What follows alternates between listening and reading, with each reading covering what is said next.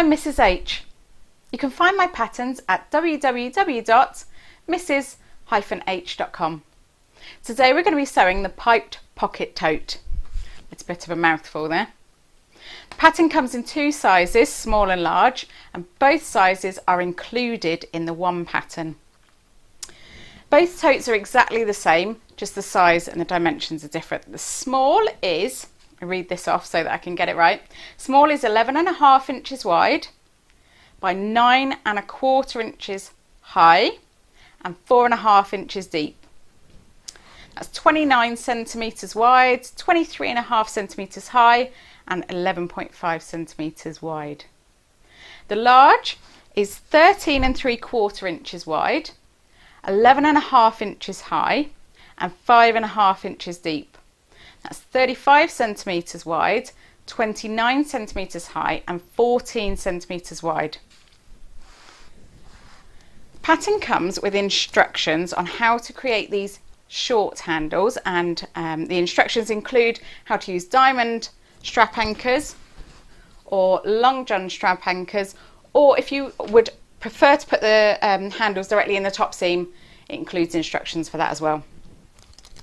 The tote closes with a zip bridge, and the top of this is the same fabric as the exterior, so from the top, when it's closed, it looks exactly the same. The pattern includes instructions on how to add a fabric zip end to your zip bridge. I'll show you the large when it's zipped up. And it also has instructions included for adding an optional long strap. So you can have that for wearing as a crossbody or on your shoulder. So there are dimensions in there to change these straps to shoulder straps, but you've also got the option of the long crossbody strap as well. The pattern includes instructions on how to add this little rivet to keep the strap tab down inside, and when the zip is open on these zip bridges, they hang down inside the tote and they just cover the very top of the pockets, just for a little bit of extra security. So in the large, the zip pocket is completely hidden under the zip bridge, and they've got a contrast fabric on the inside of the zip pocket, and the instructions in the pattern included for that. On the small, the zip pocket is also hidden, but the slip pocket not so much. But again, that one's got a contrast on the back of the zip pocket on the inside, and the instructions for that are included. There's two slip pockets. Well, there's one slip pocket inside, but instructions to divide it. So I've divided mine into two. You can divide it however you like if you want to add a pen slip or something specific. So there's a large slip pocket there, and there's a large zip pocket as well. There's no other pockets inside, although you could easily add a few more if you wish. On the outside though, there's these gusset pockets, and there's two on each side. They're angled and really quite deep. And we've added piping to the top of those just for an extra feature. You don't have to use piping, but the pattern talks you through using piping, and we've got a separate piping video as well for you. Or you could choose to use zips as piping.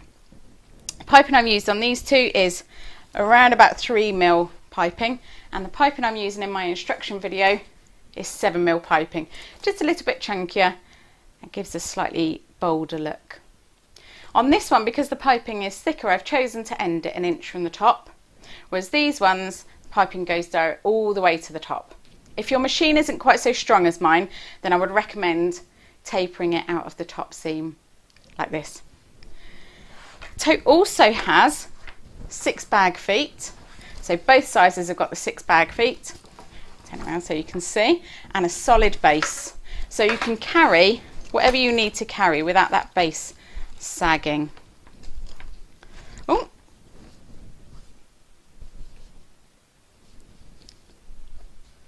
The instructions included in the pattern show you how to do these two-tone straps. So on this one, I've used the exterior fabric for the main part of the strap, and then the lining fabric for the inside of the strap. And on my tutorial video, or my instructional video, I've used the lining fabric for the main part of the strap and then the exterior fabric for the underside of the strap. Just think it's a little bit more fun. So that's the piped pocket tote. I hope you like it and I hope you enjoy sewing along with me. Let's get started. Right, so let's start by going through what we've got cut out and all of our notions and all of our bits and pieces that we need. So I've got my piping here. So the materials or the ingredients, the notions that you'll need are on the back cover of the paper version. And in the PDF version, they're on the second page. Because I didn't think you'd want to scroll through the whole PDF to the back page. So the materials are on the second page of the PDF and on the back cover of the booklet. So for both sizes, you will need, let me move my fabric out of the way and we'll talk about what we need for both sizes. Just using my project bag to keep everything together. So you will need, there are two sizes in this pattern. I'm going to make this small today. It's just a little bit easier to show you on camera, the small. So you will need 6 feet. 1, 2, 3, 4, 5, 6 feet. I'm using bucket feet because I don't have any domed feet left, but that's okay. They still work just the same. And you'll need 2 triangle rings and 2 swivel hooks and 1 strap slider.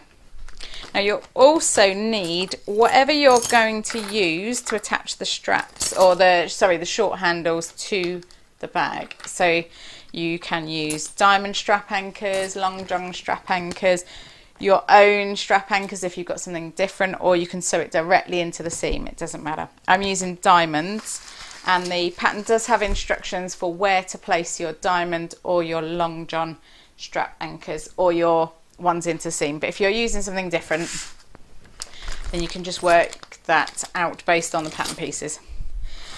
So I've got in here, I've got 4 diamond strap anchors with their washers. These are from VarnaElaine bags, but because I buy in bulk, I don't have the fancy packaging, I just get them in tissue, it's okay, but they are from VarnaElaine.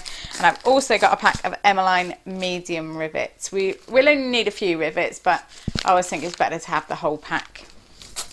Less likely to be lost, aren't they? Then for the small size, I've also got my pre-made piping. Now this one is a metallic blue pre-made piping. If you want to make your own piping or use zip piping, I have got a separate piping video that you can follow. Oh, this is not going to work, is it? I'm trying to roll it up. It's like spaghetti, this is. But if you want to make your own piping, we'll link to that video in the comments section down below underneath this video. I'm using pre-made because it's quicker and it's easier, and I don't have to cut long strips on the bias then.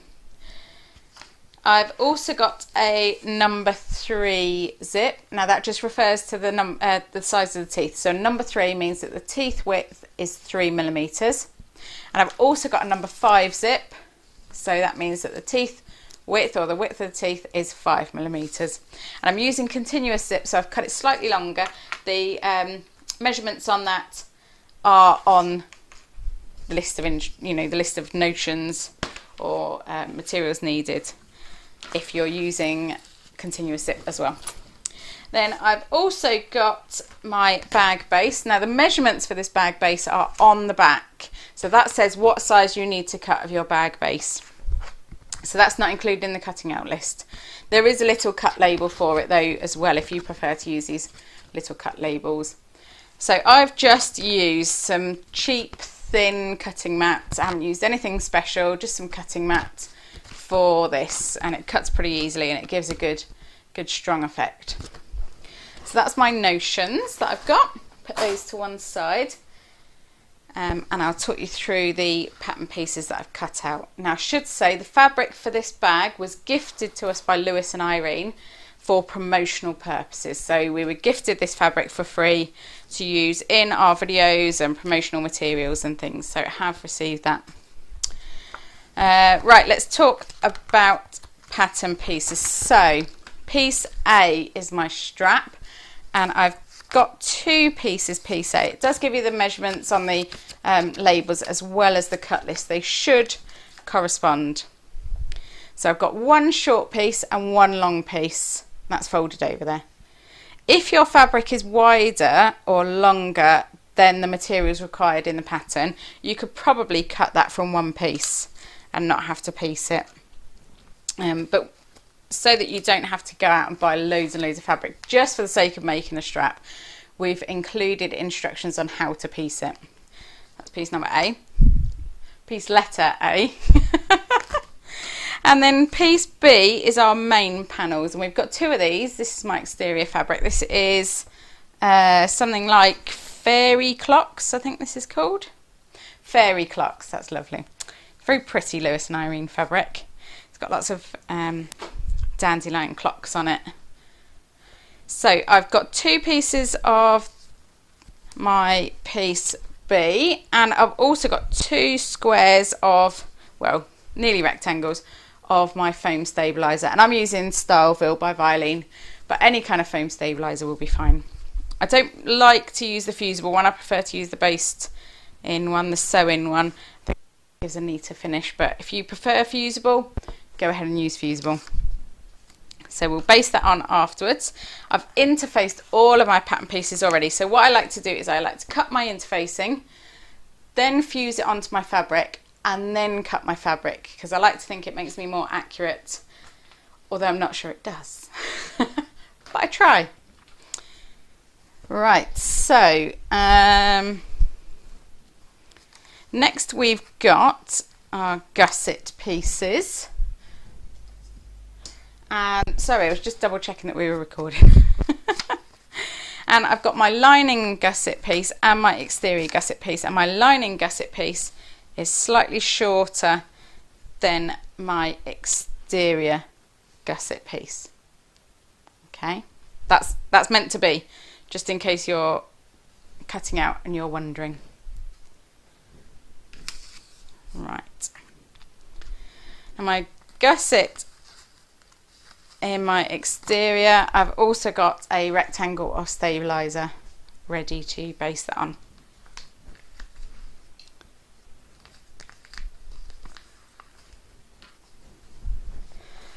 Right, now I'm going to switch you to the other camera for piece D, and this is the gusset pockets.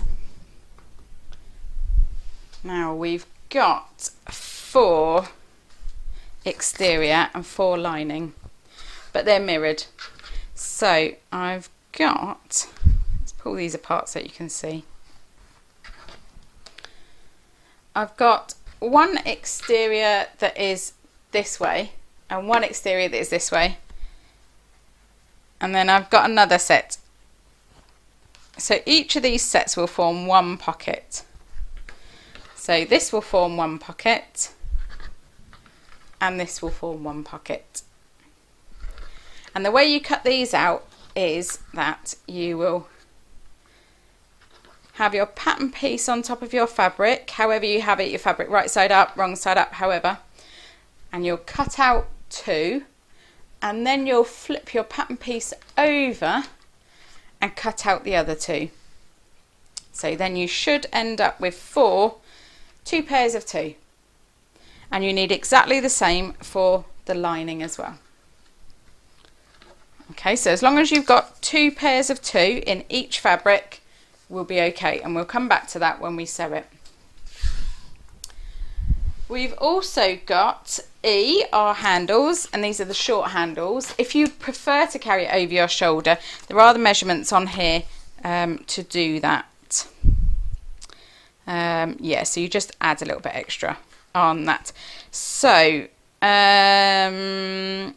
the cut label here has got the measurements for the strap anchors for diamond or long john, or to have the straps directly in the top seam. So if you're using something different, just alter those accordingly. And I've got 2 exterior and 2 lining, so I'm using the diamond strap anchors, so I followed the instructions for that. Then we've got piece F, the zip bridge, and this is as you look into the bag and see that top closure zip, this is that. So I've got 2 exterior and 2 lining pieces for the zip bridge. And then I've got 2 strap tabs, and they are smaller than the label. I promise they're there, but I've used the label just to make sure that I don't lose those. Those are the kind of bits that I always lose.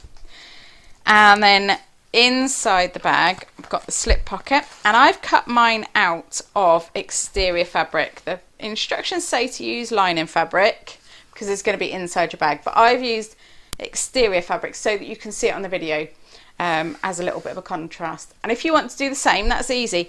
Just cut it out of your exterior fabric if you've got enough left, which you should do. And then when you look inside your bag, you'll see the slip pocket in the contrasting fabric. Some people prefer to have their pockets all matching throughout the lining so that you can't see them. That's fine. We've also got 2 pieces of exterior which are lining top.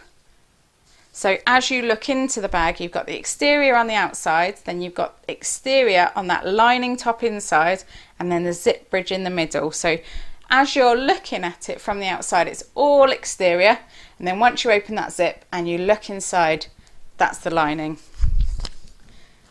And so here, piece J, that's the lining bottom. There's 2 of those. And then we're on to the zip pocket. Now there's 3 pieces for the zip pocket. There's K1, K2 and K3. We move those up slightly so you can see them. Now K1, this is the piece that you're going to use to create that box, that zip box sort of envelope slot, letterbox, that's it, not envelope slot. That zip box letterbox slot. So I like to have this the same fabric as my lining fabric so that if I'm a little bit wonky, which I usually am, nobody can spot it. It just blends in. Then I've also, for K3, the bottom, zip pocket bottom, I've used my lining fabric. Now this is the bit, as you open the zip and look inside your pocket, this is the bit that's on the inside front, so you don't really see it. So I've used my lining fabric for that. But then I've used my exterior fabric for the zip pocket top. So this is as you open the zip and you look inside the pocket, this is the piece you'll see. And I just thought it's a nice little contrast, little pop of colour to have that cut out of my exterior fabric. You'll see as we come to sew that zip pocket, but that's quite a little, quite a nice little, I don't know, just a little extra feature. And then I've also got L, my zip end. If you've got a metal zip end, you don't need to do this. You can use a metal zip end. If you are using fabric, now I've interfaced mine because I didn't read the pattern properly. You don't need to interface it, okay? Doesn't matter so much for me because my machine is quite strong, but yeah, you don't need to interface that one. So that's all of my pattern pieces, and I'm going to pop them to one side and we'll get started on the piping. So the piping I'm using is ready-made, and I'm not going to go into too much detail about using piping in this video because we do have a separate video which is a lot longer and has a lot more detail in it. So you can see here that I've got the piping cord. Let me swap you around to the other view. So the piping cord has this blue metallic fabric wrapped around it. Okay. And this comes in different sizes. Mine is 7mm, but you might have a 3mm, 2mm, 10mm. Mine is 7mm. And then the fabric underneath, this is called the flange.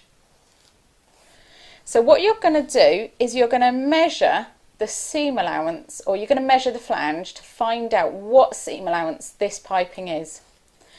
The seam allowance for the pattern is 3/8 of an inch, or 1 centimetre.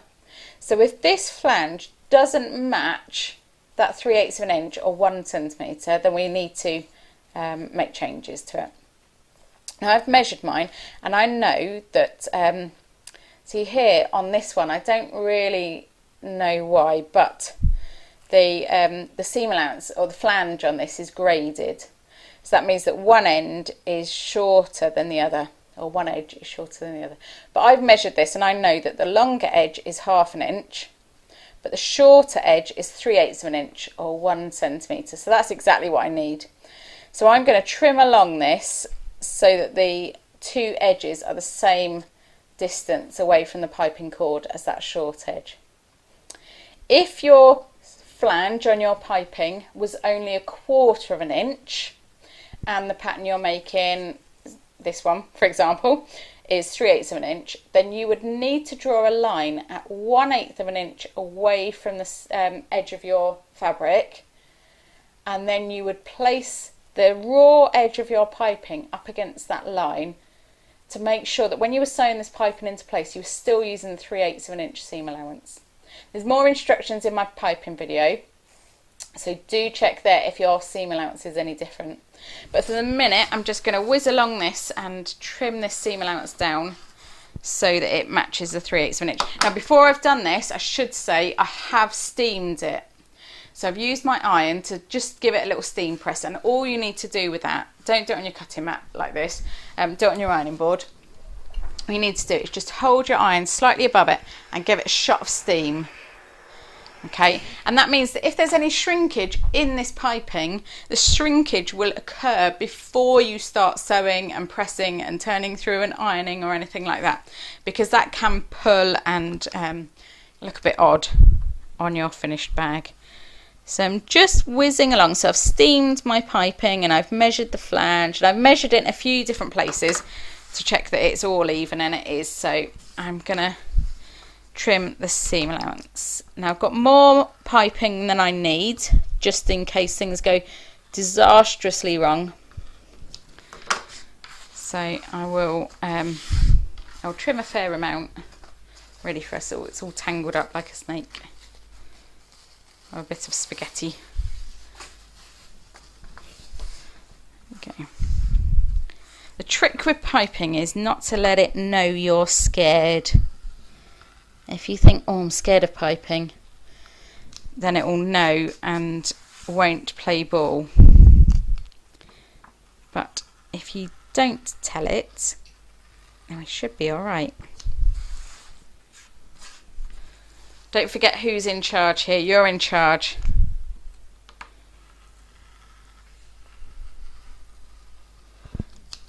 Okay.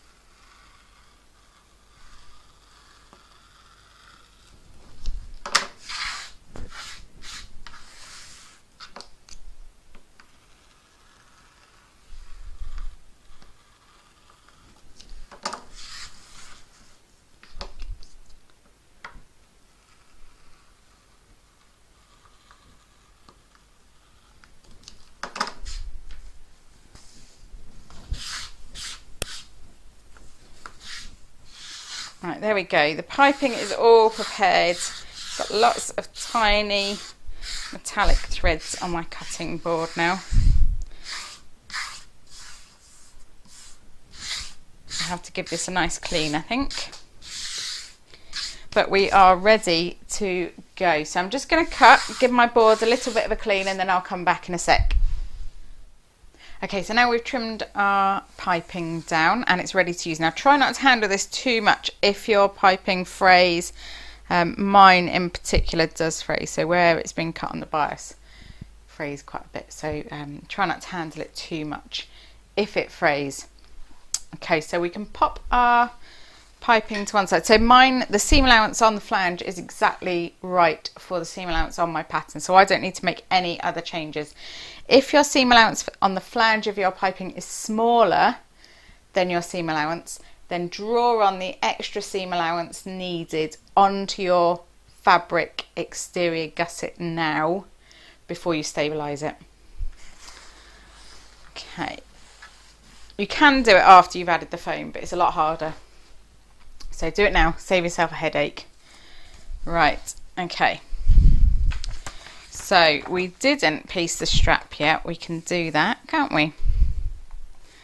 And right, let's do the strap before we get started on anything else. So we are going to piece this at a 45-degree angle. And if you've ever made bias binding or you're a quilter, you'll know how to do this already.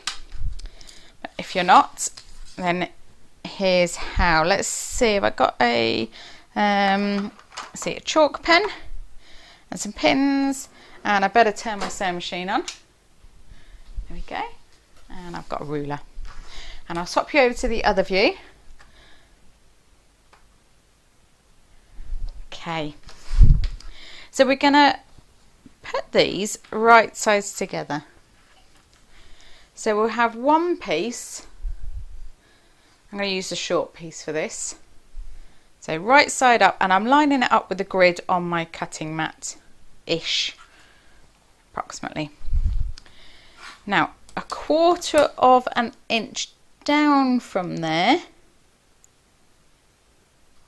I'm going to place the other part of my strap,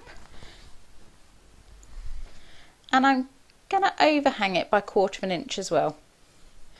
So on this side, there's 1/4 of an inch of the top layer hanging over from the bottom layer. Okay, so that's hanging over slightly. And then the bottom layer has got 1/4 of an inch hanging over from the top layer. Now usually I would pin this, but I keep getting my ruler stuck on my pins, so I'm going to try without for a minute, and if it goes terribly wrong, we'll just edit this bit. So I'm lining my ruler up where those two fabrics intersect in the corners. So when you do this yourself, you can just see at that exact place where the two fabrics meet. And I'm using a chalk pen for this, or a Chaco liner this is, so it just deposits a very thin line of chalk dust where I've rolled with the wheel of the pen. Okay, and it will give us that 45-degree angle. Now I'll pin it and hope it doesn't move.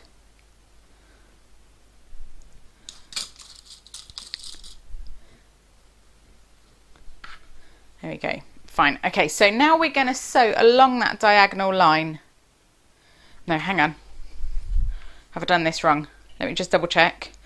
So I've pinned along there. Okay. Yes, we are. Just in case. Better to check, eh? So I just pinned along that chalk line and folded it as though I'd sewn it, just to double check. Oh, I need to get one of my pots out, I think, for all of my bits and pieces. All right, so now we're going to sew from end to end, and I'm going to back stitch at the start and the end just to stop it unraveling while we're making our strap. And I'm using my regular stitch length, which on my machine is a 3.5.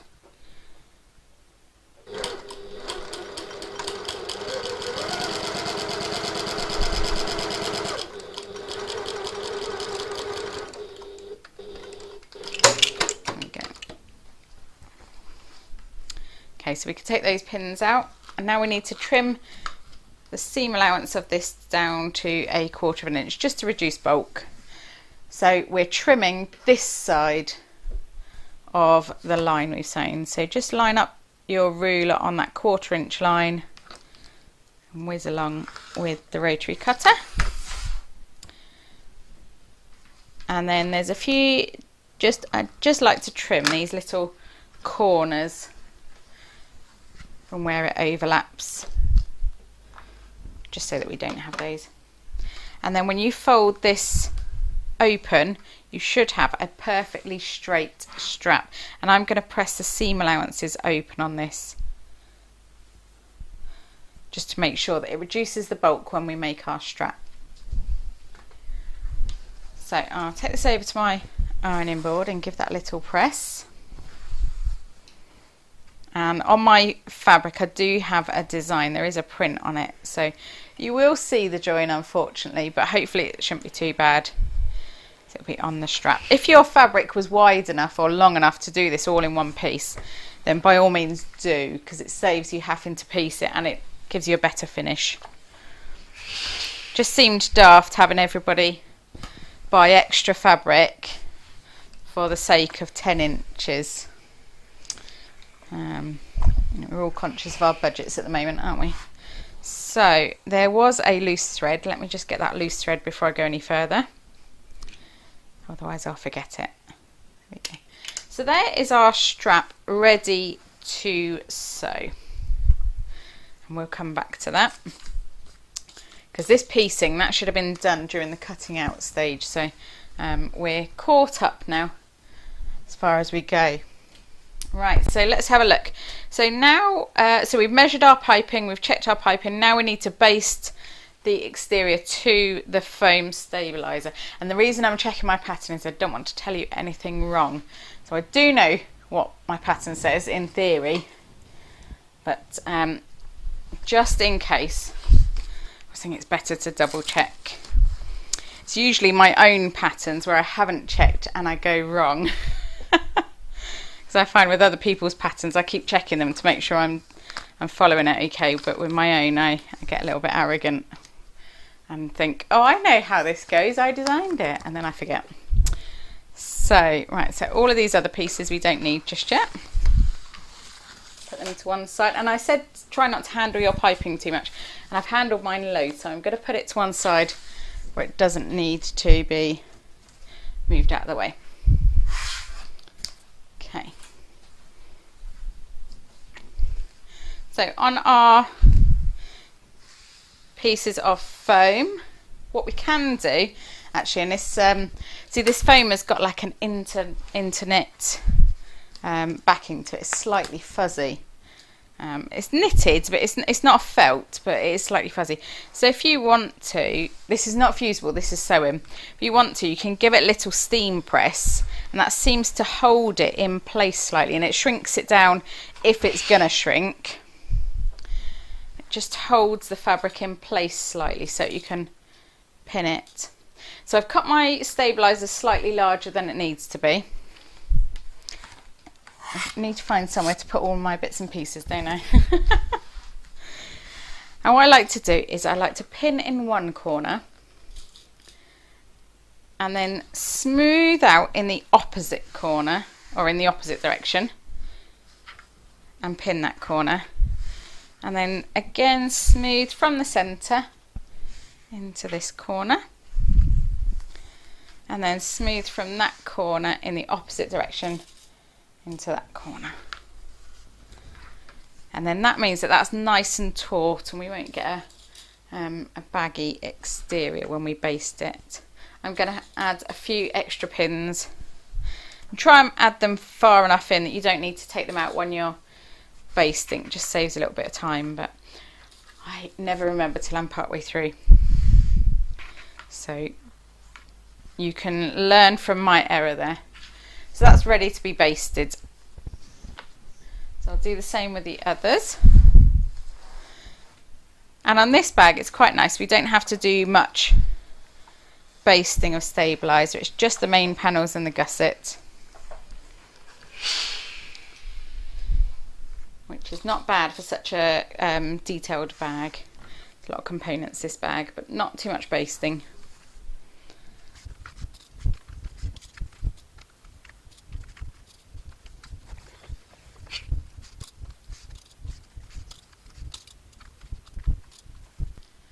Okay, so we're ready to baste these in. So I'm going to increase my stitch length to, mine is a 6 for basting. That's the longest mine goes to. And I'll do the long straight edge first. Let's switch back so you can see what's going on. So I'll just start on one edge, and I'm going to baste at 1/4 inch from the edge of my fabric because my seam allowance is 3/8 of an inch. So I'm just coming 1/8 of an inch inside that, and I'm going to baste.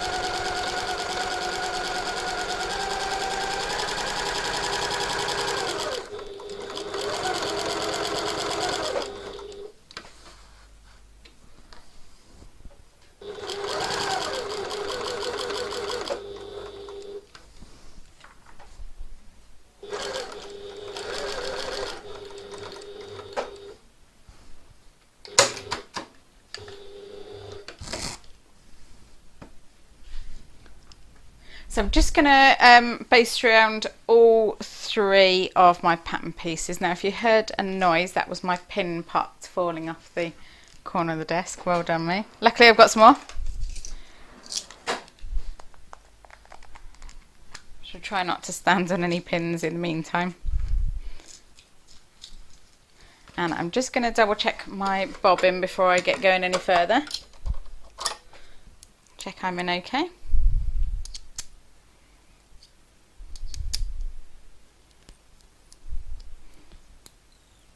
Always helpful, isn't it?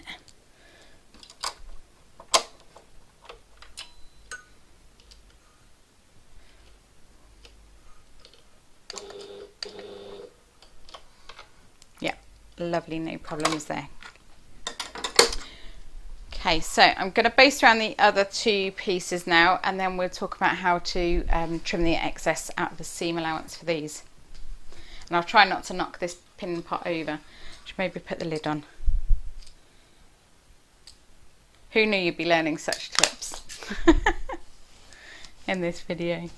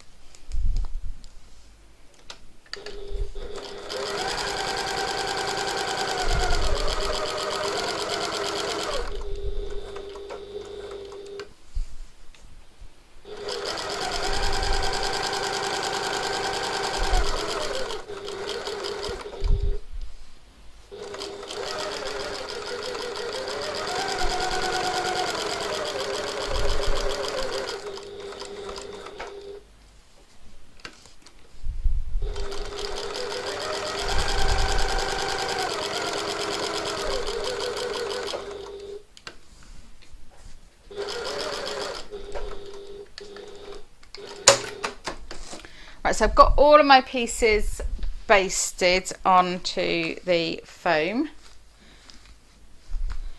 and now I'm going to trim the excess stabiliser from these seam allowances just to reduce a bit of bulk. So what I like to do is I like to turn it over and get my scissors, and I've got a pair of Karen K Buckley scissors that have got micro serrated edges. I just think they're really good for getting right up close. So I like to pull it back and then trim on the horizontal right the way along that seam allowance, as close as you feel comfortable to going through to those stitches, but don't cut through the stitches. And you can do that around all of the edges of this panel. Just take your time around the corners, that's okay, there's no rush. I think prepping is the worst bit of bag making for me. I like to just get on and sew, but sometimes a little bit of time does make a difference, doesn't it, in the quality of the bag you make in the end.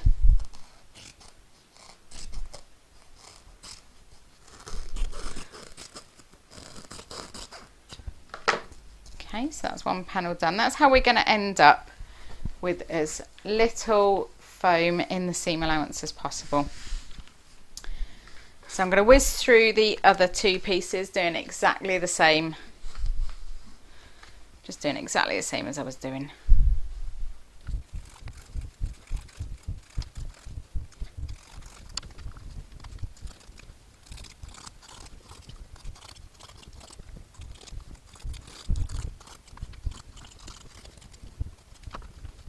Okay, so we've got all of our three pieces stabilised now.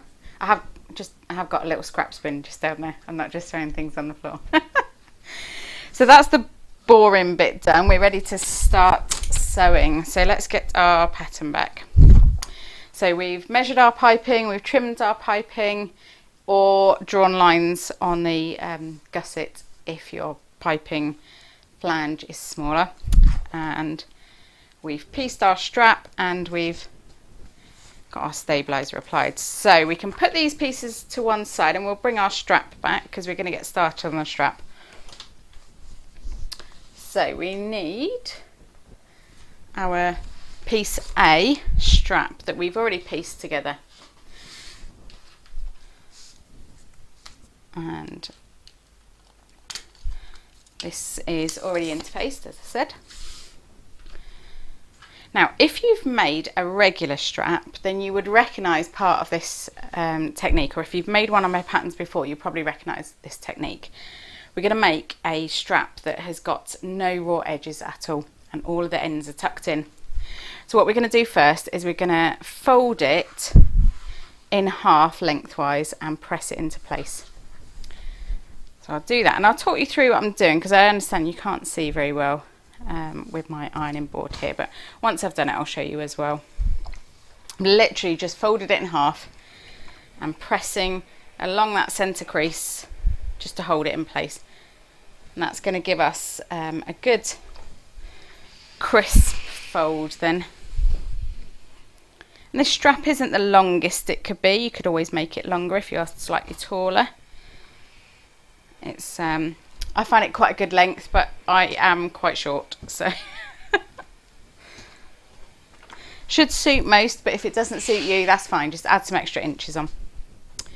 Right, so we folded it in half the whole way along, and what we're going to do now is we're going to fold each long edge into the centre and press it into place.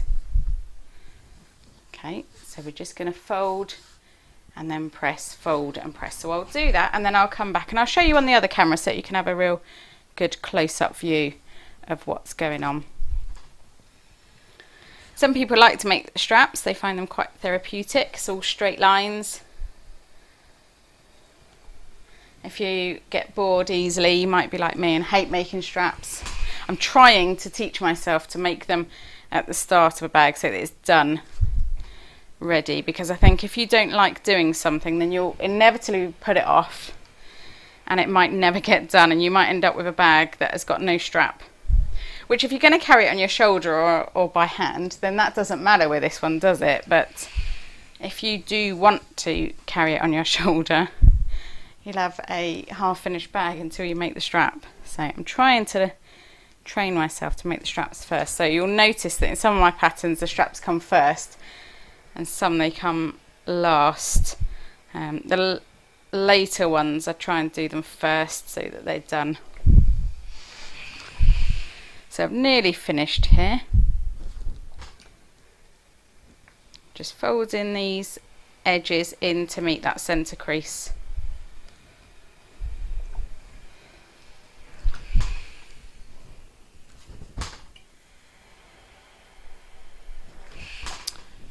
Right, so I'll swap camera views so you can get a bit of a close-up on this. So all I've done is I've folded it in half to create a centre line, and then I've folded each long raw edge into that centre crease. Now usually if you're going to make a regular strap, what you do is you then fold it in half again and stitch along both long edges, but you get this raw edge on the end here. So what we're going to do is turn it back on itself. Get rid of that loose thread. Okay, so you've got your centre crease and you've folded each long raw edge into the centre. I'm going to fold it back on itself so that those folded and pressed edges meet. And we're going to pin that into place. Okay, so we've got our strap folded back on itself so that you've got the raw edges here that meet in that centre. So I'll show you on the other end as well, just in case you didn't catch that, although you could rewind. That's the beauty of video, isn't it? So we've got our centre crease and our long raw edges folded into the centre. That's our lovely finished side, and this is our side with our raw edges, and all we're going to do is fold back on itself so that those folded edges meet, and pop a pin in. Now you will get a neater finish if you make sure that those folded edges meet, so try and do that. And then we're just going to stitch across each end, and I believe that's with a 1/4 inch seam allowance, that's 6mm. Back stitch at the start and the end. Oh, I'm still on my basting stitch, so I better change that back to my regular stitch.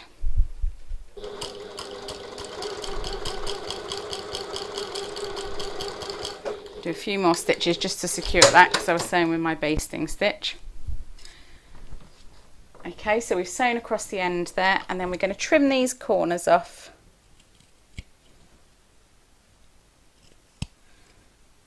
Trim my thread that I've got there. Thread as well.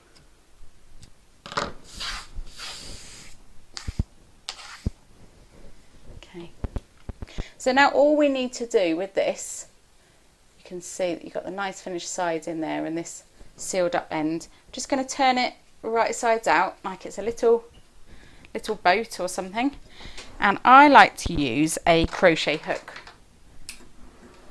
to push out my corners. So I'm going to pop my crochet hook in there, just push out that top corner there and even that out, and then you can just give that a little press and you've got a nice finished end on your strap. So I'll give that a little press, and that will help just control all the any bits and layers and creases and things in there. So that end is nice and finished. All I did was literally just press that with the iron. So I'll sew the other end as well.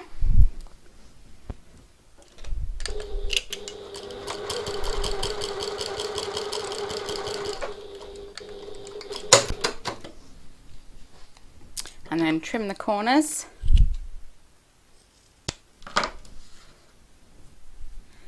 And turn it right sides out. Use my crochet hook, or if you've got a proper turning tool, that would also work. And just flatten that down, and then we'll give that a little press with the iron. And you can press along the whole strap now, so fold it in half along the whole strap, and that includes these middle bits. So I've pressed the end here where we've sewn, and then fold it along that centre crease, that original centre crease, and give it a little press, and this will get your strap all nicely into place, ready to sew. Nice neat strap then. I think a little bit of steam goes a long way in bag making if you want a nice finish to your bag. So I do like to add a bit of steam. Right, so let's have a look at our strap now. So we've got two nicely finished ends. The centre here is still open, so my raw edges are in here in the centre, and I've pressed it closed. Now I'm going to sew around all 4 edges. So I'm going to start probably around here-ish and sew up the open end first, just to make sure that's closed, sealed closed. And down to the bottom, pivot at the corner, sew along the short end, pivot at the corner and sew back up the other end. Now when you get to a corner and you want to pivot, stop with your needle down, lift the presser foot up, and you can swivel or you can pivot and go around that corner and then keep sewing. Okay, so I'm going to do that, and I'm going to do that on my regular stitch length, and I'm sewing 1/8 of an inch, that's 3 mil, away from the edge. You don't need to back stitch at the start and the end. What you can do is leave the threads long and then pull them through and tie them off. But if you want to, that's okay. Depends if you're using a contrasting colour thread or not.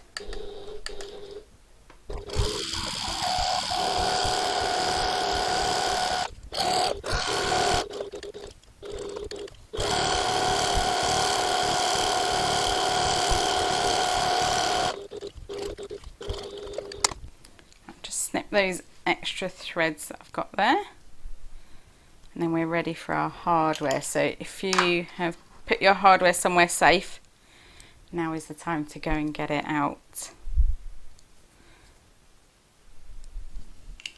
Right, so we've got here a strap that's finished on all 4 edges, nice and neat.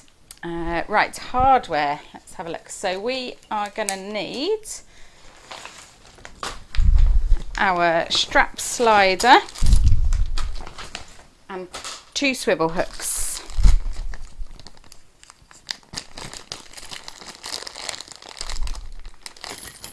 There's a swivel hook and 2 strap sliders here.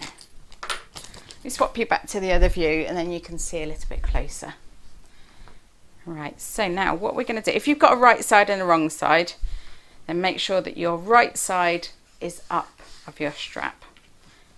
So if you're making a 2-tone strap or something like that, or you've got slightly neater sewing on one side, make sure that the wrong side is right way up. And then slide on the slider, strap slider, so go through one side and then the other, so that your strap slider is secured onto your strap like that. So this is the end here. Okay, and now we're going to stitch, or you can rivet, your choice, this short end to this long bit of the strap. Okay, and I like to do it in this order so that I don't accidentally sew the wrong bit to the wrong bit. So I've got mine like this, so that's with the wrong side up and then the strap slider, and then I'm going to turn it upside down so that I'm sewing on what I consider to be the right side of the strap, just to make sure that my sewing is nice and neat on this side.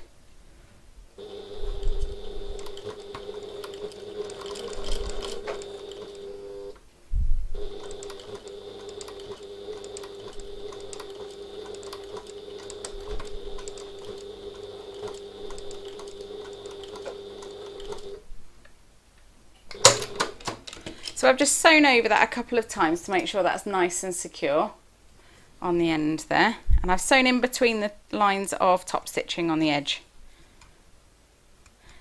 If you'd prefer to rivet or you're using thick fabric, then do rivet. So this is the right side and then this is the wrong side. So I've got the end of my strap here and the wrong side of my strap. Now with that, wrong side still facing up, but the slider right side up, I'm going to thread my ring through, and can you see I've got this, how I've got this laid out. So this is the wrong side and this is the right side here. So I'm going to put my slider on the right side. So as I pull that through,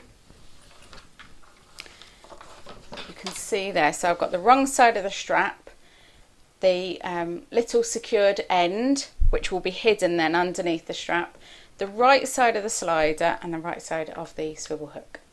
so it's facing the right way. It's facing outwards, basically, away from the slider. Then we're going to take this end, so keep the strap as flat as you can, and we're going to slide this back through the slider over the raw end that you've got there and out the other side.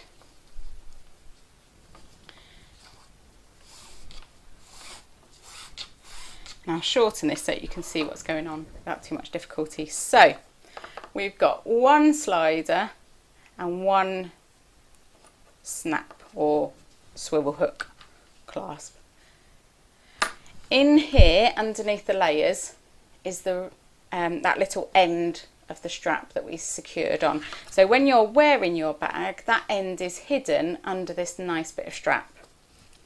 It's not the end of the world if you haven't done that. You can always undo this, take this strap out of the slider, or you can have your end on the outside. It doesn't matter. There's no rules really. I just like to hide it behind there.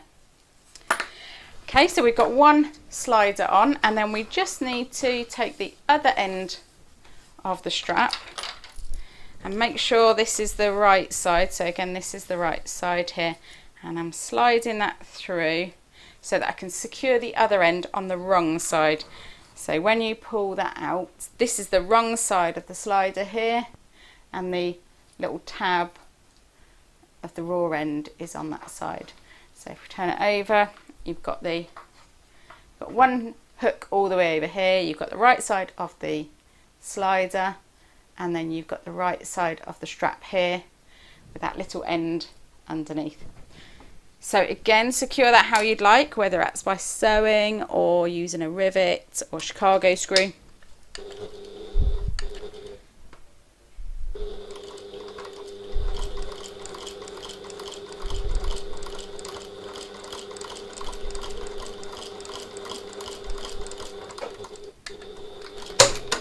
I like to use a couple of rows of stitching just back and forth there to secure it. I think if you're going to be carrying this bag on your shoulder, you need to know that it's secure, don't you? So that's our strap done ready, and we won't actually use this until the very end of the bag. So it's nice just to have this bit done ready. I'll turn it around there so you can see it. So we've got an adjustable strap with two swivel hooks, one on each end, so you can remove that, and if you don't want to use it, you don't have to use it, you don't have to make it, but if you do want to carry your bag maybe across your body or on your shoulder, you've got the strap to do that. So put this somewhere safe where you're not going to lose it, she says to herself. Right, I'm going to hang it. I've got some drawers on this side of my table, so I'm going to hang it over the handle of one of the drawers so that in theory I don't lose it. You're in charge of checking I don't lose it, okay? So, right, let's get our lining pieces next. So that's piece J that we need. And this is why it's handy to have these little labels so that you don't lose track of which piece is which. So we've got two piece J, and we'll need our pocket pieces. So that's the K pieces. So we've got K1, K2 and K3. All of my other pieces can stay there because we don't need those at the moment, and we don't need any of the other hardware at the moment. Do need a zip though. So we need our number 3 zip, which is there, which, thinking about it, actually I think that might be too short. Let's see if I've got a longer one.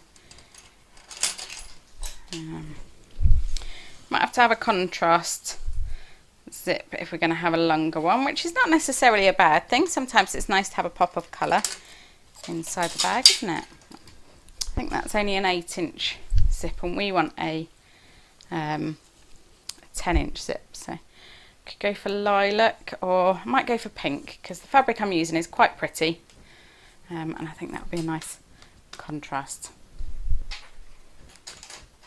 Okay, so I can put that one to one side. So I'm using a really long zip here. That's okay, I'll show you how to cut it down. If you followed the instructions and purchased the zip of the right length, you won't need to. So we're going to need to start with our K1 zip pocket facing, and we will need one J lining bottom. Put the other one to one side. Now we're going to place this K1 onto the piece J lining bottom, right sides together, but first I'm going to mark my box. Give that a little press, it's a little bit creased. So on the wrong side, and I will trying to think what to use so that you can see it. I'm going to use a regular biro. See if you've got a better view from this way. Yeah, okay. So you'll need a ruler. Oh dear, it appears that my ruler has suffered a fate since I started filming, so that's not great. Oops. So we're going to use our quilting ruler and we're going to draw a line 1/2 inch from each long edge. That's how you can tell a video is filmed in 2 parts. The ruler gets snapped in between parts. Right, so 1/2 inch from that long edge, and I'll do 1/2 inch from this long edge as well. Hope you can see that on the screen okay, my biro. And then from each short end I'm going to mark 1 inch in. So I'm creating a rectangular box. Okay. So each long side is 1/2 inch from the edge and each short side is 1 inch from the edge, and that just gives you a little bit extra to hang on to there. And then we'll draw a line halfway in between, and this is just where we're going to cut and turn the facing through. This is quite a common technique. And then we'll draw a little triangle at each end, like that. Now, oh dear, I might have to get my long ruler out at this rate. So now we're gonna, if you didn't already, it does tell you in the pattern to mark the centres.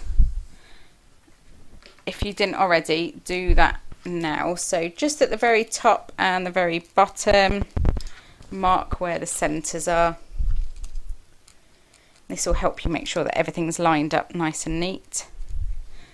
And then we're going to place this, the zip pocket facing, 1 1/4 inches from the top edge. So you're going to place the top edge of the zip pocket facing at that distance.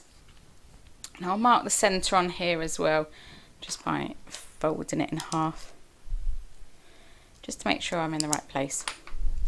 Then I shall line up my poor broken ruler 1 1/4 inches from the top edge and line up the centre with that centre mark that we've got on our lining bottom.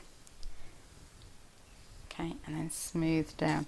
Now this, the position of this means that when you open the bag and you've unzipped the top zip, the zip bridge will fall down and hang over the opening to this pocket and also the slip pocket. And I like to do that in some of my bags, just to make sure that those pockets are secure so that people can't easily dip into them. Right, so now what we're going to do is we're going to sew around the outside edges of these boxes, or of this box, on all 4 edges. I'll pop a pin in just to make sure that stays in place, because that's quite a long box. I'm going to start there, which is the top, not quite the corner, but around there-ish, and I'm going to sew along so that my back stitching is not so noticeable. And then when I top stitch at the end, when I've put my zip in, I'm going to start down here in the bottom, the same place but in the bottom, and that just means that your back stitching is offset and it's not so noticeable then. So I'm going to use my regular stitch length and I'm going to sew directly on the box that we've marked out.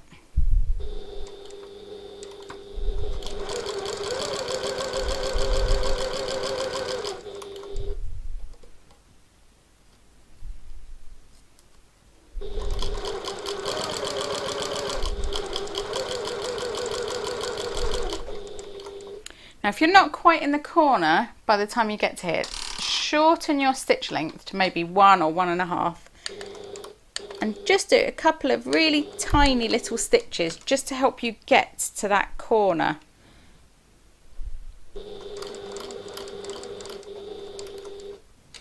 And be accurate on your sewing. And then once you're past that point, you can go back to your regular stitch length.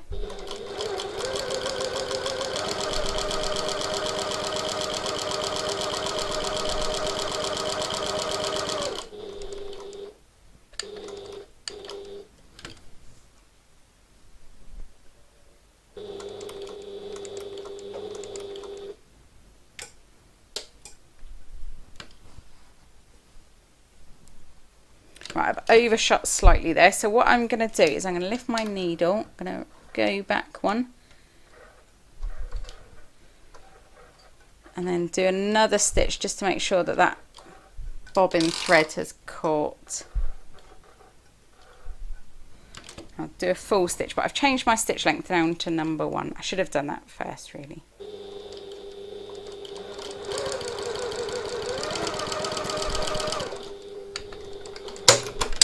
And just double check that that's okay. Yeah, that's fine. Right, so what we're going to do now is we're going to steam press these stitches before we cut anything.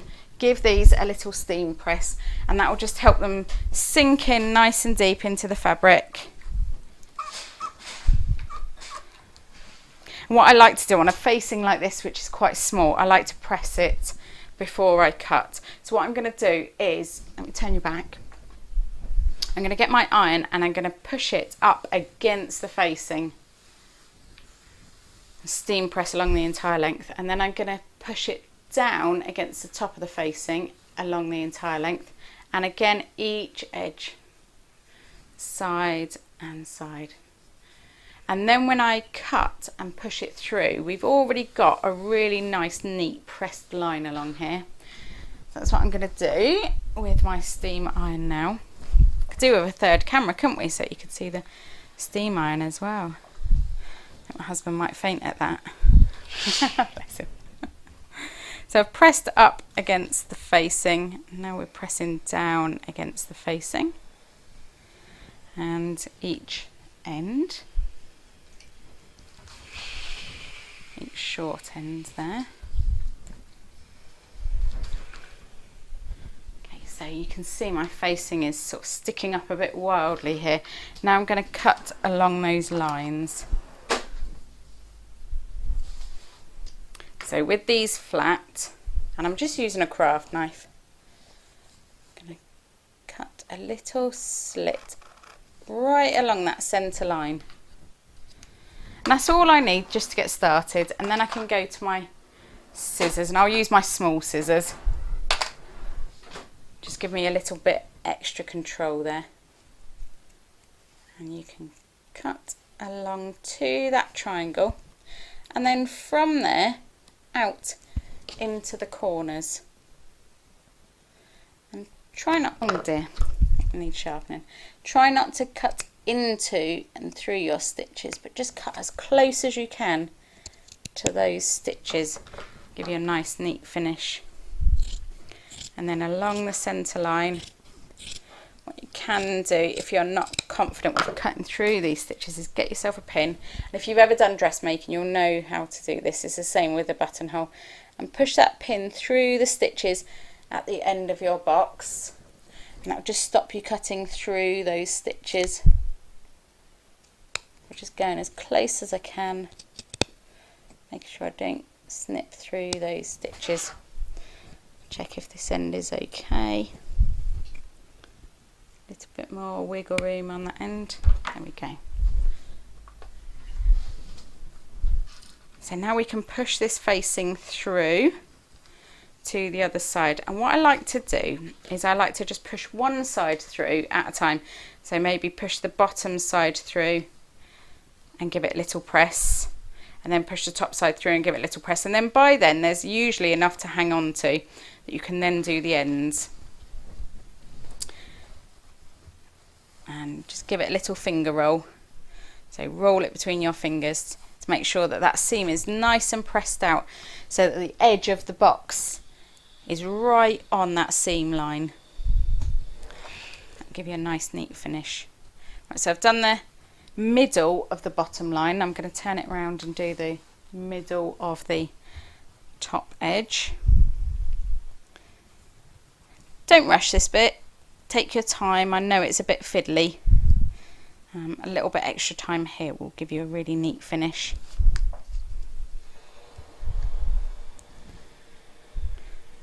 Just make sure it's got a really good steam. So I've done the middles of the top and the bottom. Now I can push the ends through and give those a little press as well. And I'll come back to the camera and show you how it looks in the end. But just make sure that all of those edges are nicely tucked under and it's all sitting kind of straightish, as straight as you can get it before you steam it. Now I find that on these kind of pockets, it's inevitable that you're going to get a crease somewhere in the corner. So I find by doing a facing and pressing from the right side first before you press from the other side, the wrong side, any creases are contained on the wrong side on that facing, so you don't see them. You don't see them when you open your pocket, you don't see them on the outside, they're nicely hidden. Right, so I've just got a little bit of this underside facing peeking through, so I'll give that another little bit of a press there. So that's what we're left with, and on the other side, on the wrong side, you've got the nice side of the facing, so I'll give that a little press as well just to make sure that all sits nicely in place. And don't put your tape on yet. So it might be tempting to put a bit of double-sided tape on this now, but you might find that it loses its stick by the time you come to it. Okay. So that's our lining with our box opening ready. Now we need our zip pocket bottom and zip pocket top. So your top is the larger one, the bottom is the smaller one. And, oh hang on, let me turn these around so they're the right way for you. So this is the bottom, this is the top, and this is how your zip is gonna go, and then that's gonna fold down. So when you open your, no hang on, got that wrong side. That's gonna form your pocket, and you're gonna attach the bottom edges together. So when you turn it through and have it on your bag, this is how it will look. So you've got the zip, and then inside the zip you've got your nice exterior fabric. I might have confused things a little bit more than needed to be there. Apologies. Go back and skip through that bit, if that's okay. Right, now there are instructions on here on where to place your zip, and that's based on you having directional fabric. So if you don't have directional fabric, you don't have to worry too much about top edge and bottom edge and upper edges and things. But if you do have directional fabric, do follow that. So we're going to use our zip pocket bottom first, and this says to add a line of tape to the upper edge on the right side. So this is the upper edge on the right side for me. That's where I'm going to add my tape. Just line it up with a raw edge of the fabric. This is 1/4 inch double-sided wash away tape, which I find doesn't gum up my needle at all, so that's good. And then with the pocket bottom facing you, so this is the top edge, then add your zip. Hang on, let me mark the center of this zip because it's longer than we need, so to make sure I don't get them wonky, you line up the centers. And again, I should have marked the center of my fabric before we started. Hopefully you read the pattern and did do that though. So with my zip pocket bottom, so this is the top edge facing you, and I'm going to place my zip on top, lining up the raw edges, and I've lined up the center of my zip because it's so much longer, but it's going to be right sides up as well. Let me turn this around so you can see. So right side of your zip pocket bottom, right side of your fabric, the other side is the wrong side, and then the right side of your zip with the zip pull on this edge. So zip pull is going to be on the right hand side.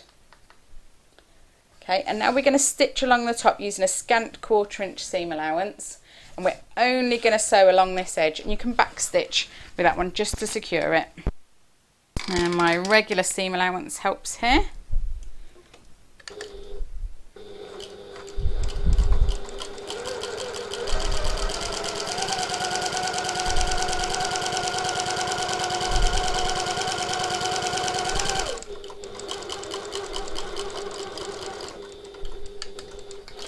Now I haven't changed my zip foot, as you can see. I've only used my walking foot. So now that we've sewn that into place, what we're going to do is fold it over so that the right edge of the zip is on the same side as the wrong side of your fabric, and we're going to give that a little press into place, just enough to make sure that the fabric is sitting away from the zip teeth. It won't get caught, but you don't need to sort of pull it as tight as you need, you know, as tight as you can. I'm just going to give that a little gentle, delicate press, bit of steam, hold it into place. Now don't be tempted to top stitch just yet.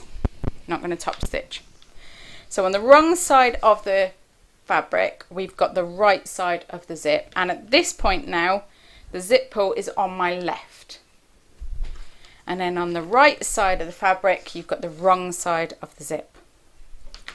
Now we need our zip pocket top. And I'll mark my centres for this as well before we get started.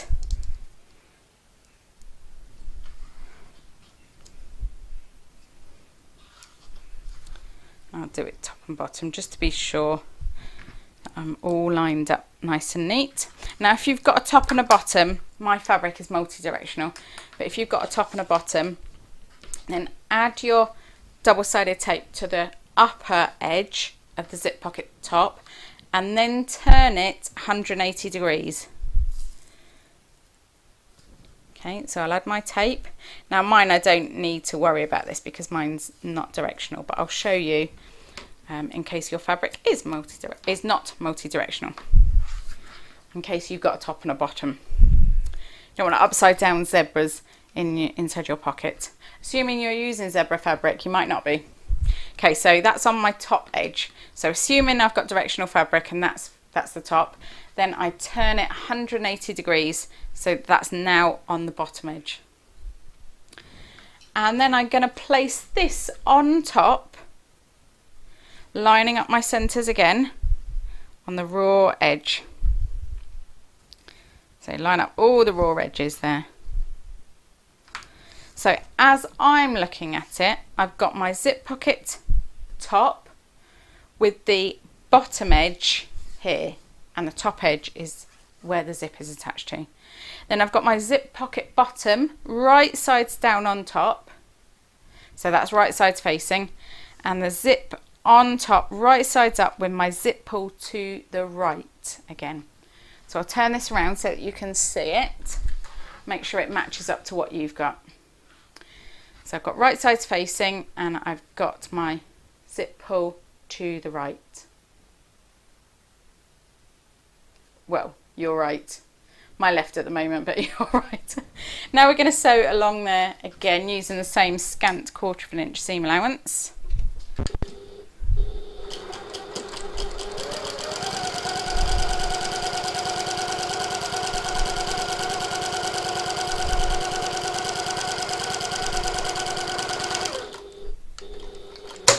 And then we're going to do the same again. So we're going to take it over to our ironing board and just steam press that flat. So the right side of our zip should be on the wrong side of our fabric, and the wrong side of our zip, sorry, on the right side of our fabric. So if you get to this point and you think, hang on, this is not right, it is right, don't panic. So just fold those slightly and give them a nice little steam press. I can hear a helicopter outside, sorry if you can too.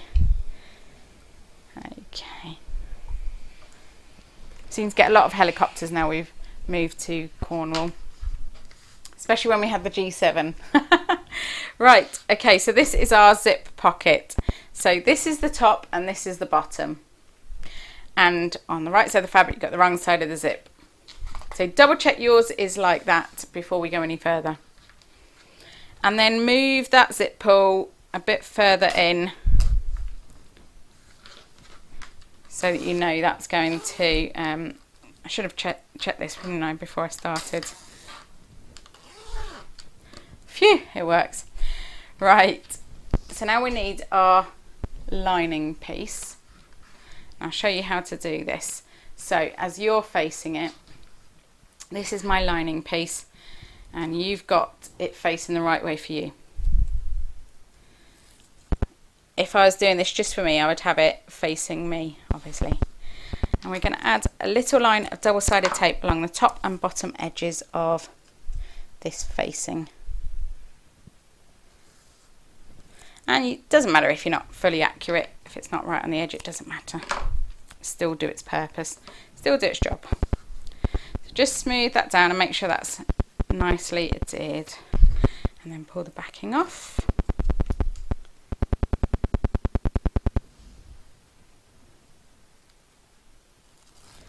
Okay. And then we're going to add this pocket. So with the zip through the sort of open window and the zip pocket bottom, the shorter bit facing the bottom of the panel, and it will be wrong sides together. And we'll just give that a little, it's not so easy to do this from the wrong side. That's okay.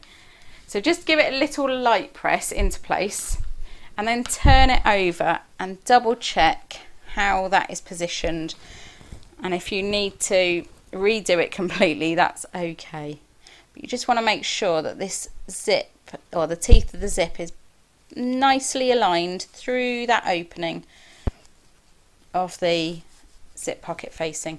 Make sure your pull is in that gap as well, and then you can just move the top edge of that to make sure that that's a nice even window for your zip to be through. And you should find that the edges of your zip pocket facing line up with the edges of your zip pocket, and if they don't, mine don't, well done me, then again pull it off and reposition it. Okay.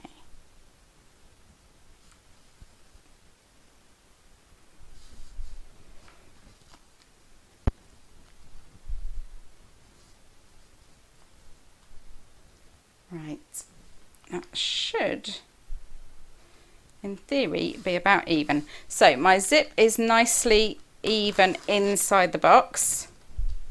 Might leave that in the halfway point actually. My zip pocket facing edges match up with the edges of my pocket.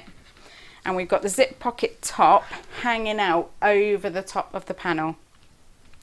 And on the other side, so this is zip pocket top and zip pocket bottom, and this is how it should look to you, as if you're looking at it, and the zip, the wrong side of the zip is facing you on this side.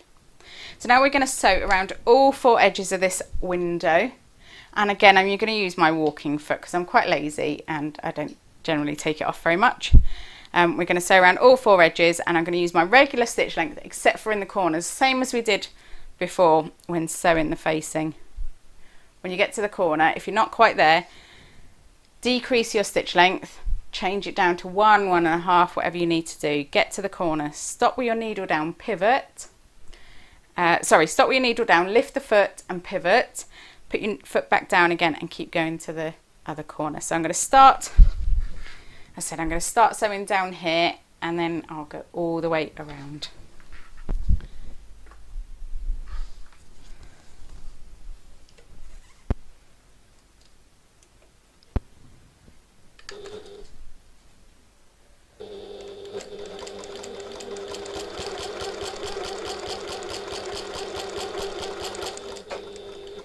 So when you approach the zip pull, stop with the needle down again, lift the presser foot and pull that zip pull out of the way.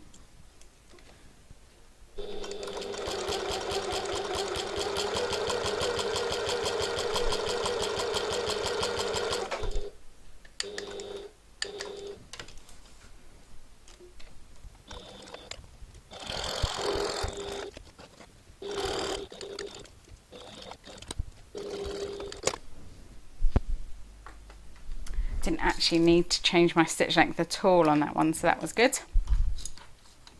I can trim these loose threads. Pop some of these tools away for a minute.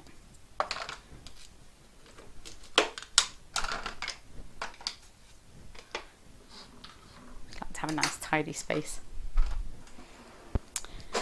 Right, so now we've got the makings of a zip pocket, and all we need to do now is, firstly I'm going to trim these edges, so I'll need those scissors I just put away. They're always the way. Right, so I'm going to trim the extra bits of the zip, and they are secured there with the stitches attaching it to the zip pocket facing. If you want to though, you could just add a little dab of glue in each end, or a staple or something, just to secure it. Now we're going to fold the top down to meet the bottom, and it won't pull taut. You'll need to just create a little fold in that top, and that just gives the pocket a little bit extra wiggle room, so when you put things in it, it doesn't pull on the lining. I'm going to pin in each corner, only through the pocket layers, so not on the lining layer, only on the pocket layers. Smooth that out, and up the side as well. Now this is gonna be where we turn the bag through later, so we'll need a turning gap. So I'll use some blue pins, and I'm going to make my turning gap as big as I can, just to make life a little bit easier for myself later. So I'm putting some blue pins in the corner there to remind me to not so long there. Now when we sew this, we're going to move the lining panel out of the way, so we're only going to sew through the zip pocket pieces, and I'm going to start in this top corner. No, I might start in this top corner, but I'm going to start in the top corner, and I'm going to sew down. I'm going to double stitch at the top. I'm going to sew down to these blue double pins that I've put in, which is going to be the start of my turning gap, and I'm going to double stitch there, or back stitch there. And I'm going to do that a couple of times, because if I'm turning the whole bag through this gap, I need to be sure that it's not going to fail on me. Don't want to be putting extra pins or extra stitches or anything in at that late date. So I'm going to back stitch there. Then between these two double pins, so this is where my turning gap's going to be, I'm going to increase my stitch length and do a basting stitch between those. Then I'm going to change back to my regular stitch length and do a back stitch here again at the other end of the turning gap. So this will be my turning gap, and I'll have basting stitches across it with back stitches, regular back stitches at each end. And then I'm going to sew up to the top and back stitch again with my regular stitch length. But that means that when we turn the bag through and we want to turn this turning gap under, turn the seam allowances under, and have a nice neat finish, that will give us an edge to work to. So it'll be like having perforated dots. So we're going to base through there, we're going to steam press them, and then later on we're going to remove them when we turn the bag through. And it'll give us something to fold against, and that will just create a really nice neat gap. So that's what I'm going to do. So I'm going to start at the top, haven't decided yet which. And I'm going to back stitch using my regular seam allowance, stitch down here. So these edges will be with my regular seam allowance, regular stitch length. This bit will be my basting stitch length. And I'm going to fold the lining panel out of the way to do that. So I'll start at this top corner, and I'll switch you back to the other camera. So I'm just pulling my lining panel out of the way, and I'll move the zip to halfway along, just give us a bit of wiggle room. Just use your regular seam allowance for this.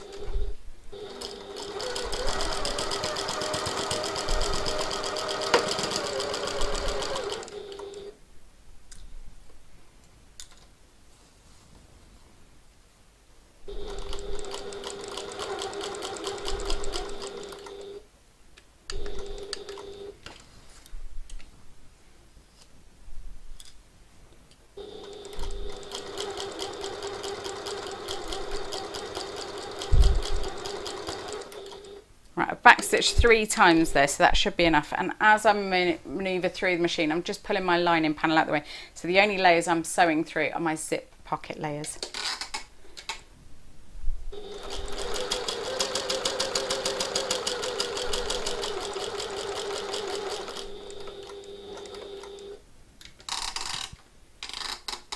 Actually, I'll sew a little bit more. There we go. I want to make my turning gap as big as it can possibly be.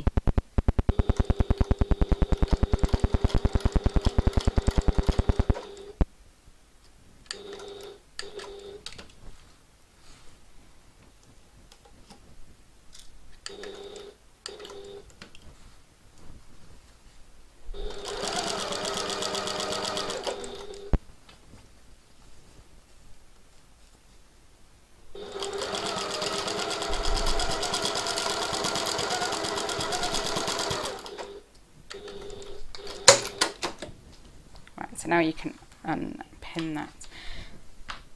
Now open your zip pocket, okay, and leave it open. But if we have a little look at that, we can see that from the outside, the only thing we can see is our lining fabric. And then when we open it, we've got that lovely contrast exterior fabric inside our pocket.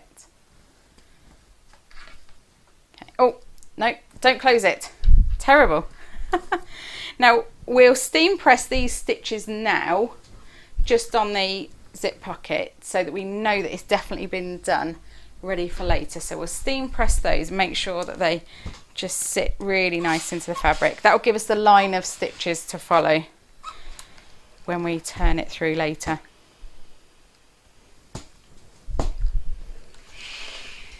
Okay. So that's what we'll do. I'm going to leave that closed for the minute and I'll open it just when we're about to turn our bag through, just to stop any extra pulling on this lining panel. Now we need the second piece J lining panel. Now let me put my extra labels to one side because I'll need those for next time. And then we also need our piece H, and that is the pocket, slip pocket, that one is. And remember, I've got mine cut out of exterior fabric, but you've probably got yours cut out of lining fabric, and that's okay, it doesn't matter which one we've got. Now I want to put a label in to show that I've made it, because this is a sample for Lewis and Irene. They sent us the fabric to use for commercial purposes, but I thought it'd be nice to send them a finished bag back as well. So just get that out before I forget to put it in. And we've got our second lining panel there with nothing on. Now with this one, what we're going to do is we're going to fold it right sides together to create a rectangle. And I'm going to pin in each corner. And the same as we did on the zip pocket, I'm going to baste across the turning gap of this pocket to give us a nice neat finish through. Oh, look, my pins are different there.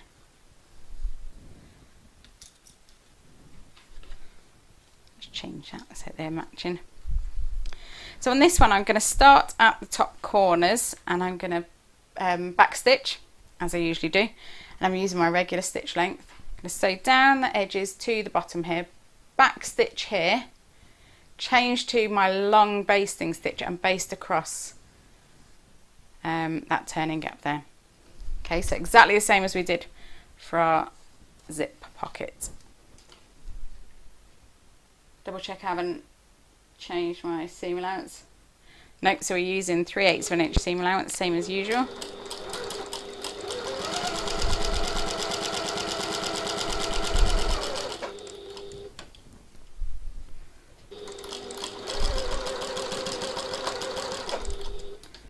And then switch to basting stitch.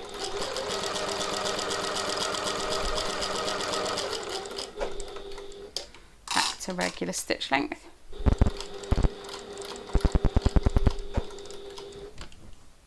And up to the top.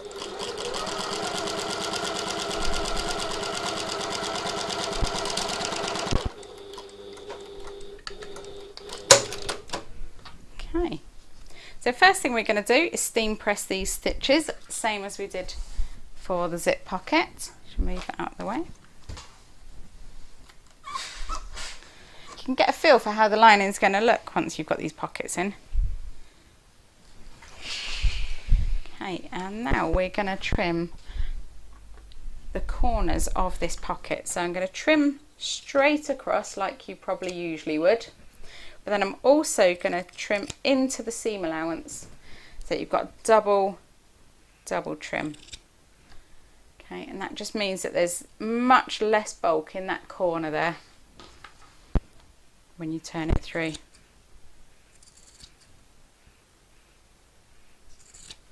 Okay, I'm also going to trim into the seam allowance in these top corners as well.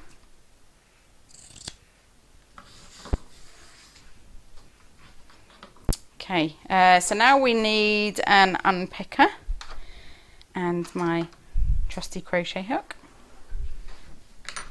So I'm going to unpick these basting stitches. So this is what we'll do with a zip pocket later. This gives you a good idea of where we're going with that one.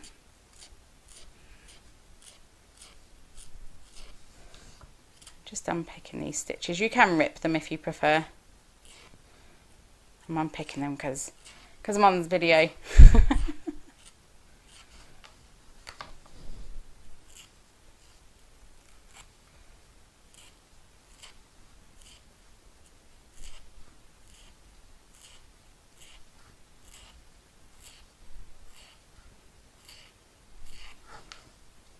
Just trim that thread. And the bobbin thread on the other side.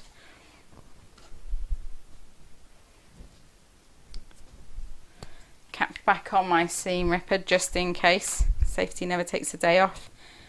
And then we're going to turn this pocket right sides out and use the crochet hook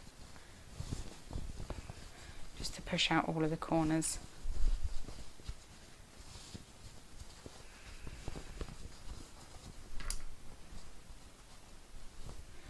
And the bottom corner again.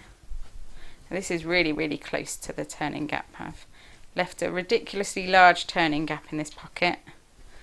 You don't need to leave such a big turning gap. I think I got a bit carried away. And you can run your blunt tool, my crochet hook, along that seam there and along that seam there, and that just helps push that out.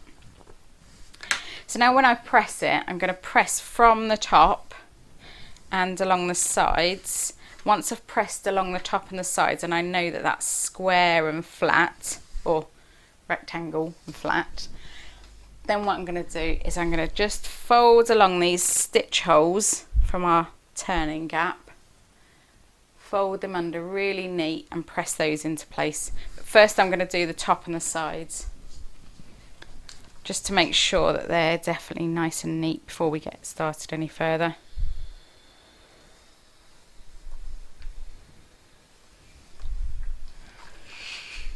Okay, so now I'm going to fold along those stitch holes. Just gives you a nice little guide to follow, and it should naturally fold along those stitch holes. You can, if you want to, pop a little clip on those.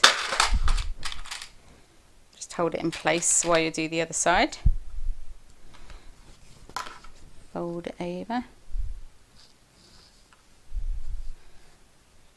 Once you've got both sides matching, then you can give them a little steam press.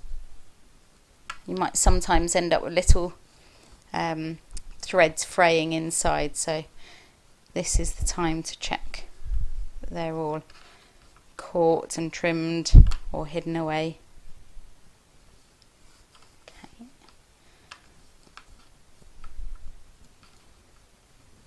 Okay. So decide which is going to be your nice side, your top side, and then we'll press. So this side is a bit neater, so we'll press from this side so that the edges are nice and neat. So I'm going to press along that folded edge with my steam iron. Give that a really nice neat press. Apologies if you heard my doorbell. all busy, all go here today. And then on that don't know if you can see from there, let me turn it around. So on that turning gap edge, that's nice and neat. That's a nice and neat finish there with the edges turned under. And then this folded edge here, we're going to top stitch along there just to, I don't know, just to give it a nice finish. So I'm sewing 1/8 of an inch, so that's 3 millimeters away from the top folded edge.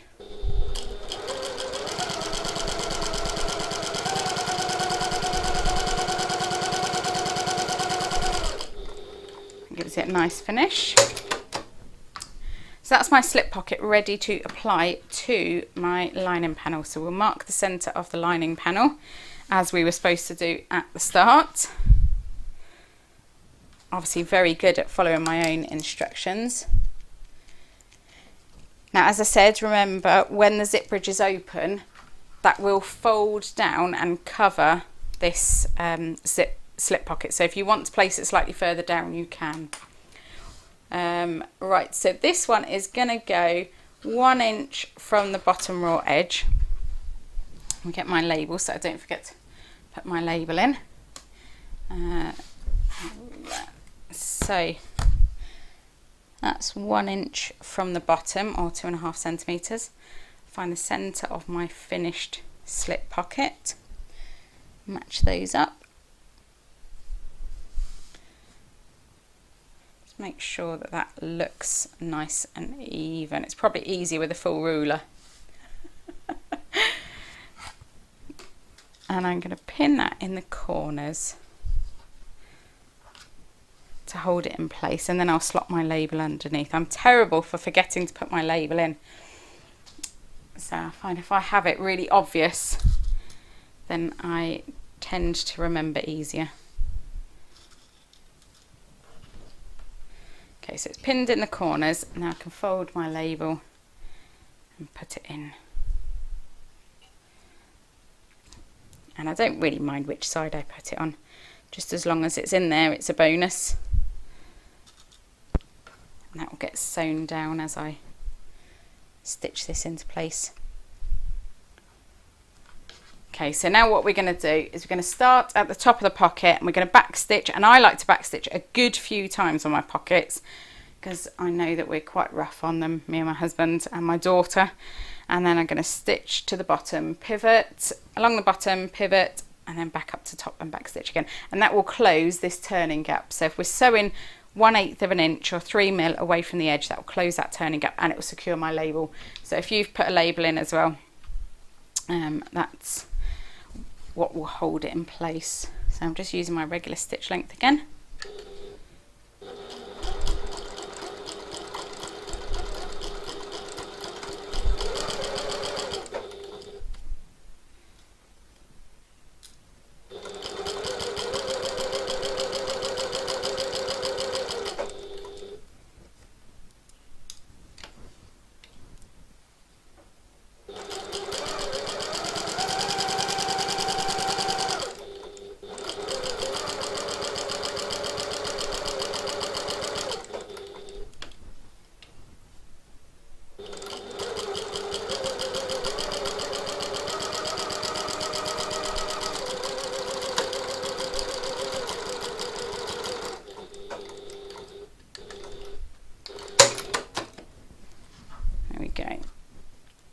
Now you might want to leave your pocket this full width. Don't know what you want to carry, but you might want to divide it. So I think I'm going to divide it in half for this one. So I'm just lining up on my centre marks, and I'm going to use my Hera marker.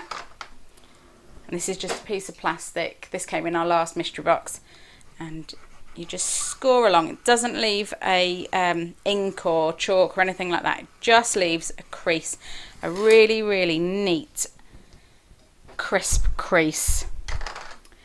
So I'm going to stitch from the bottom up that line to the top, back stitch a couple of times, and then pivot and sew back down again to the bottom. So I've got 2 lines of stitching holding that pocket. If you're not quite so rough, you might not want to do that, but I am very rough on my pockets.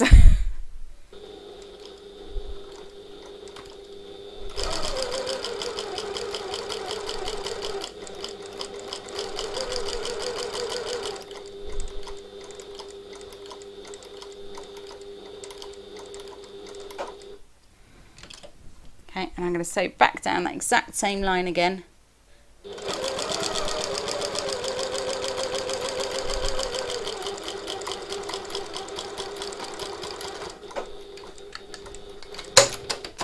And I've divided my pockets. If you've got the complete bag making masterclass, there's a couple of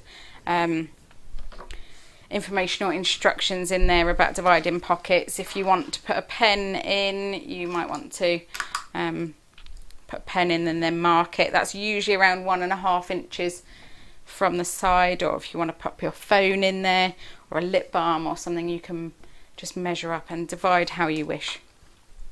Right, so we've finished our lining panels and we're ready to put the lining together. Change you back. There we go. Okay, so we need to have our number 5 zip, and I'm just going to pause for a minute and get a little drink and then I'll come back.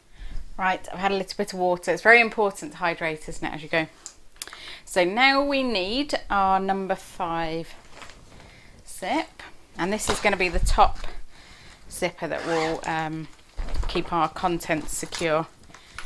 This is the one I've got. I'm using continuous zip, but if you've got a zip with a finished end, it's exactly the same.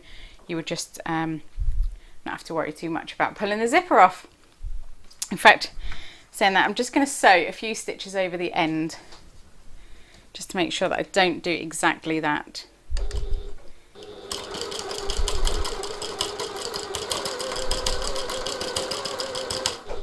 Like a little fabric zipper stop, that is, isn't it? Little thread zip stop. And I might do the same on this end just to be sure.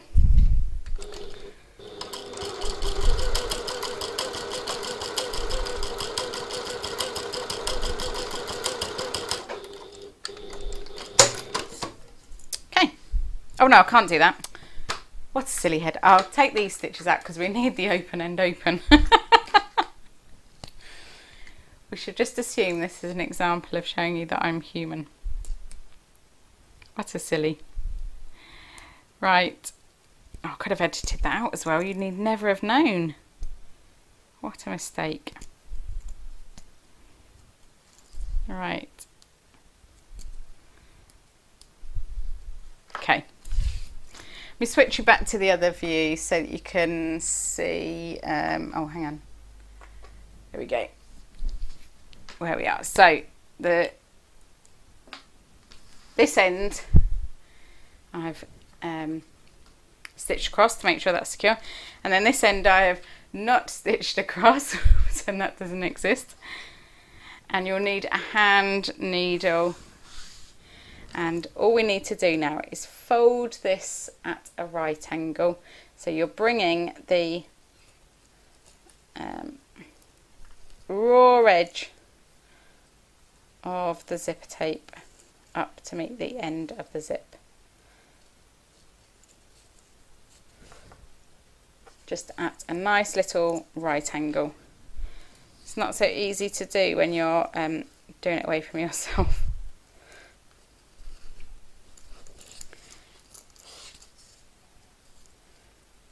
There we go, that's easier. Okay, so I've folded it, and the folded edge is just in line with the teeth here, and the edge of the zip is level.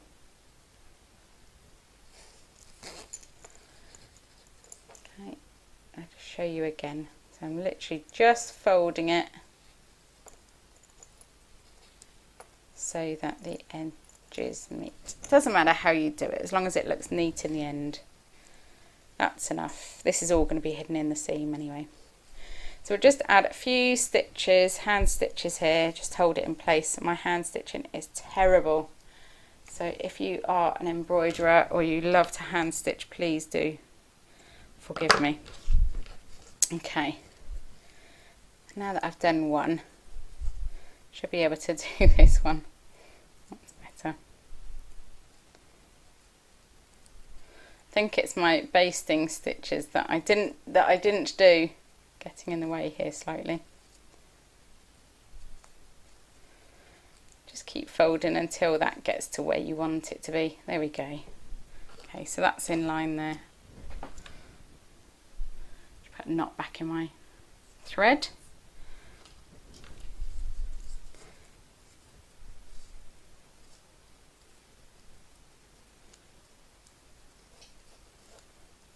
Doesn't help to have silly long nails either.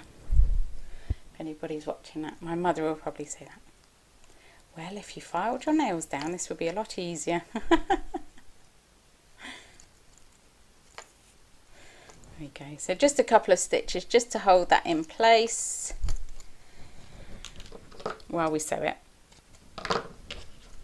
So if you just double check, those two ends should be around about even-ish, but just nicely folded under. It means that you won't see the raw edge of the zip when you sew your zip bridge. Right, so let's swap back to the main view. Now we are going to need piece F, which may be on the floor. That's piece F, no, that's I. Could do with a little tidy up around about here. Just have a little look through my pattern pieces that I've got left. Okay, so LGF, there we go, that's what we need. Thank goodness I've got my little labels to keep me on track. Right, so we need 4 pieces of F zip bridge, and I've got 2 exterior, 2 lining. Now what we're going to do is we're going to draw a line at 1/4 of an inch from each short edge. My poor ruler. I can't even count how many rulers I've gone through. Just need to be a bit more careful with them, I think. They're obviously not designed for Mrs. H. So all I'm doing is just drawing a line 1/4 of an inch in from each edge.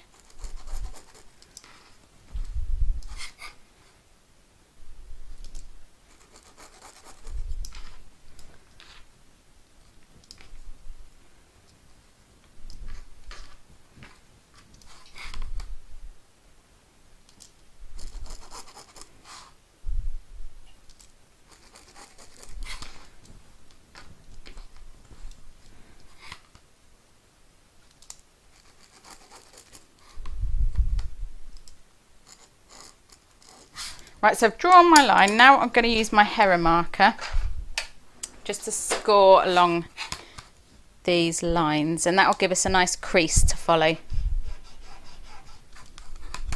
So we're going to fold along these 1/4 inch lines. You do this on all 4 pieces.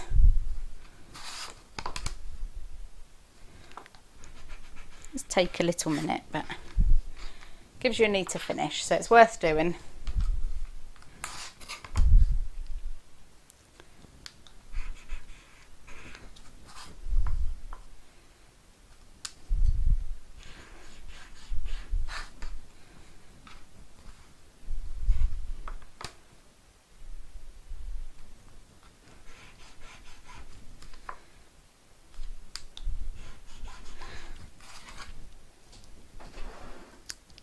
Right, so those are all marked. So what we're going to do now is we're going to fold these along those scored lines and give them a little press with the iron. We're going to do this on all 4 edges. All 4 pieces, both edges, so either end.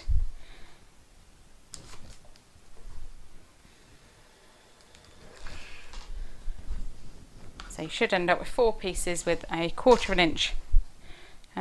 I guess like a little bit of a hem, only a single hem though on each end. I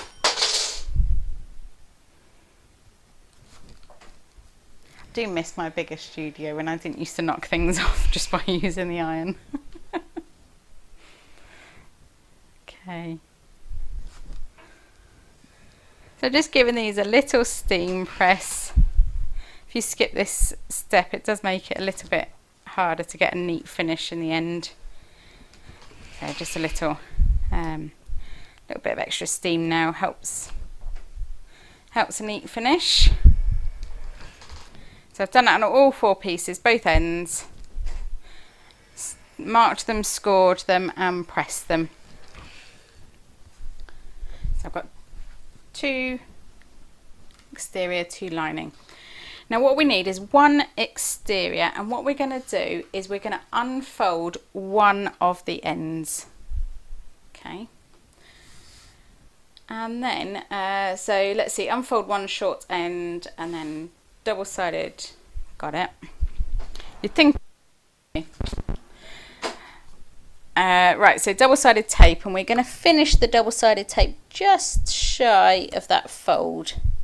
And we're going along this whole long edge to the other folded end. I'll pull it up so I finish just shy of that. Okay, let's swap you back to the close-up view so that you can see what we've got going on. Pull this piece out of the way. So I've got one exterior zip bridge. I've unfolded one end, and then I've run some basting tape between the folds. So this end is still folded under. The basting tape goes between the folds. Now I'm going to pop the zip on top, right sides down, and I'm going to line up the folded end of this zip just shy of that unfolded fold, if that makes sense. So I'm lining up the long edges, raw edge to raw edge, but here on the end, this is my unfolded end, and I've lined up the end of this zip just shy of that. So there's a little tiny gap in between that and the folded end. Let me unzip this actually, it'll be a little bit easier to work with. We've got enough length on the zip to do that. Now I'm going to add another line of double-sided tape along this edge, exactly the same as we did before. So from folded end to folded end, all along that raw edge there, and trim that off. And then we're going to add a lining zip bridge, same as we did for this one. So we need one end unfolded, so the folded end can sit on top as it is, and just make sure that those ends are lined up. Match up your raw edge all the way along, and then, oh dear, this is a different length, hang on, quickly trim this down to size. A great opportunity to find out how straight your cutting's been. Okay, actually it wasn't, I've just maybe lined it up wrong. They match on that side, so try again.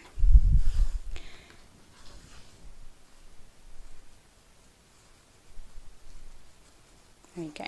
Okay, so this side is still folded, so the side towards the closed end of the zip is still folded together. So when you're sewing, you'll be sewing over the folds and along that raw edge, and then we're going to sew on these marks. So say, I'll hold it this way for you so you can see.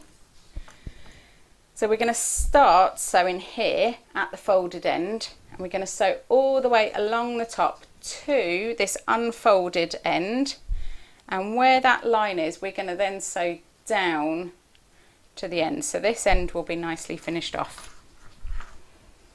Or you can sew along that folded end and then along to this end. Just make sure that this end is folded, the closed end is folded, and then the open end of your zip is unfolded. Right, so we'll do that, and then I'll trim my lining to match. I'm sewing directly on that line that we folded and then unfolded, and then I've pivoted with the needle down to sew along this edge, and you're only sewing this using a 1/4 inch seam allowance, so that's 6 millimeters.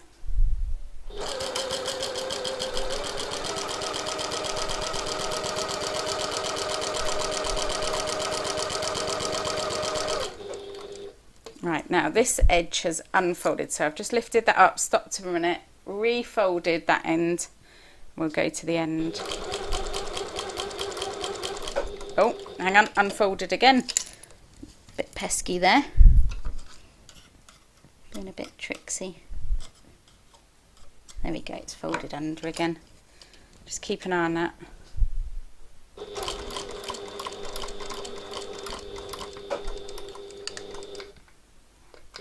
And trim the threads.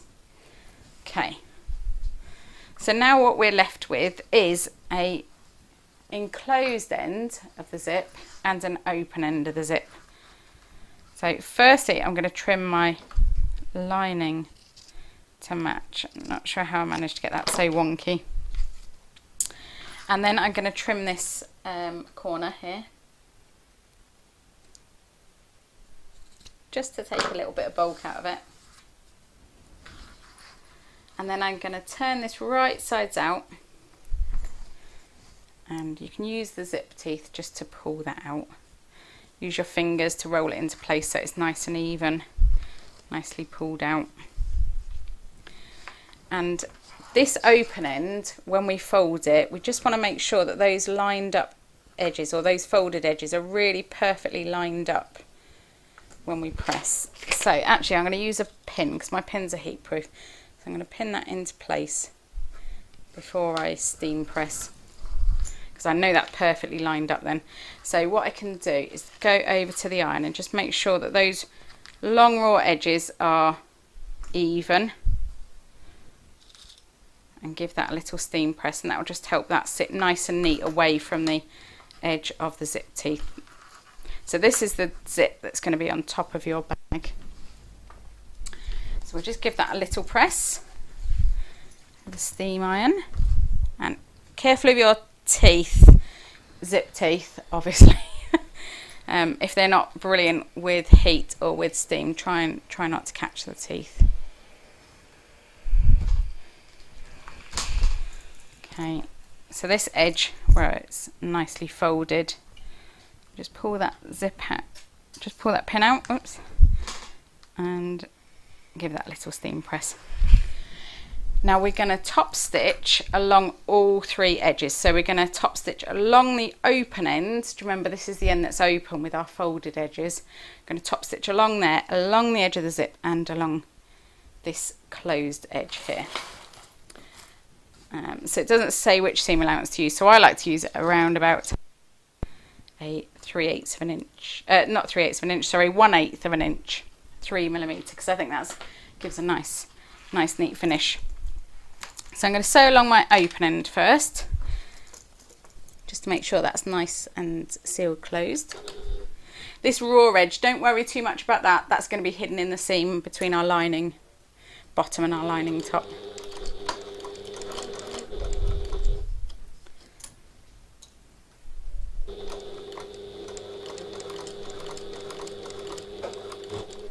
If you want to swap to your zipper foot, this would have been the right moment too.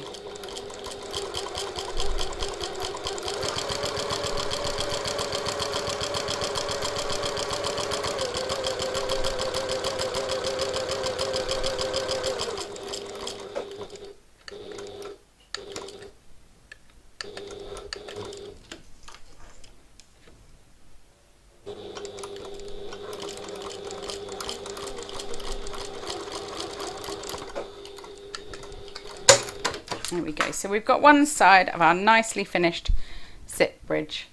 Okay, we've got one raw edge still that we're going to put into our seam.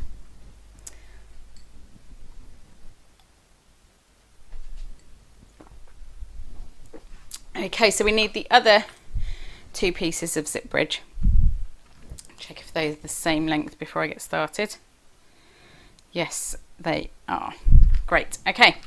So we'll unfold one end. The opposite ends this time. So if you turn your zip upside down, because it's going to go right sides down. So I'll unfold this end and add my basting tape. Just make sure that's nicely folded under. So add your basting tape along the entire top again.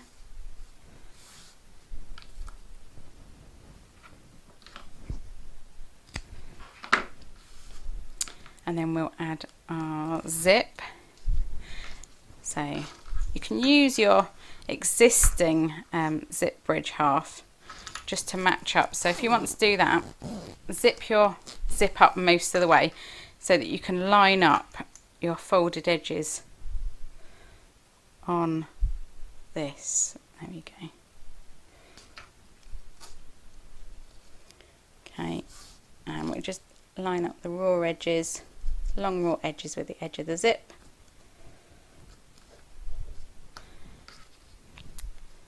Except I forgot to leave it. So leave it shy of the fold. So just shy of the fold, takes us to about there. Then we'll line that up, and that should match. Yeah, so it matches the other end perfectly. Okay, so same as we did before, add another line of double-sided basting tape and add the lining on top. I just like to take a little bit more time on these and make sure they're properly lined up, because I think there's nothing worse than a slightly wonky zip bridge on a instruction video. So we'll just line that up. Just make sure I take a little bit of time to do that. Okay, so I've added my tape.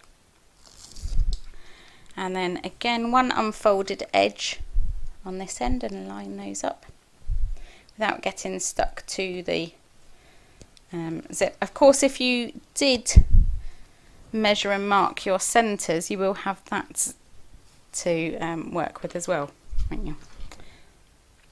Right, so now that I've made sure they all match up, I'm going to unzip so that this second half is out of the way. That's the side we've already done.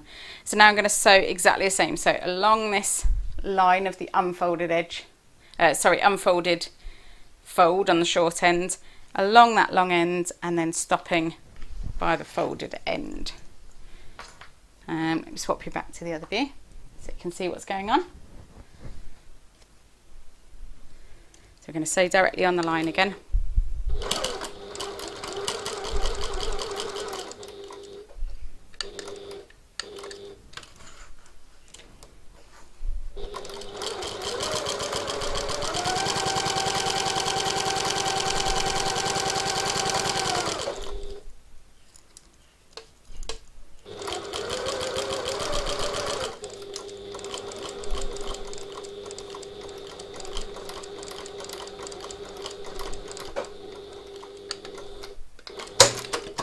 Right, so again we're trimming this corner and fold it right sides out. Use my little crochet hook to make sure that end is nice and turned out. Give that a little press. I do like to add a pin in along this long raw edge just to make sure that those two edges are perfectly even. Make sure that your folded ends match up. I'm going to add another little pin in there just to be sure. And actually I'm going to press on the right side so that I can make sure that it's lined up on the right side. Let me turn you around so you can see what I'm doing. So I'm just going to go over to the ironing board here and give that a little steam press. That's it. Pull both of those edges out and just make sure those folded edges line up on the end there. Perfect. Okay. Don't want to start top stitching with it wonky, do we? Okay, and if they're not quite level on the back of your panel, turn it over and just press on the back. Make sure that's the same distance away from the zip. Then we are again going to top stitch at 1/8 of an inch away.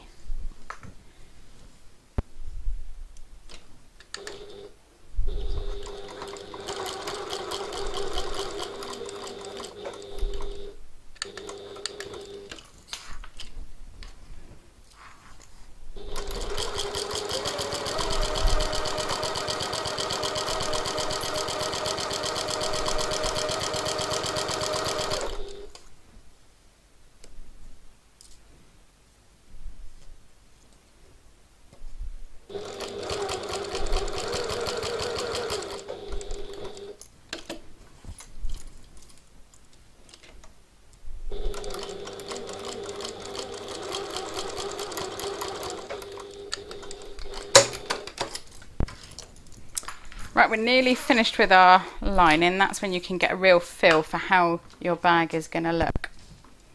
So, have a little tidy up before we go any further. We are going to need piece L, the zip end. So that's not a very big piece. There we go. Now mine is in. Yours shouldn't be, but if it is and you've got a strong machine, then that's okay. Put that to one side.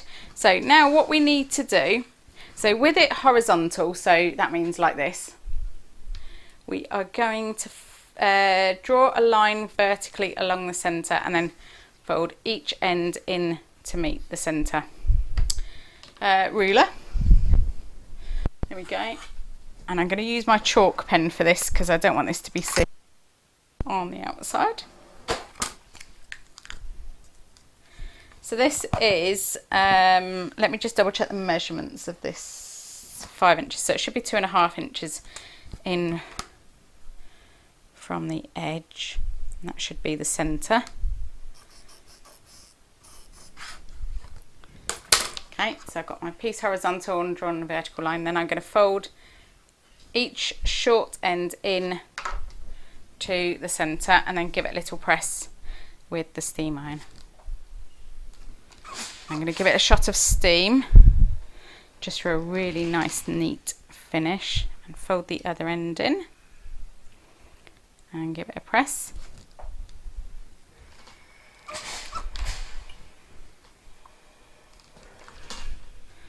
Okay, so what we've got so far is a square, these two short ends folded in towards the middle. Now we need to find the centre again, so I'm just going to draw this with my chalk pen again. So this is only 2.5 inches, so that'll be 1.25 inch will be the centre. Just going to do a very light line, and then I'm going to fold these raw edges, so the opposite ends, in towards that line and give them a press. Now it's a little bit harder if you've interfaced this piece, so if you have interfaced it, don't panic too much, just try and get it as neat as you can. So I'm just using my fingernails to manipulate this into place before I press, so that I get as neat a finish as possible, and then give it a steam press once we know that it's in place. Okay, and then the same with the other side. And in fact, I think if I had my time again, I would rewind, go back and cut another piece without interfacing. It's a lot easier. Okay, so those are folded in. I'm going to press it from the right side just to help it to sit flatter a little bit longer, or a little bit better. You can use the zip end on any number 5 zip in theory, as long as your zip tape is about 1.25 inch. Right, so now we've got a bit of an origami thing. So we've got all of our raw edges enclosed in the middle here, and we're going to fold it in half again to form this lovely square with folded edges on all sides. Okay. I'm going to do this on my cutting table just to make sure that's nice and neat before I press it. Yeah. Okay. And I'll show you what we've got before I sew it. Change over to the close-up camera. Okay. So what we've got here is a lovely little square. And inside here we've got all of our folded edges. So just follow the instructions to get to the folded edges. And then we're going to open this out. And you shouldn't have the creases on it like I have, if you haven't interfaced it. I'm going to open it out. And inside here, on that first original crease, I'm going to put the zip end, the end of the zip, into the zip end and just fold over those sides again so so that you've got the zip end to the centre there and hidden amongst these flaps here. And then we're going to fold that over again so that all of the raw edges and the creases and the folds, they all match up. I'm just going to get this little loose thread.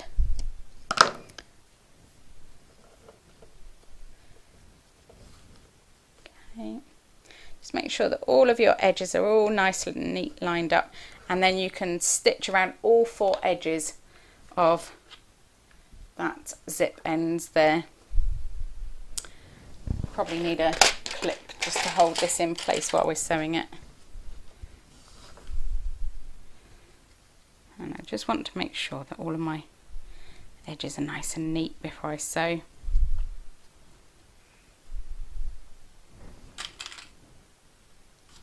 Okay. So I'm just going to sew at 1/8 of an inch away from the end.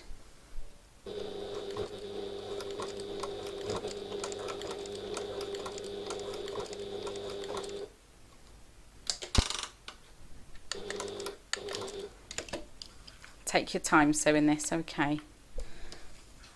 This is going to be seen. So I'm just testing to check that I'm nicely lined up before I keep going.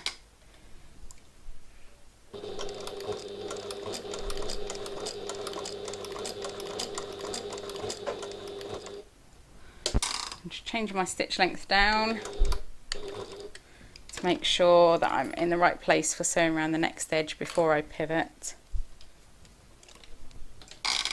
Same as we did on the zip pocket.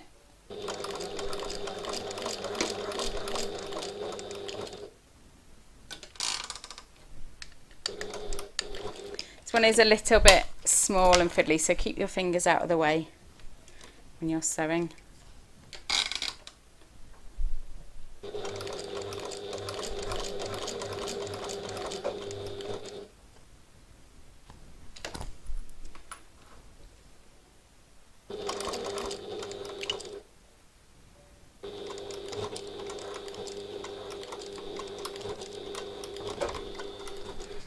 There we go. And if you want to add a rivet in the centre of this zip tab just for a little decorative feature, you can. That's a great option.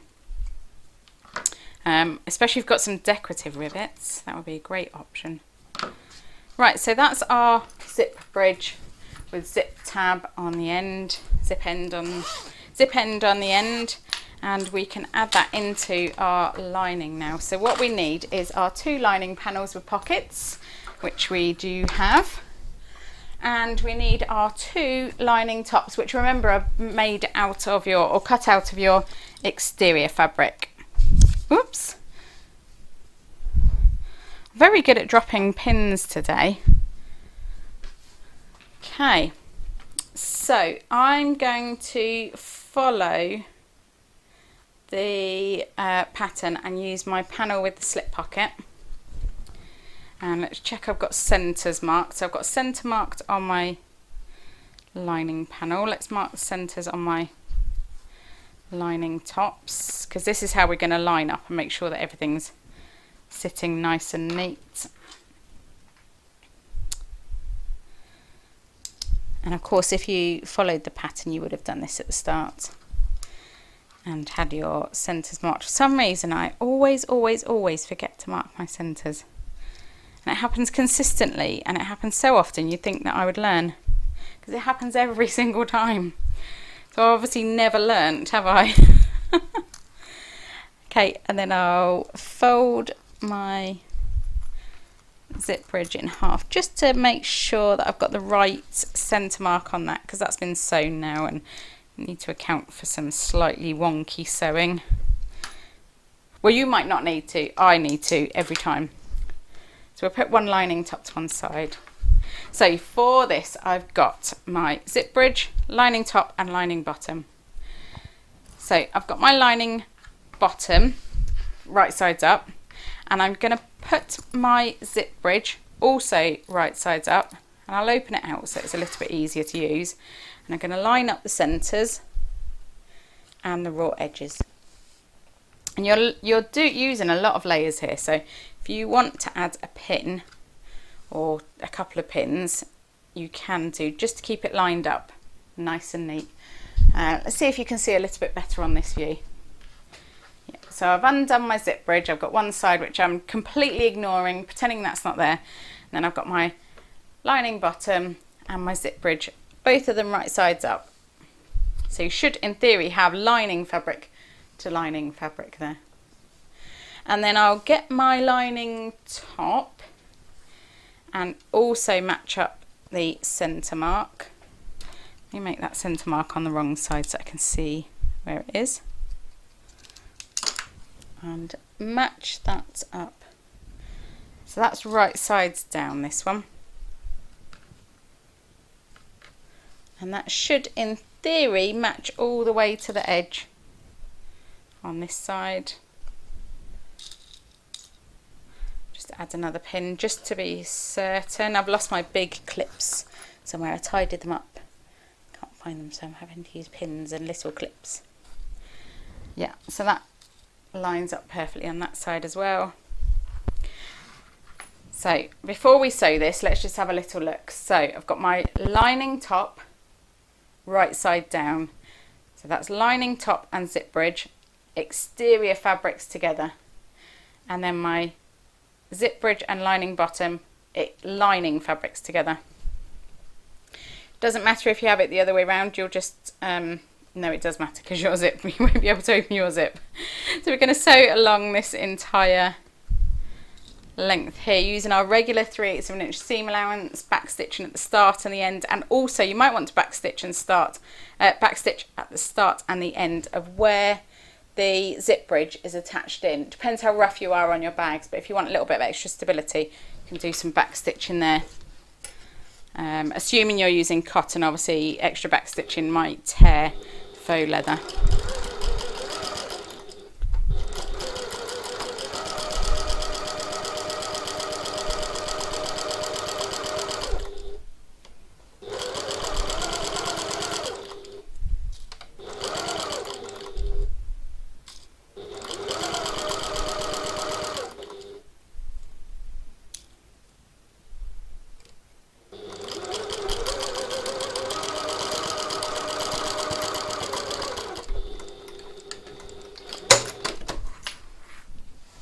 Right, so now that side is sewn, so you've got your lining top, your zip bridge and your lining bottom there. So we're going to press these, and if you press the seam allowances towards the lining top, so that literally just means open this lining top and press as is. So then on the back, all of your seam allowances are pointing towards the top, and that means that when you open your bag, your zip bridges, these bits, are going to hang down inside the bag, and that just about covers the top edge of the pocket, and it just about hides the zip pocket on there as well, just for a little bit of extra security. But also it means that if your zip bridges were pointing up like that when it was open, it might catch on your hand going in or just be a little bit awkward. So I like to have them hanging down inside. I think it gives a neater finish. I think it gives a slightly more professional finish to have them hanging down. So just give that a little bit of a press with your steam iron before you sew it, just to make sure that all the edges are nice and neat. And then we're going to top stitch on the lining top at an 1/8 of an inch, 3mm away from that seam. There's no need to back stitch on this one.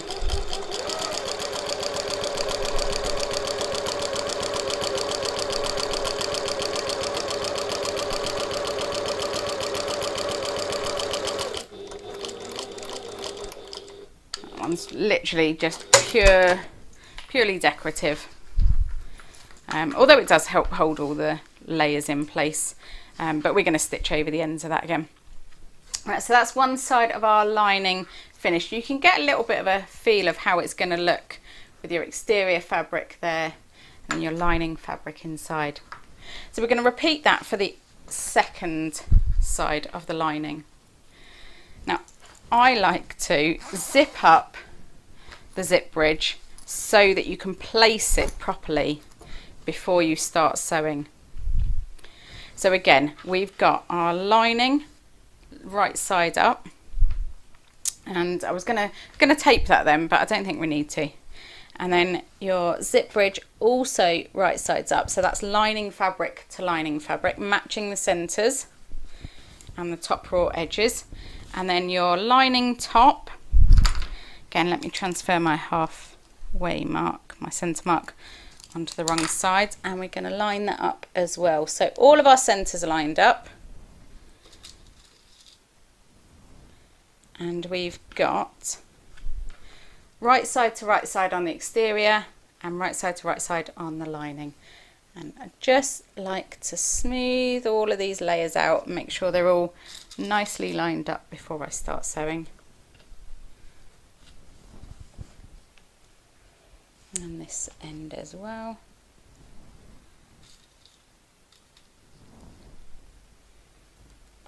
And we're going to do exactly the same as we did before, so stitch through all of those layers. Do back stitch at the start and the end for this one. Take these pins out before I poke myself.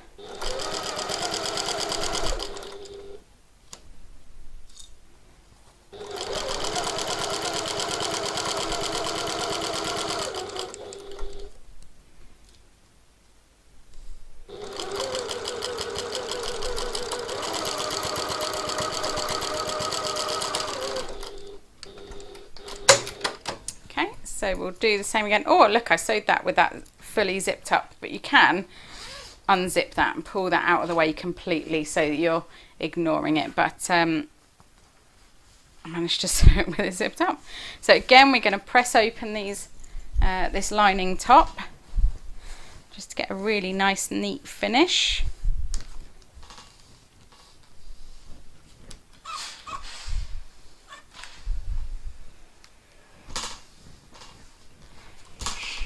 And then we'll top stitch on that lining top layer.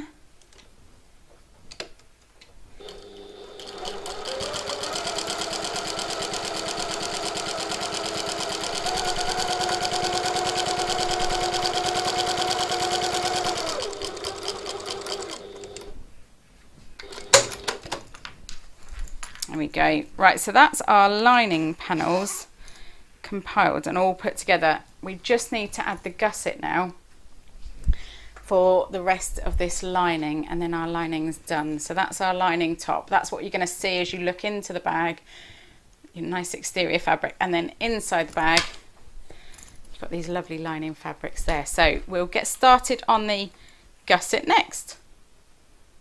So next job we need to do is to create the gusset for the lining.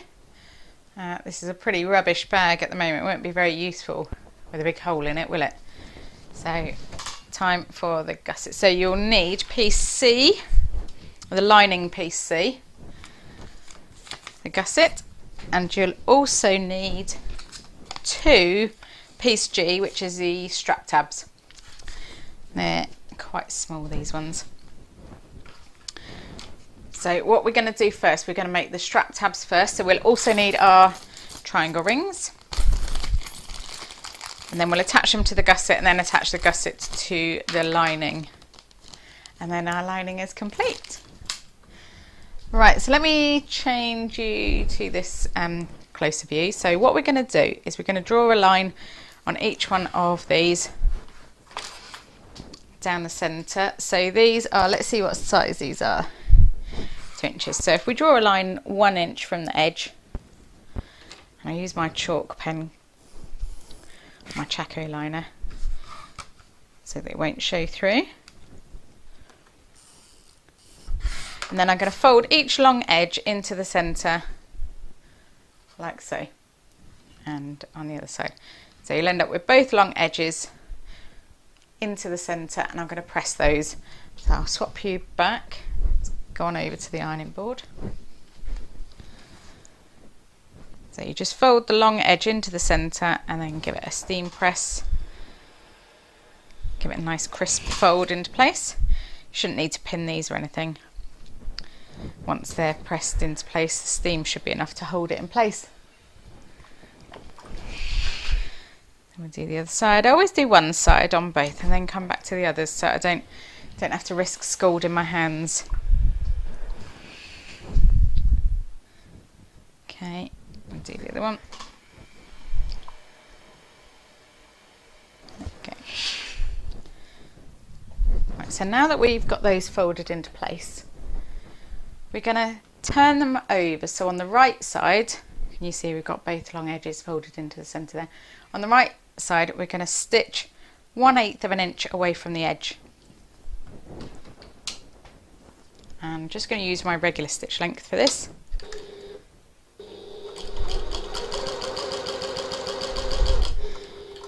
And you can sew one edge and then feed the other one underneath.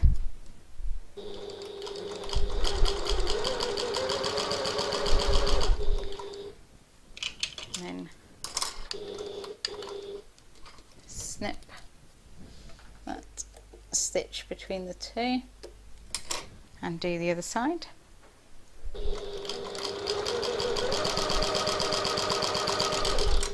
And then the other way. And this is just if your machine's a little bit fussy about doing, you know, about starting, you avoid that with this.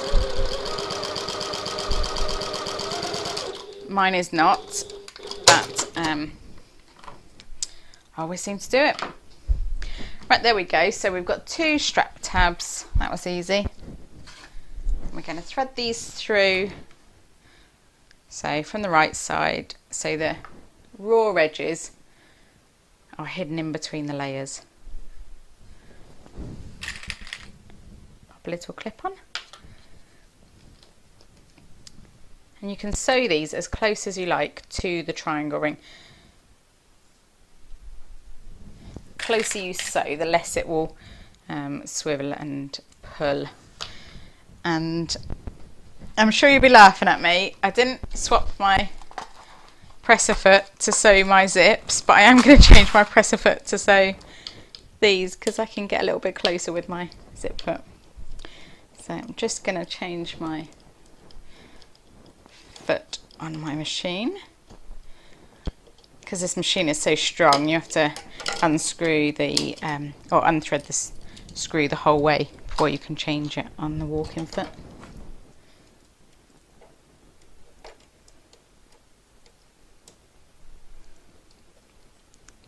Okay.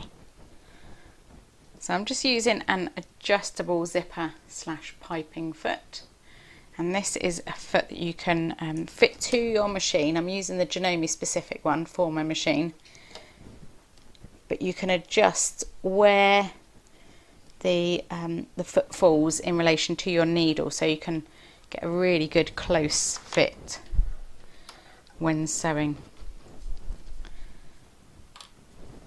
I'm going to pop these underneath and I'm just going to stitch them into place.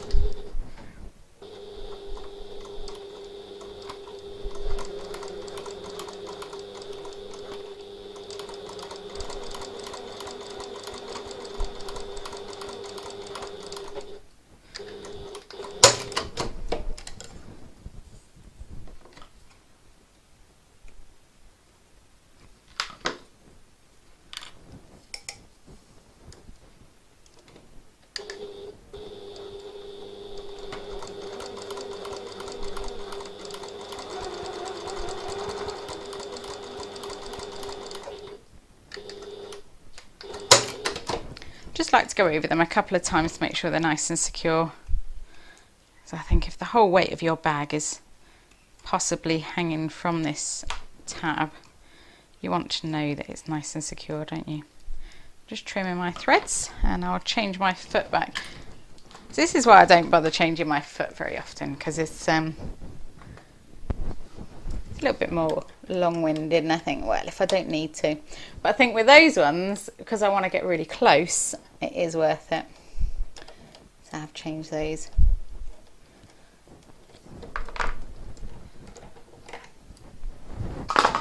So I can put my walk-in foot back on. And I don't need my walk-in foot for this machine. It's very good without it, but a bit of a comfort blanket for me.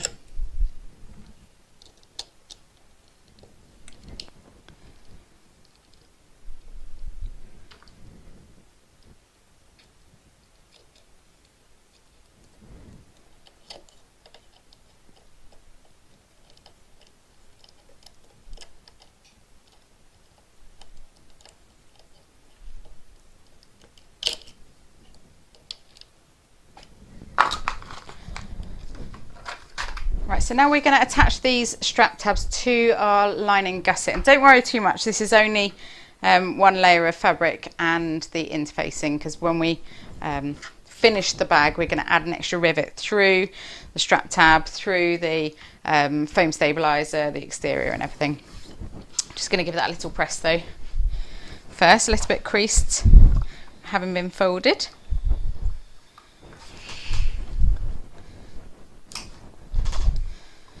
And before we do this, let's just mark the centres now while we've got a chance to do that.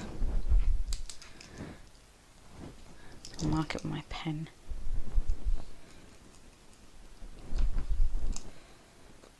I'll do it on both sides because you never know where you might need it. Which side? Right. So I've got my lining gusset. And I've got my strap tabs, so I'm going to put these directly in the centre, around about there-ish.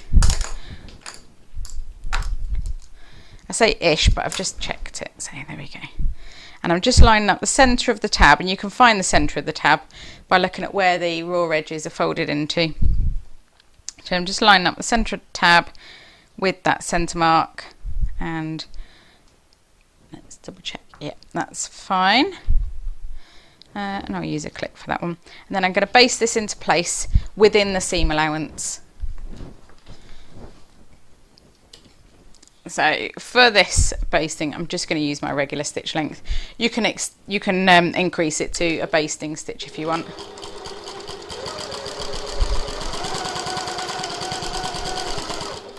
Because I'm using fabric, I've gone over that a couple of times just to make sure it's nice and secure, that strap tab.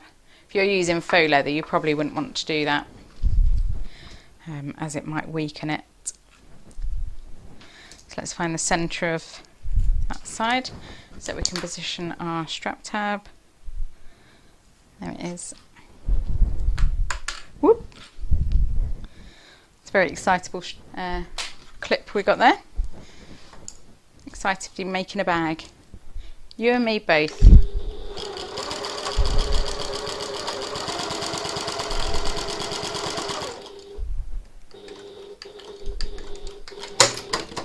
There we go. So there's our gusset ready, and now we can apply this to our lining panels as we would any other kind of gusset. Yeah, we'll use clips actually.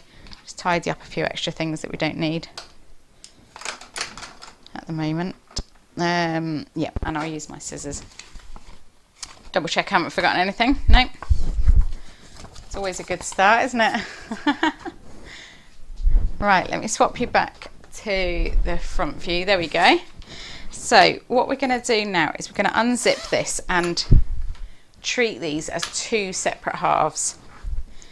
So firstly what I'm going to do is match the centre of the gusset to the centre of my lining panel, and I'm going right sides together,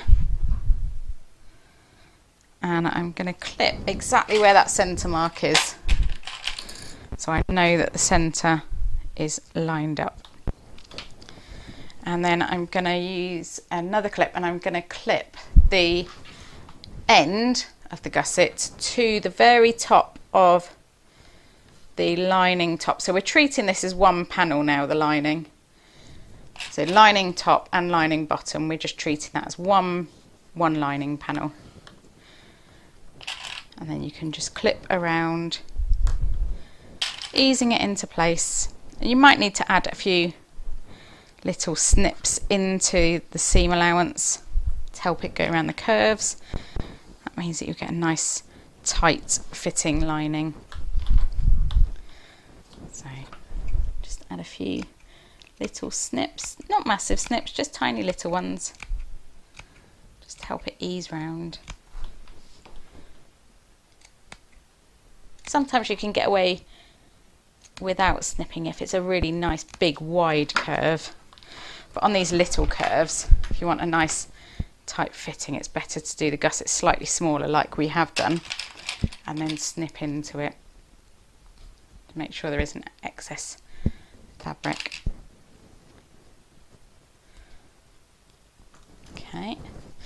So that's one side done there. You can see I've matched it to the top and the centre. In fact, I've got my zip pocket on the back here and I'm slightly concerned it's getting in the way, so I'm going to pull that up out of the way and add a pin. So we're ignoring this side because we're not dealing with that side at the moment. I've just pulled the zip pocket out of the way so that as I clip this gusset into place, I haven't got to worry about it being in the way. So again, match the top edge and then ease our way along with the fabric. And you can put as many or as few clips in here as you like. Your choice. I like to put a good few and then a few more, but I know I could put more in. Okay, so I've clipped as far from the centre as I can go on the straight edge and on the side as well, and then this corner I'm just going to snip into the very edge, into the seam allowance, and then ease that into place.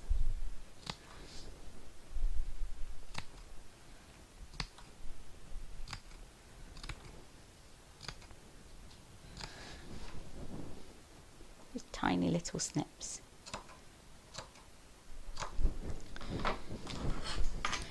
And then I like to have it sort of so that the fabric is facing up and the bag is sort of dangling down a bit. I can just ease it into place naturally there. Maybe another one, just to be sure. So now we're going to sew the gusset onto the lining panel, and you don't need to change your seam allowance for this. It's already been engineered to be the right seam allowance. So just sew in using a regular 3/8 of an inch, 1 centimetre seam allowance. And we're going to sew all the way around. We don't need to leave a turning gap. We've left that in the zip pocket, and we will back stitch at the start and the end. So make sure your zip pocket's out of the way. You might want to pin it up out of the way like I have.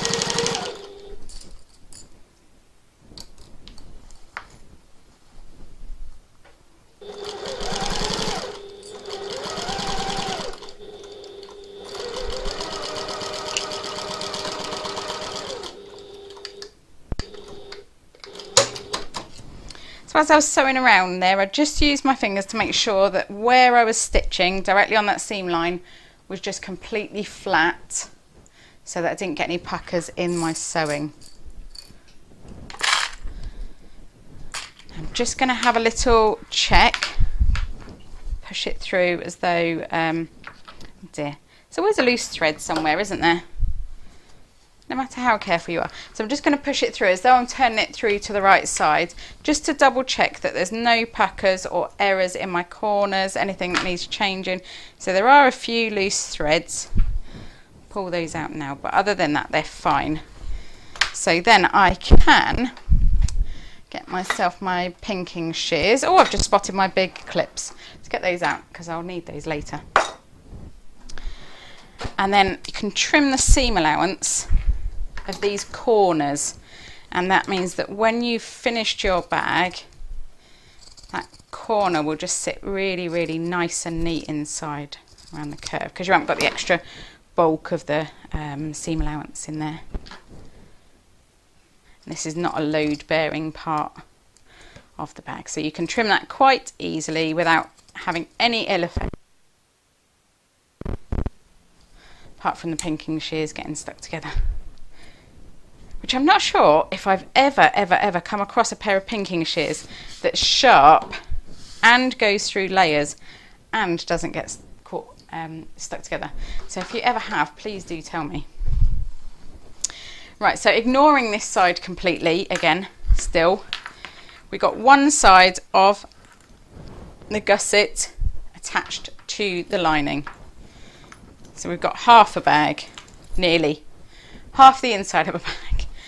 So now I'm going to zip this up again to make sure that we're attaching the right sides to the right sides. So I've got it zipped up there, as it should be, and then I'm pulling it so that the lining panel that isn't attached yet is right sides up, and I can match then the gusset to that and do exactly the same.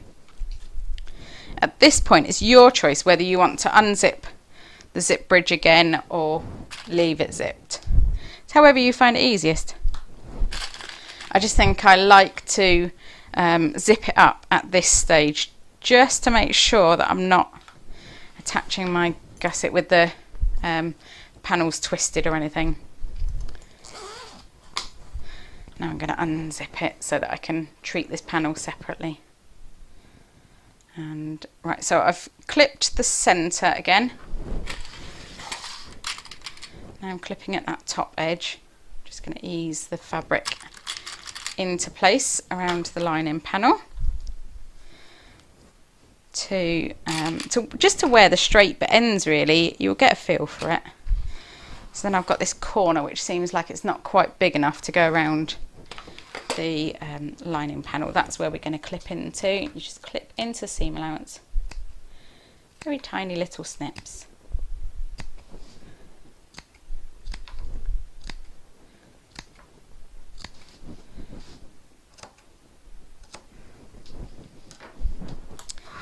And then you can ease that. That just fits really nicely around that curve then. You don't have too much extra fabric hanging around, making a nuisance of itself. Okay, and then this last side, and I know that that's not twisted because it's already clipped into place on the other side. Match top corners, top edges, and down the straight section.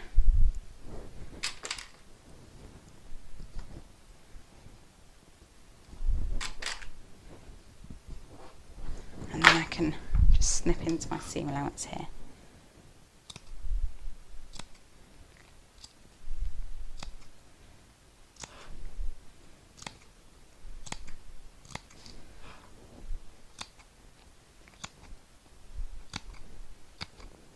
Using a lot of concentration for this, as though it's a really difficult thing to do, but it's not. I'm just concentrating.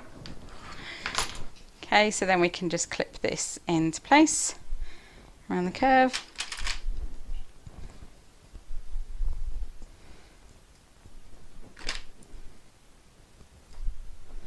And then we'll stitch that same as we did for the other half.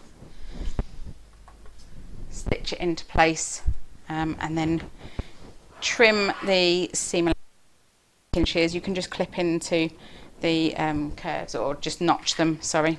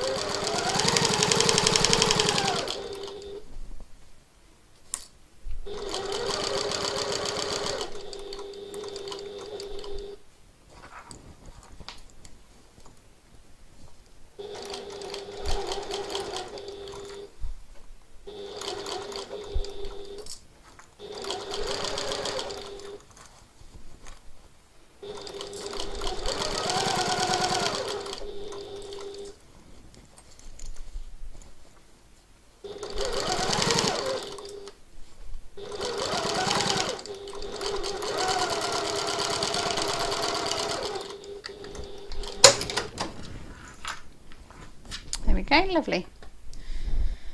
Pinking shears, so we'll just trim. Oh, hang on, just double check that I haven't got any puckers or anything in that seam and those curves. No, lovely.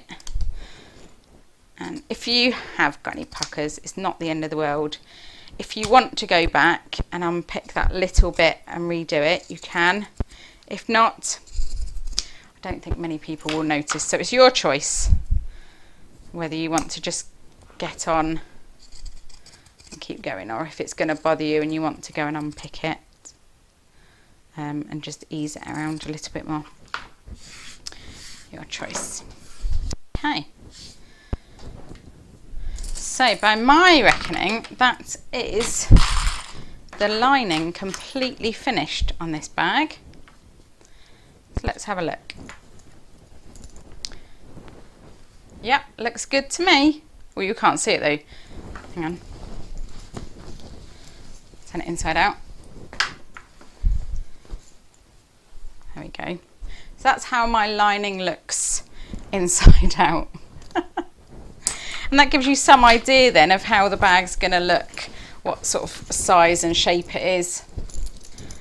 And we're ready to get started on the exterior now. It'll start to come together a bit quicker. We've done the detailed bit, which is the inside of the lining. So we'll get started on the exterior next.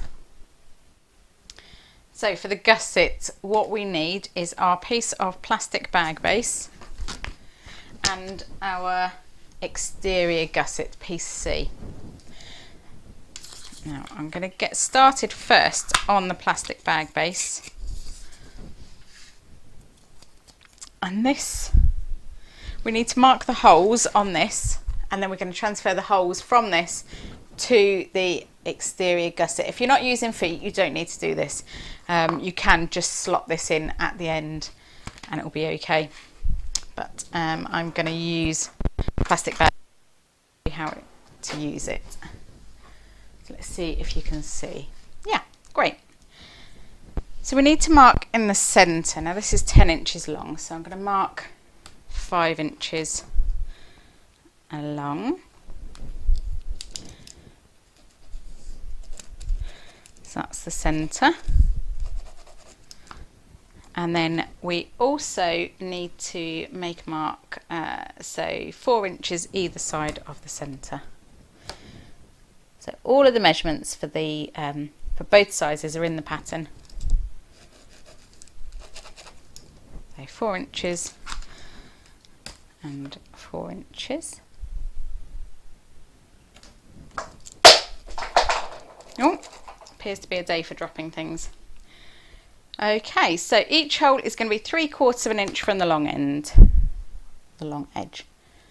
So let's draw our 3/4 of an inch, and that will intersect those lines we've already done. Now the measurements are different for the large and the small size, so just double check it against the size that you're making.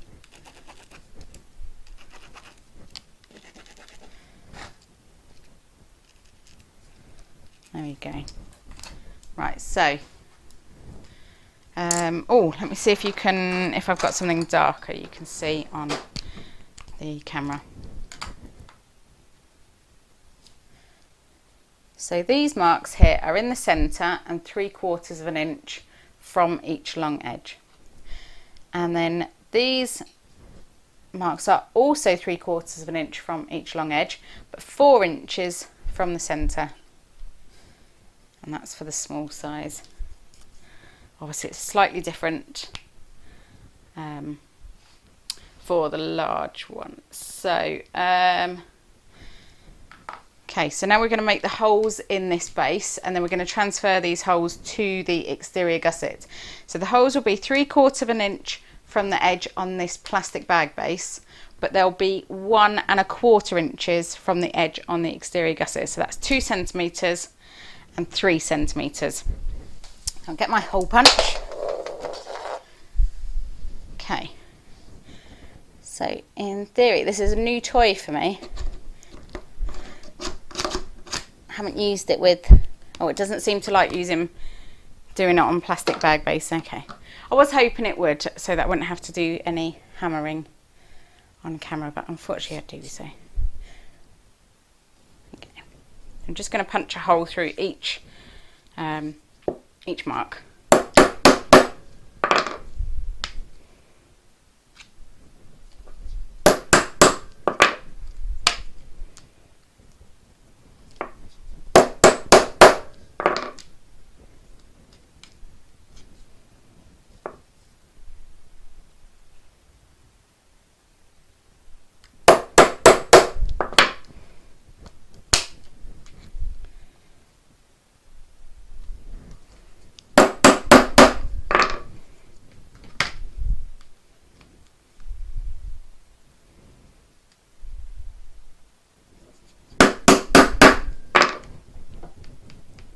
There you go. I thought it might be wishful thinking to put my screw hole punch through plastic bag base. Right, so now, I'm going to mark on my plastic bag base and on my fabric. I'm going to put a little R and a little R. So when I'm placing my bag base inside my bag later, I can make sure that they're lined up perfectly, just in case I've measured them a little bit wonky or cut them a little bit wonky or anything. And I'm going to mark my centres now before we go any further. Now on your lining, your exterior gusset, you may have lines down the edge on the right side if your piping flange was slightly smaller than the seam allowance. Okay, mine was exactly the same, so that's why I don't have lines. Now we're going to line up the centre of our plastic bag base with these centre marks we've made on the gusset, and then just make sure that this is kind of even, or as even as we can make it. And maybe I'll use my pen for this. We're going to make some marks through these holes to make sure that the holes are right, in the right place. That's why I like to do a mark on the right hand side, so that I make sure that I put this in the right way later. Right, let's try this again and see if it'll go through foam. Yeah, okay.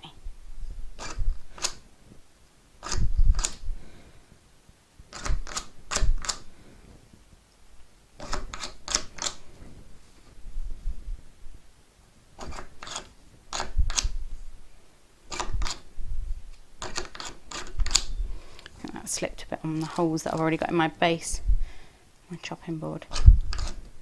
Okay, might be time to retire this chopping board, who knows, gosh. Right, so I've got 6 holes and they do go all the way through, so that's lovely.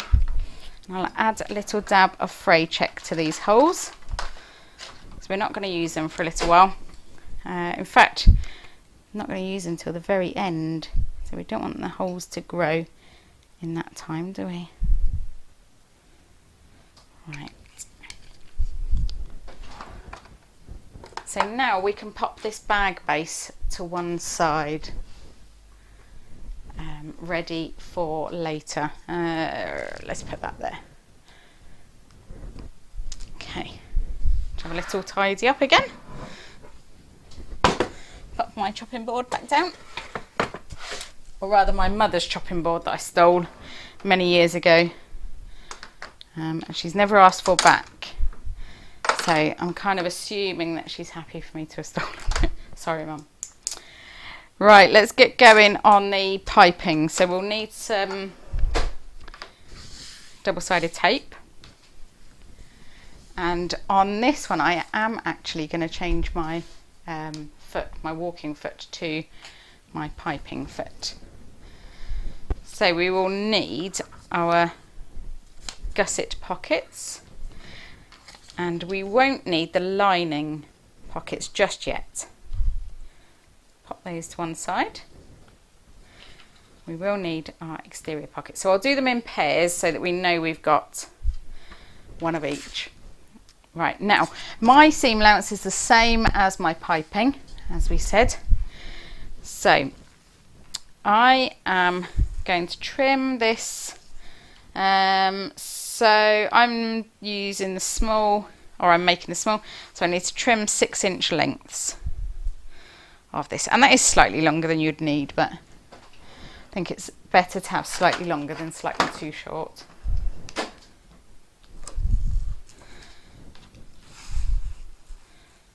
And if your piping is prone to fraying, you might want to just fray check each end before you start sewing with it. I think I might do this metallic piping. It looks amazing, it looks great. It does fray slightly.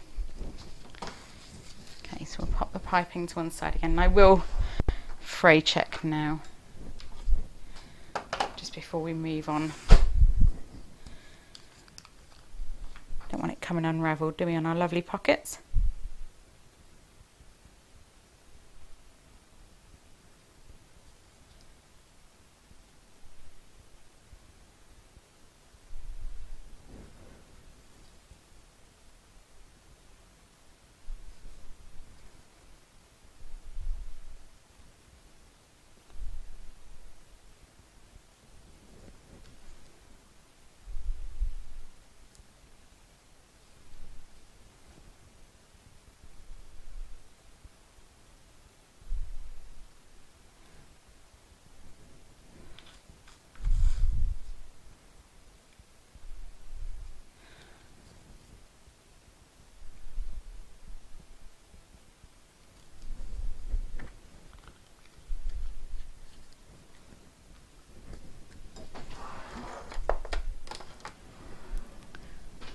Right, so what we're going to do now is we're going to apply the piping to the top, the angled top of each pocket. So if your seam allowance of your piping was slightly smaller, then you should have drawn a line along the top, and that will show you where to put the edge of your piping up against. Mine is exactly the same, so I'm going to put the edge of my piping up against the edge of my fabric.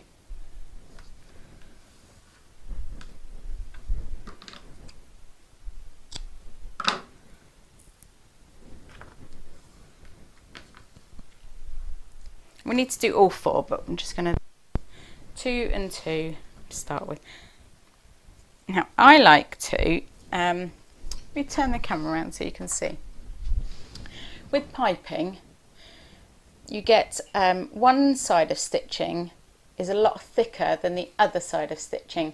It's almost like this is the right side with only one lot of thread, and then this is the bobbin side with more than one line of thread. So I like to place that with the bobbin side up, because I think that you're more likely then to catch it really well in your stitches.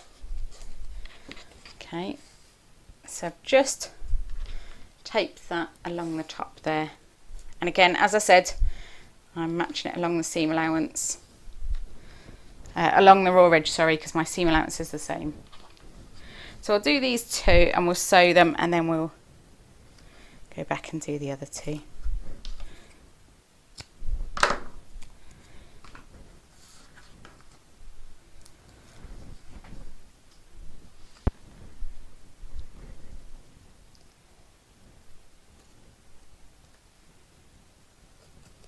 There we go.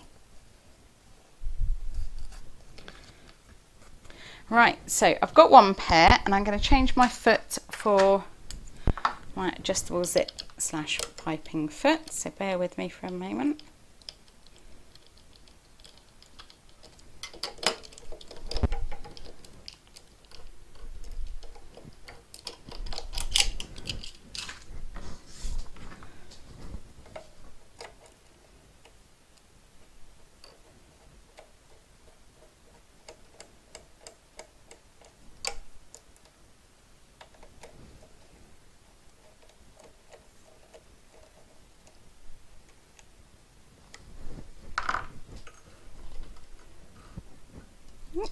There we go. Okay, so now I'm going to sew at my seam allowance, so 3/8 of an inch or 1 centimetre, directly on that basting stitching that is already there. Now that is a little bit close to my fingers, so you could choose to use your screwdriver or an awl or a stiletto or a pair of scissors just to pull the piping cord out of the way as you're sewing it, so you don't get your fingers directly under the needle.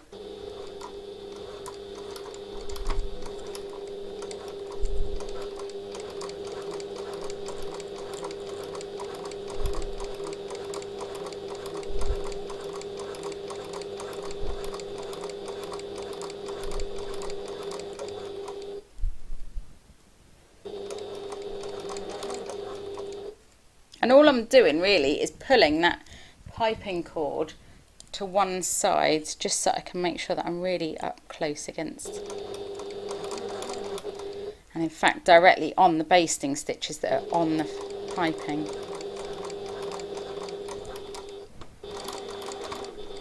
If you're not sure about using piping, I do have a piping video, as I said. Okay, so you can see there that I'm directly on the stitches that are on the piping flange. Don't worry too much if you're not accurate. It will turn out fine. Okay, so I'll do the other one and then I'll show you how to make the pockets, and then I can go ahead and make the last two as well.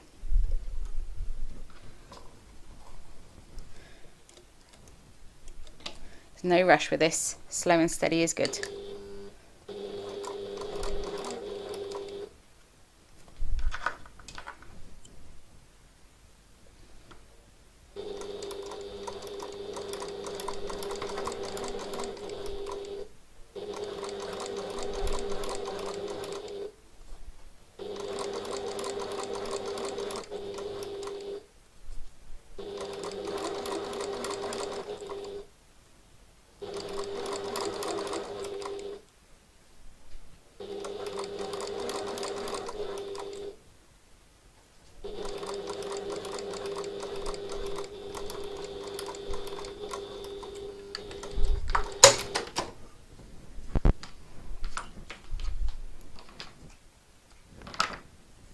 Right, so my piping is basted on to both of these, and now we need a corresponding lining piece.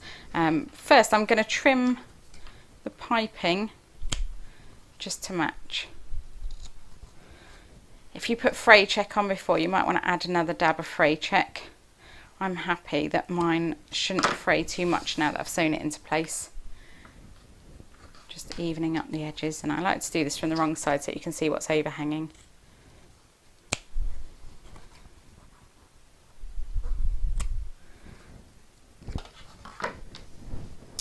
So we need a lining piece, so let's have a look.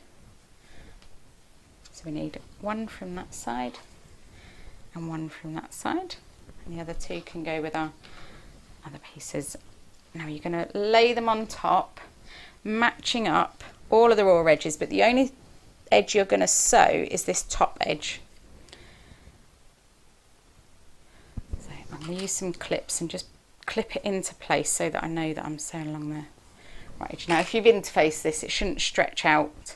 I know it's on an angle, but it shouldn't stretch out. And we're just going to sew along that very top edge. As you can see though, it's a little bit hard to know where to sew because that piping is sandwiched in between. So what we're going to do is we're going to turn this upside down, and we're going to sew directly on top of those stitches we've already done, because we know that that's right up close next to the piping. Okay, so save yourself a headache, turn it over and sew directly on top of where you've already sewn. Slipped out of place there, so clip it again and pop it under.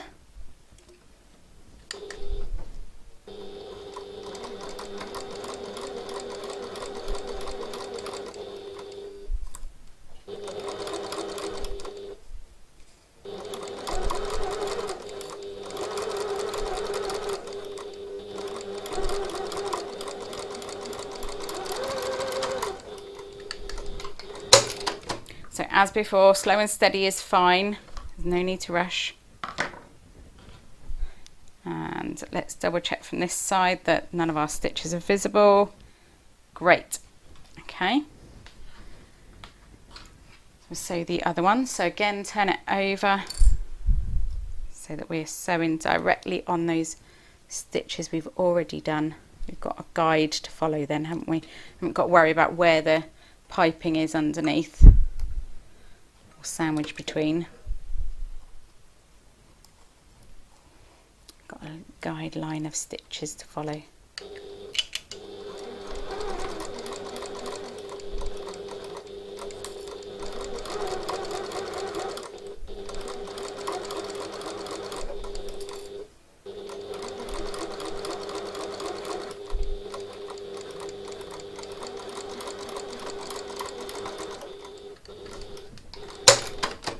There we go. Okay, so let's trim that thread off again. So we've got 2 of our pockets piped. So we'll do this one before we come back to any.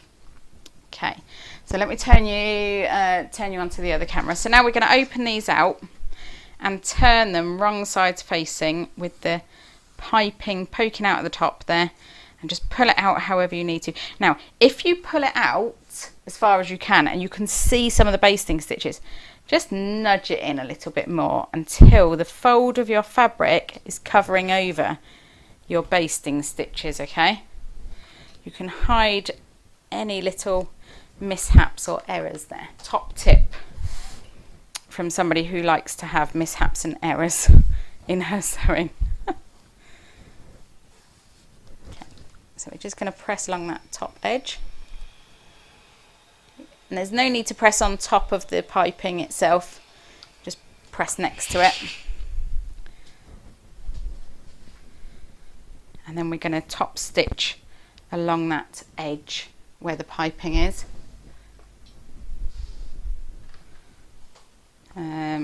Probably this way. Got the piping there.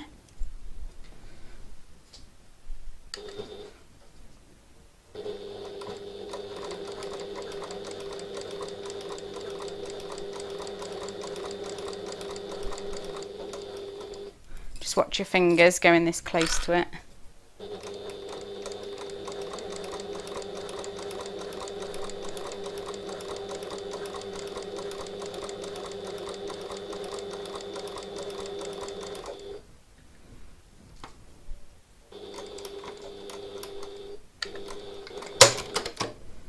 Okay, so we've got one lovely piped pocket. No, we haven't. We've got half a lovely piped pocket. Need to finish the other one. So again, let's turn this right sides out and give it a little press. And again, we press it up to the piping, but not quite on it.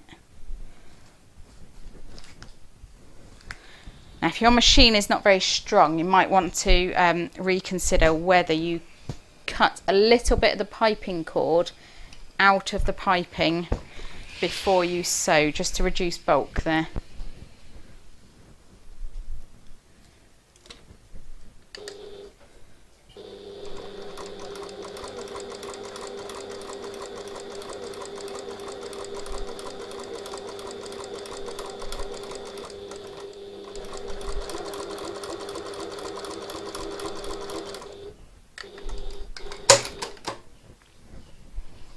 Right, so we've got 2 of our pockets, one facing one way and one facing the other way. Now what we need to do is put these 2 together. So, following the photo in the pattern, open one out like this. Turn it around so you can see it how you'll see it. Okay. And then with the other one, now it tells you in the pattern which one. So open out 2 gusset pockets, one with the highest point to the left, one with the highest point to the right. Actually, this might confuse things, so let me go back, make the other 2 pockets, and then we'll do them together. Because you want 2 to be opposite, really. So I'll go ahead and do these 2, and then we'll put them together. That'll be easiest, won't it?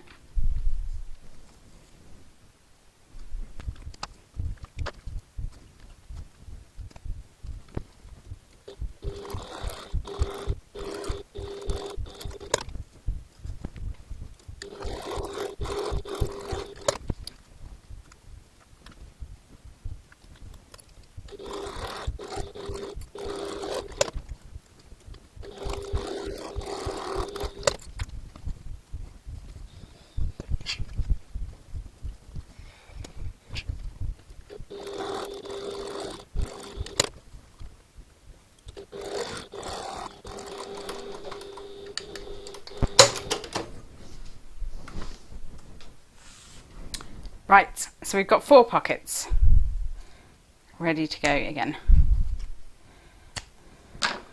Just trim my edges off of my piping, a little bit extra.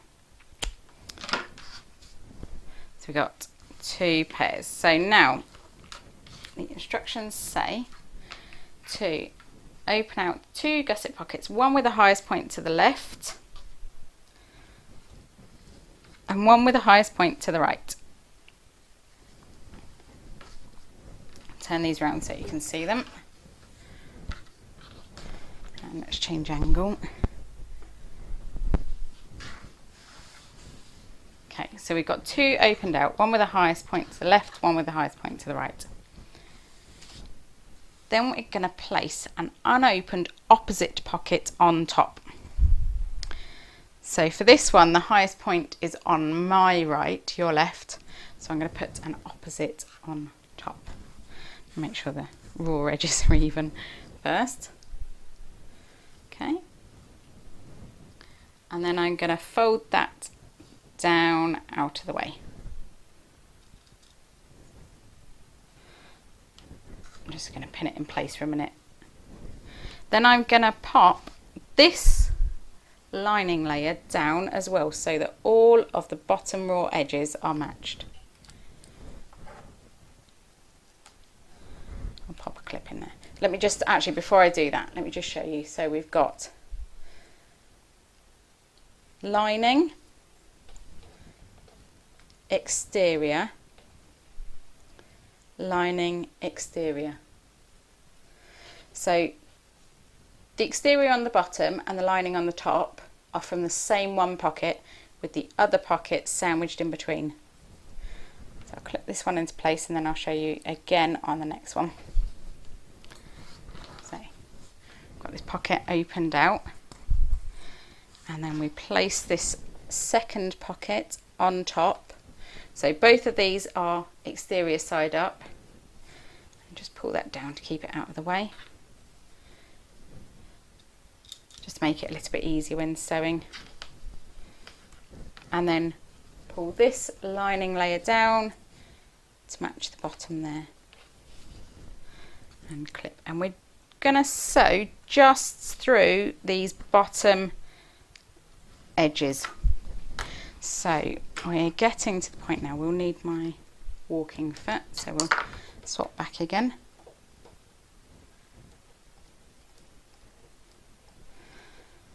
Take my piping foot off.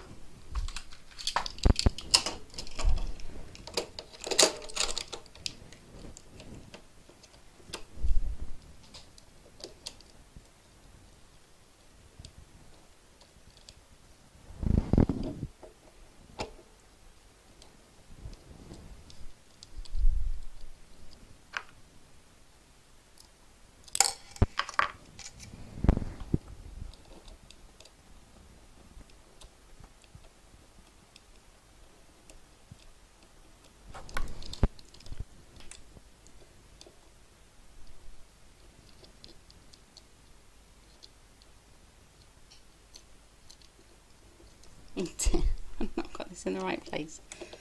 There we go. Couldn't quite feel where the hole for the screw was then. Okay.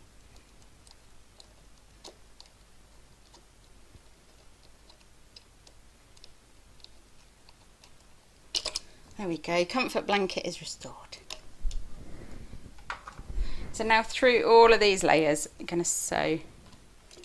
Let's double check the seam allowance before I sew. Yep, so the regular 3/8 of an inch seam allowance.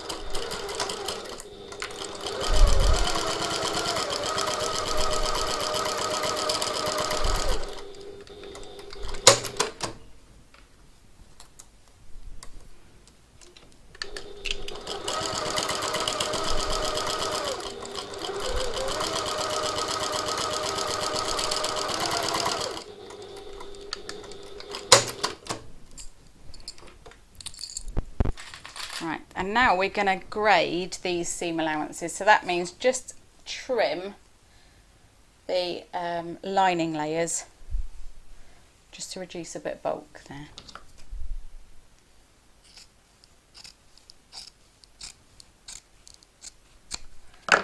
And if you want to reach through and trim this lining layer from in the middle there as well, you can do. Just help reduce bulk a little bit more. When you attach that to the gusset.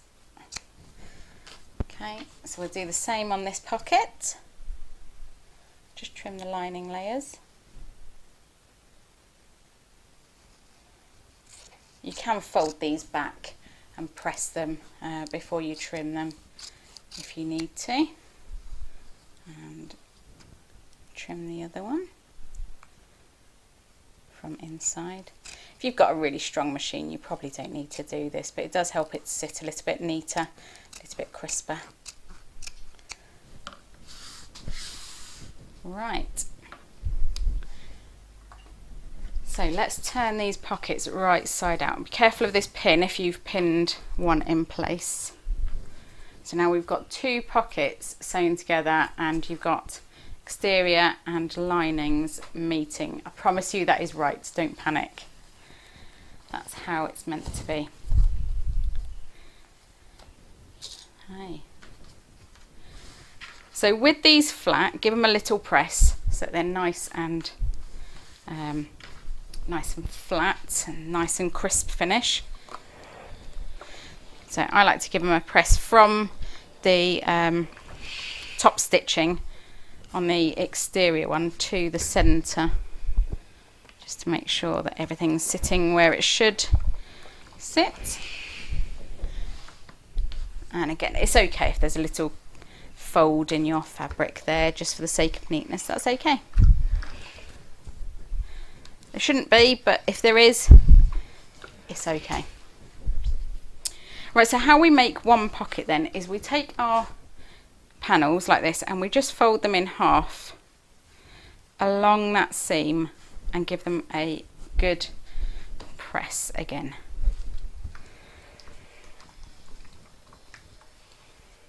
And that forms one double pocket there. So we'll do the same for this one. Fold it in half. And by doing the opposites, where you did one with the right hand, the highest point in the right hand and one with the highest point in the left hand, you should in theory get two pockets that match each other like that. So now we need the gusset, and we're going to attach these pockets onto the exterior gussets, and the measurements are all in your pattern, so do double check them. So you need the tips to be 1.5 inches, that's 4 centimeters from the top raw edge of the gusset. So need my poor little broken ruler, and we need, right, so what did I say, 1.5 inches, so I'll measure 1.5 inches from the top, and then when we place this on, just make sure that the top of the piping is around about that sort of place, And you can give it a little wiggle, manipulate it a little bit if it's not quite sitting square. That's okay. I'm going to clip that into place.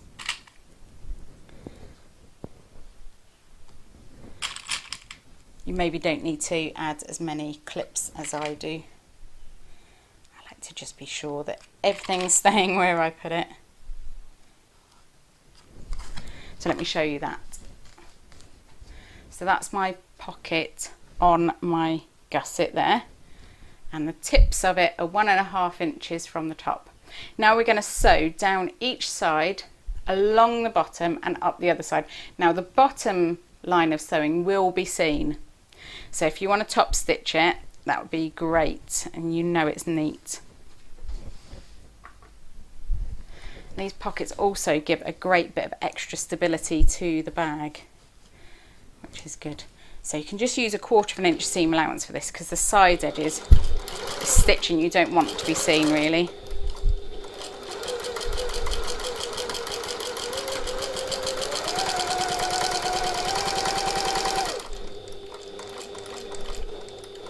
And then along the bottom, what I like to do is do 1/8 inch on the bottom, so that it looks like the rest of my top stitching.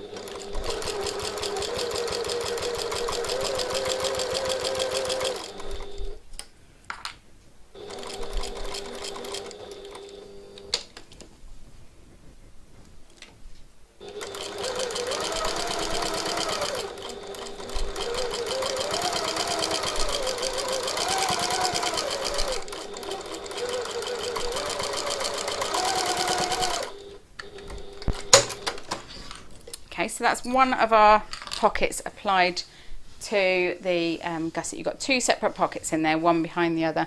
These are quite handy pockets. On the large I can fit my phone in, and on the side I can fit my, I've got a little purse, a little wallet that's just got my cards in, and that's handy. So I'll do the pockets on the other side, but that gives you a little idea of how your bag's going to look. I quite like that. That looks quite good, doesn't it? So I'll swap you back and I'll just apply these other pockets here. So again, I'll measure, place them 1.5 inches.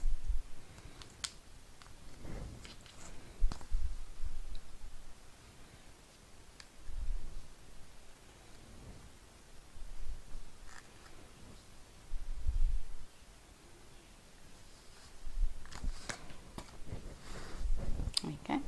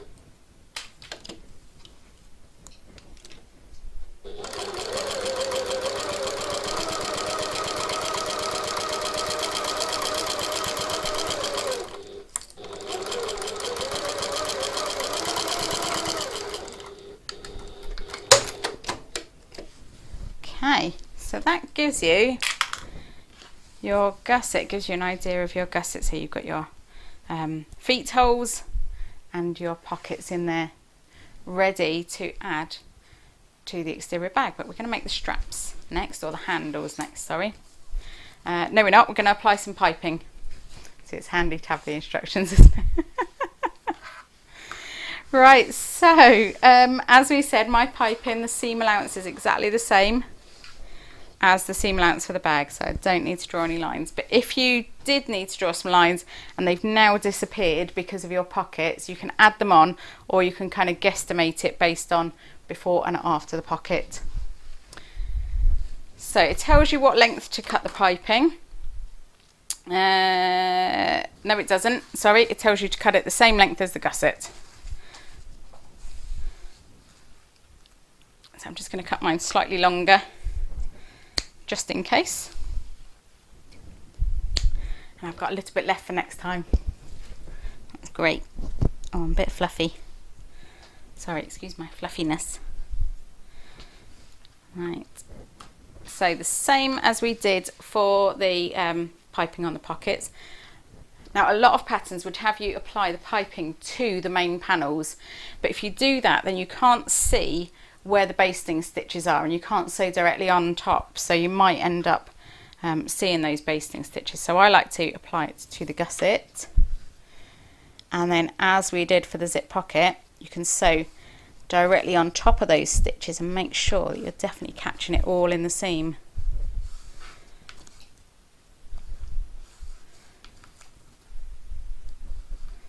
Loose thread out the way before we sew it into the piping. Now, if your sewing machine is not very strong, you might want to end the piping about an inch before the top, and I'll show you how to do that because that's not in the pattern.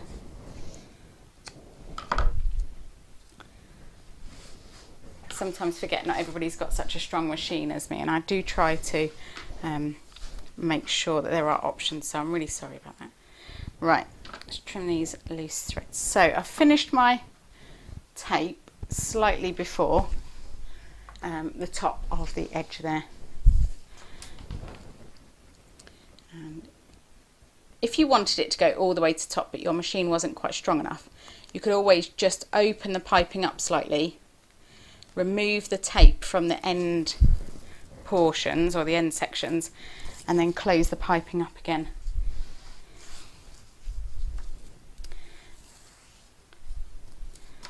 Okay, so starting from approximately the middle, just pop my piping into place along the raw edge, and I'm lining mine up against the raw edge because well, actually I wanted to do it the other way around, didn't I, with a bobbin thread up. Sorry for that. I'm placing it along the raw edge because my seam allowance is the same as my pattern. Pretend the last few seconds didn't happen. Just attaching it to this double-sided basting tape all along the raw edge. And then when you get to about an inch away from the top, you can just curve it off the edge, and I'll show you what I'm doing on the other end. I want to get this end clipped into place first. So all you do is you can measure this obviously, just curve it off so it's tapered off into the seam allowance, and just clip that into place there. So all you're going to do is, as you're sewing, is you're just going to start a little bit before and sew directly over this curve of piping. Should probably measure that, shouldn't I, so that it's even on both sides. So that is exactly an inch on that end and exactly an inch on that end. That's got to be some kind of Christmas miracle there, hasn't it? Oh, I need to swap back to my piping foot again.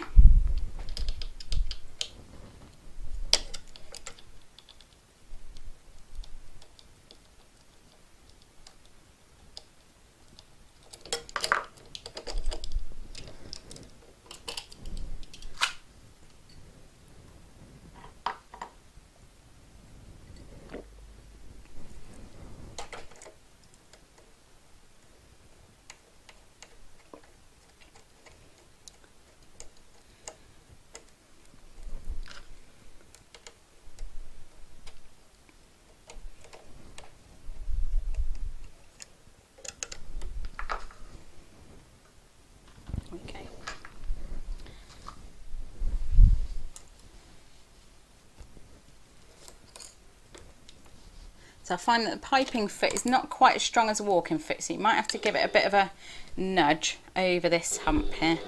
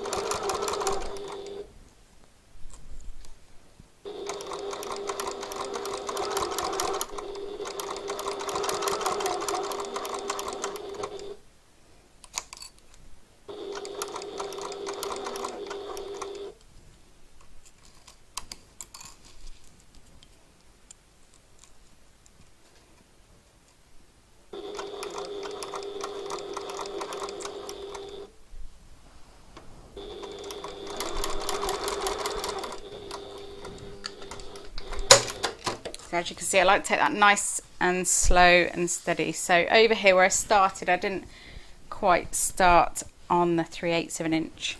So I'm just going to go back and correct that. Otherwise we'll end up with basting stitches showing.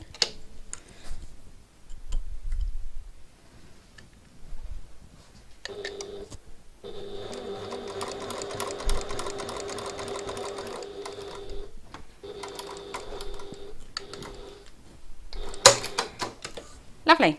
Okay. Just check my two ends match. Yeah, great. So now you can trim off this extra piping and apply the second side exactly the same as the first. I think that looks pretty good to me, so that's okay. I think it's going to look good with this navy piping. I haven't used this before. It's good.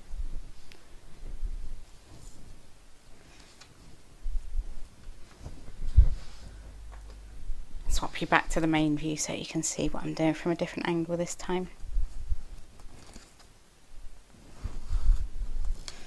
Again, just applying the double-sided tape.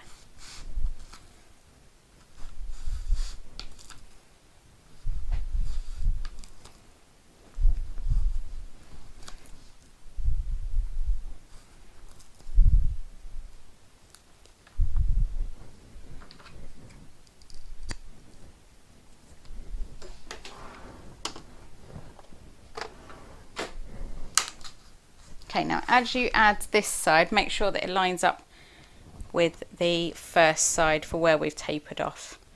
If your machine's very strong, then you might not want to taper it off. You might want to take it all the way to the end. But just bear in mind that'll be in the way when you do your final top stitch then. Okay. Bobbin side up.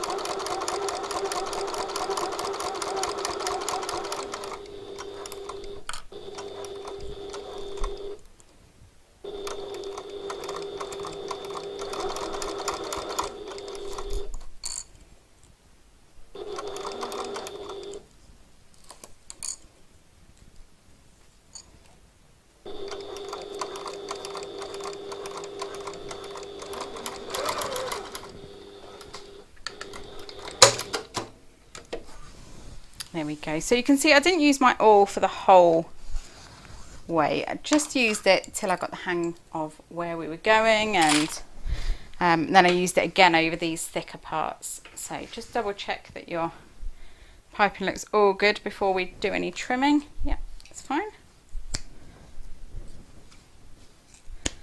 Okay, and now we're ready to make the handles. So we can put the gusset to one side for now, and we'll need our handle pieces and our strap anchors. Okay, so now we're going to do our straps, and I am doing the straps for the diamond strap anchors. So your piece E is different measurements depending on which strap anchors you're using or whether you're putting them into the top seam. So I'm using the diamond ones. So if you're using the long john ones, yours will be slightly thinner. So we've got 4 pieces of strap fabric here, 2 lining and 2 exterior. So we'll be using 1 of each for each handle. I'll pop that to one side. And the first thing you're going to do is sew 1 exterior to 1 lining together along this short edge. And make sure you're consistent with the seam allowance on this one. You don't want different strap lengths or different handle lengths, sorry. So I'm using my regular stitch length for this.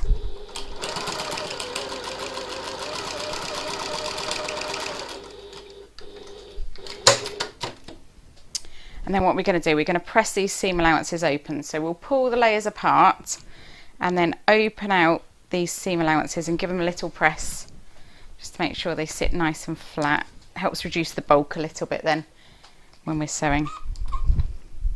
Oh, my iron's unplugged. That might be why we're not getting much steam pressing going on. Could just fast forward this bit while we wait for it to warm up. There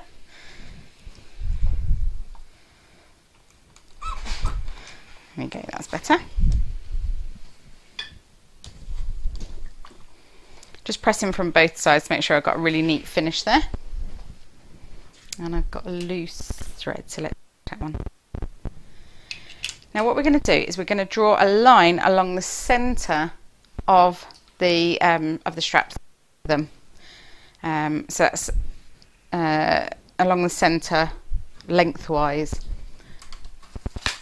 So I'm doing the diamond strap anchors, so my centre will be 1 1/4 inches from the end. Let me just double check, yeah.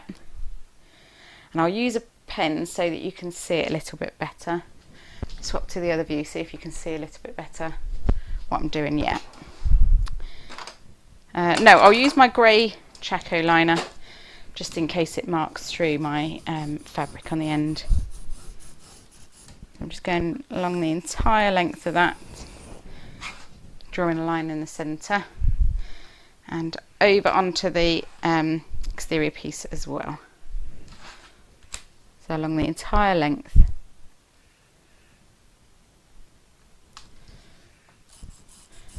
If you wanted to have handles that are all one colour, you wouldn't need to do 2 and 2. You could just do 4 all the same colour. Right, so we'll pop that to one side for the minute. Now the first thing we're going to do is we're going to take this over to the iron and press these long edges into the centre line. Give it a little steam press to help it sit nice and sharp in place. Good job we've turned our irons on again. Okay, so I'm just folding the long edge into the centre and giving it a press. I'm going to do that on both long edges into the centre all the way along.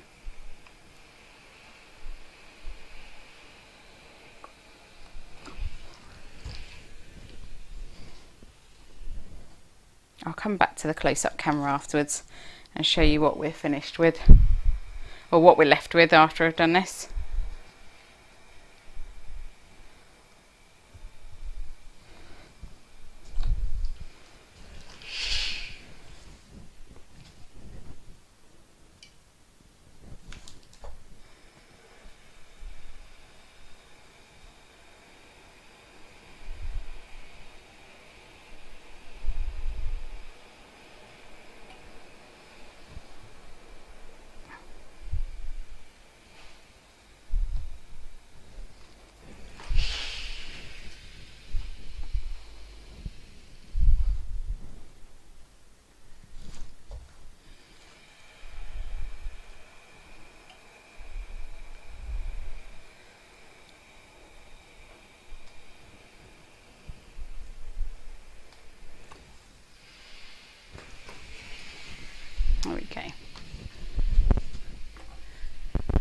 Right, so along that entire length, the raw edges are pressed into the centre. Now we're going to thread our strap connectors on, or strap anchors on, and now I'll show you how I'm doing this. So this one I'm going to thread on this way. So I'm sorry, I should say first, so my lining fabric I'm actually using as a contrast. So when I finish my handle, this is going to be my exterior as a contrast against the exterior fabric. If you're doing it that your exterior is the exterior of the handle, then swap it around so that you're doing it the opposite to me. So I'm going to thread this on with the point facing up, and I'm going to thread through from behind and out the other side. Okay. And now, so that I get the other one on the right way, just folding that in half. So I've got my anchor on here, and I need to make sure that this strap anchor sits like that with the point facing out, so that when I turn my handle onto my bag, both of my points are facing down. If you want your points facing up, then you can also do that as well. So let's see, do we need to thread through from here? Nope. Thread through from the back, maybe. Just have a little play until you've got it right.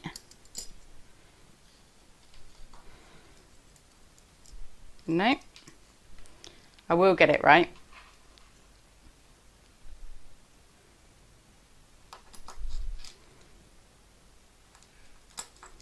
Got it. Okay. Once I've worked it out, I'll let you know. It's easy with long johns, they've only got one side. Okay. So, thread your first one on, as we said, and then for the other one, have the point facing up and the ring hanging down, and thread through from the front of the ring to the back. Okay, hope you can see that okay. Right, so then when they're on together, they're facing each other and mirrored, so the points are both facing up and the strap is going from the front to the back, both of these anchors, if you can see that okay. So we know they are right, so what we can do now is open out just the very ends of our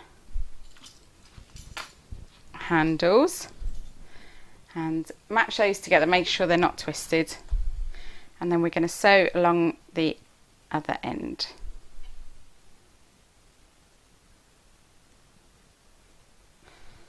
Okay. You'll have to forgive me trying to work out which way to put the strap anchors on. I haven't sewn one of these for a little while. I've been working on something else for a while.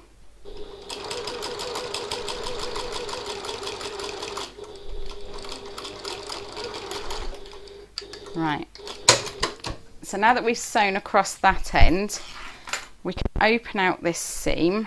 Just give this a little finger press to open it out and refold back into the centre and give that a press, so that it's back as though nothing had happened to it.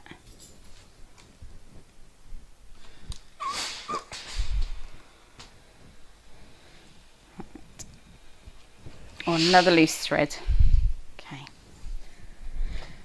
Right, so now we've got a loop with our two strap anchors facing each other and mirrored, with the handle going through from the front to the back. And now on the right side, we're going to stitch at 1/4 of an inch away from the edge. Now that's quite a lot bigger than we usually do on a top stitch, and you'll see why at the end, but don't try and change that. Do sew it at 1/4 of an inch, that's 6 millimeters, those of you working in metric. And just move these strap anchors out of the way as you come to them.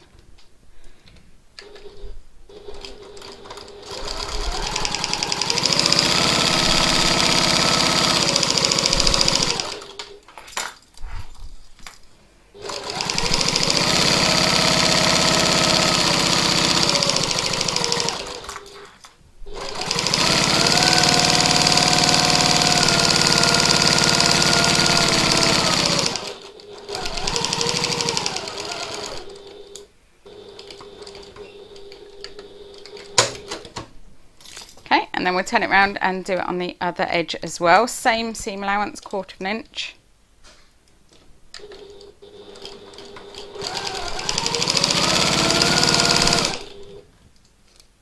Oh, hang on, I've lost my bobbin thread. Always happens when you're top stitching, doesn't it?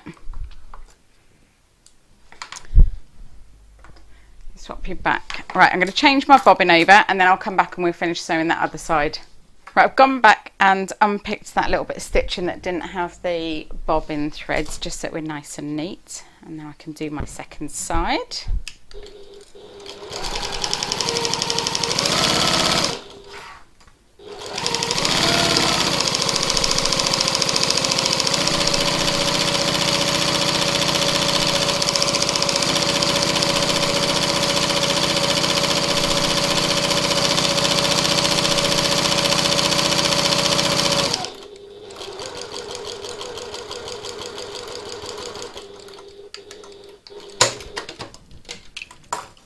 So we've got a lovely top stitched loop. Swap you back to the other view so you can see what I'm doing. Now, because I'm having my lining fabric on the outside of the handles as a contrast, I'm just pulling my handles to either end, and we're going to make sure that that seam is directly underneath the strap anchor. And then get yourself some clips or pins. If you fancy, if you prefer to hand baste, you can. Just clip that end and then pull this taut.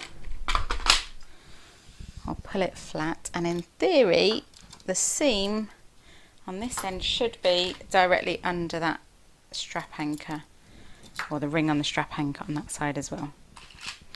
Add a couple more clips just to hold it all in place, and we're going to sew a rectangle or a bit of a box on this strap. So we're going to now sew at our 1/8 of an inch or 3mm, and we're going to sew, I'll maybe start it around about there, so all the way up one end, along across the end, the short end, and back down across the short end and back to where I started. Now if you're not confident that you can get close enough to the end, don't panic, you can always put a rivet in right close to that very end where the strap anchor is, which I might do. You might have to work at slightly funny angles to be able to get it under the machine or under the foot, especially if you're using a walking foot like me. So I'm going to start here, and I'm going to start at my 1/8 of an inch.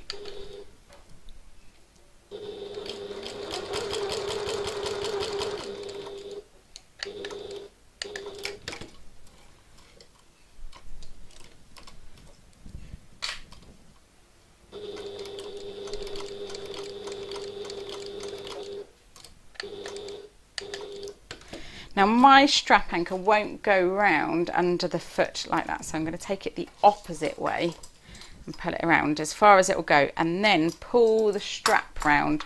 So in an ideal world this strap anchor would sit directly under this foot, but it doesn't, and that's okay. So just pull it out of the way so that the bit you're sewing is straight.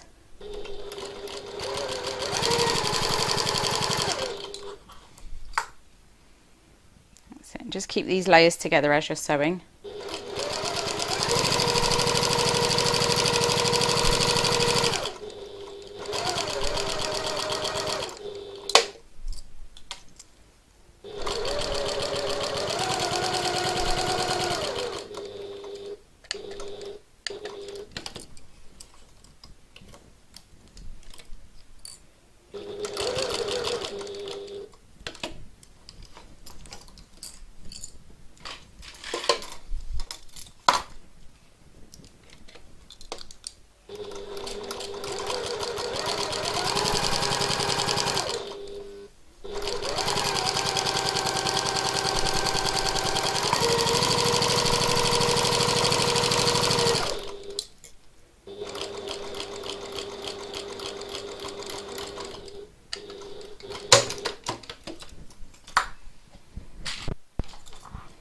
There we go, so that's our strap, or sorry, it's not our strap, is it? It's our handle fully finished. We've already done our strap.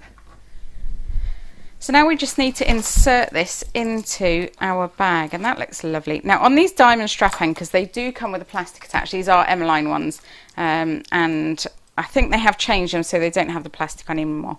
But let me change you back to the close-up view. I'll show you how I get the plastic on. I'm going to leave the plastic on right until the very end so that I don't have to worry about scratching the metal. But what I do is I take a craft knife, not this, I'm just using this to show you. But I take a craft knife and I score along that very, very bottom edge of that loop that attaches the ring onto the strap anchor.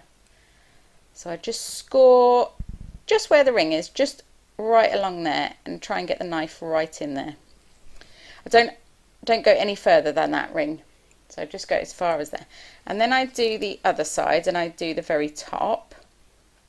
And then usually that's enough to pull it, and you can pull the top and the bottom, and the sides come out with it as you pull it. But I don't do that till the very end. And I have on occasion gone out somewhere with the plastic still attached to my strap anchors by mistake. Whoops. So if you're going to do the same, don't forget to take it off. Right, I'm going to mark the centres of my main panel. Now you've done this already, of course, because you follow the pattern. So I'm just going to mark the top and the bottom.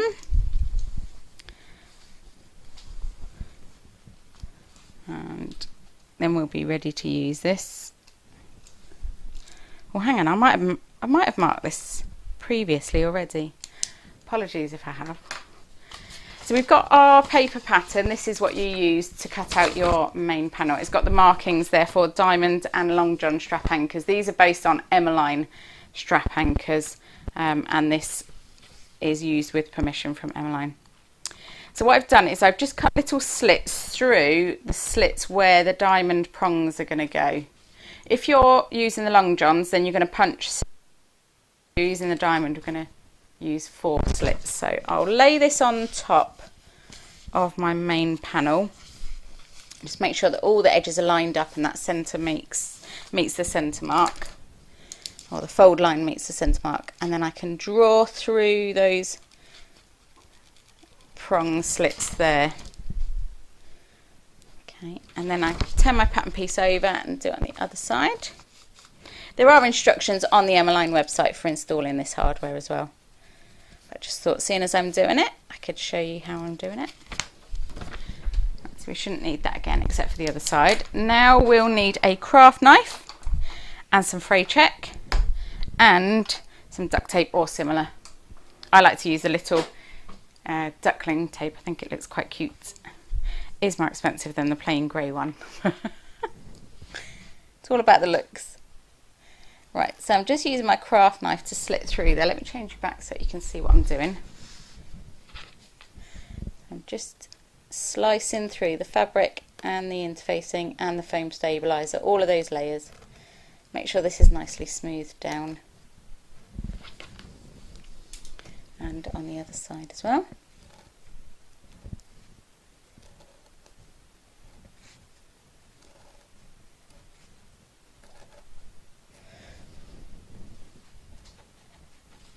Okay. If you're not sure whether you've caught all of the layers, you could always use an awl or something just to poke through.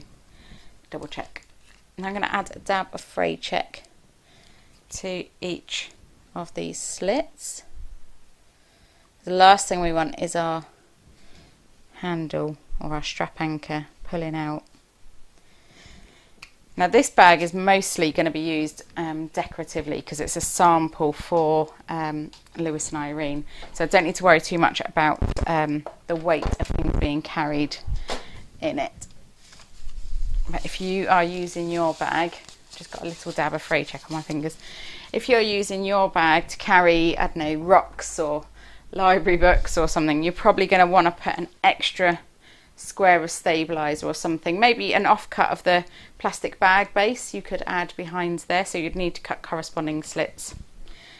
Right, now let's pop our strap anchor in. Now if you have done your strap anchor so that the exterior fabric is out, then just bear that in mind as I'm placing mine. And I could do that if I had the prongs facing upwards, but I've chosen to do it with the lining facing out, just for a bit of contrast. I'll swap you back to the other view so you can see a little bit closer what I'm doing. So I'm just double check before I start inserting these prongs. Yep. I'm going to push those through the holes I've made. A little bit wide there. I'll just encourage them in a little bit.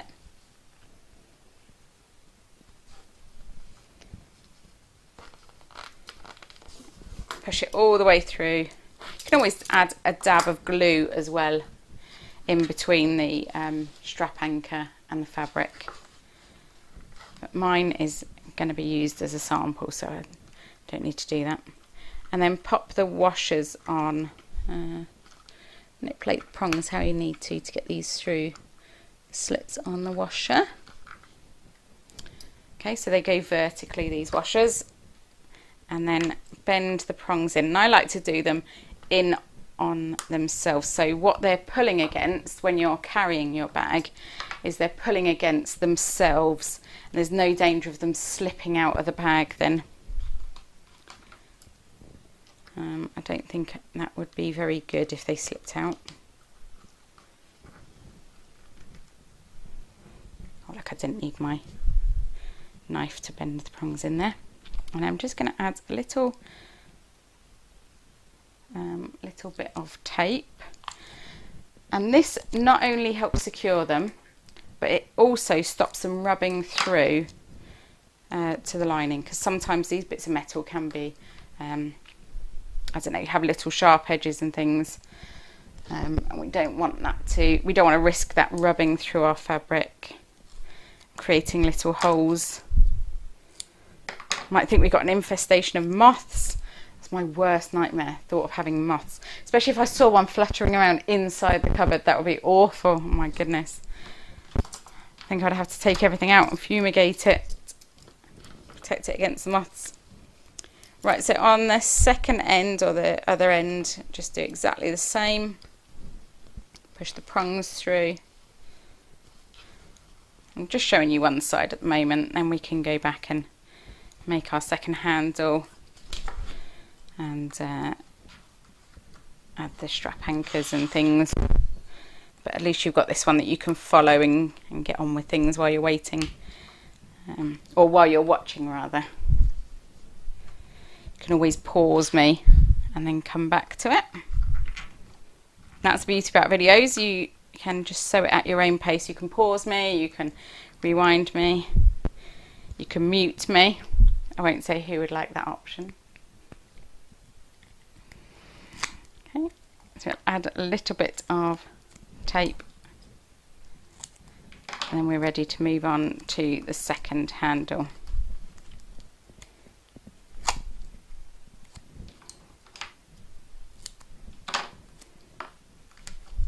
I like having fun duct tape. It's a nice little secret hidden inside your seams, isn't it?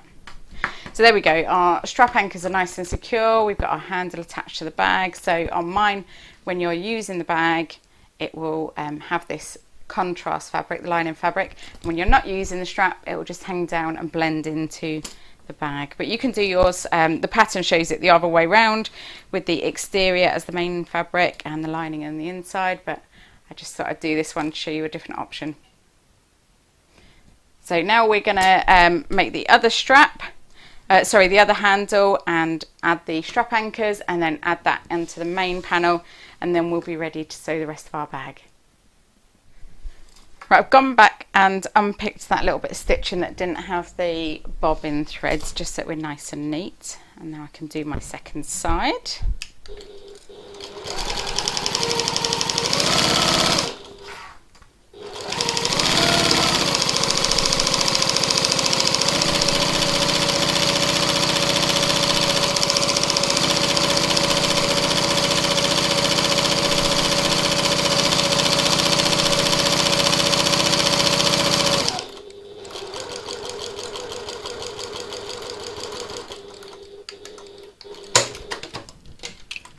There we go, so we've got a lovely top stitched loop. swap you back to the other view so you can see what I'm doing. Now, because I'm having my lining fabric on the outside of the handles as a contrast, I'm just pulling my handles to either end, and we're going to make sure that that seam is directly underneath the strap anchor. And then get yourself some clips or pins. If you fancy, if you prefer to hand baste, you can. Just clip that end and then pull this taut. I'll pull it flat, and in theory the seam on this end should be directly under that strap anchor, or the ring on the strap anchor on that side as well. Add a couple more clips just to hold it all in place. And we're going to sew a rectangle or a bit of a box on this strap. So we're going to now sew at our 1/8 of an inch or 3mm, and we're going to sew, I'll maybe start it around about there, sew all the way up one end, along across the end, the short end, and back down across the short end and back to where I started. Now if you're not confident that you can get close enough to the end, don't panic, you can always put a rivet in right close to that very end where the strap anchor is, which I might do. You might have to work at slightly funny angles to be able to get it under the machine or under the foot, especially if you're using a walking foot like me. So I'm going to start here, and I'm going to start at my 1/8 of an inch.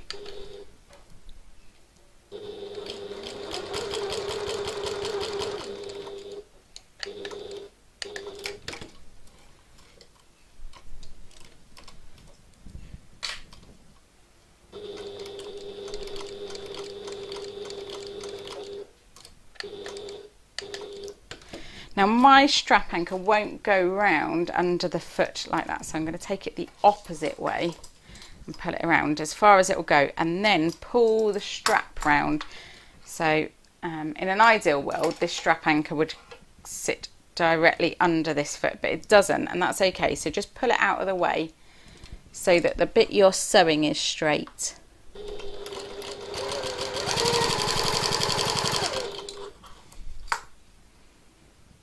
Just keep these layers together as you're sewing.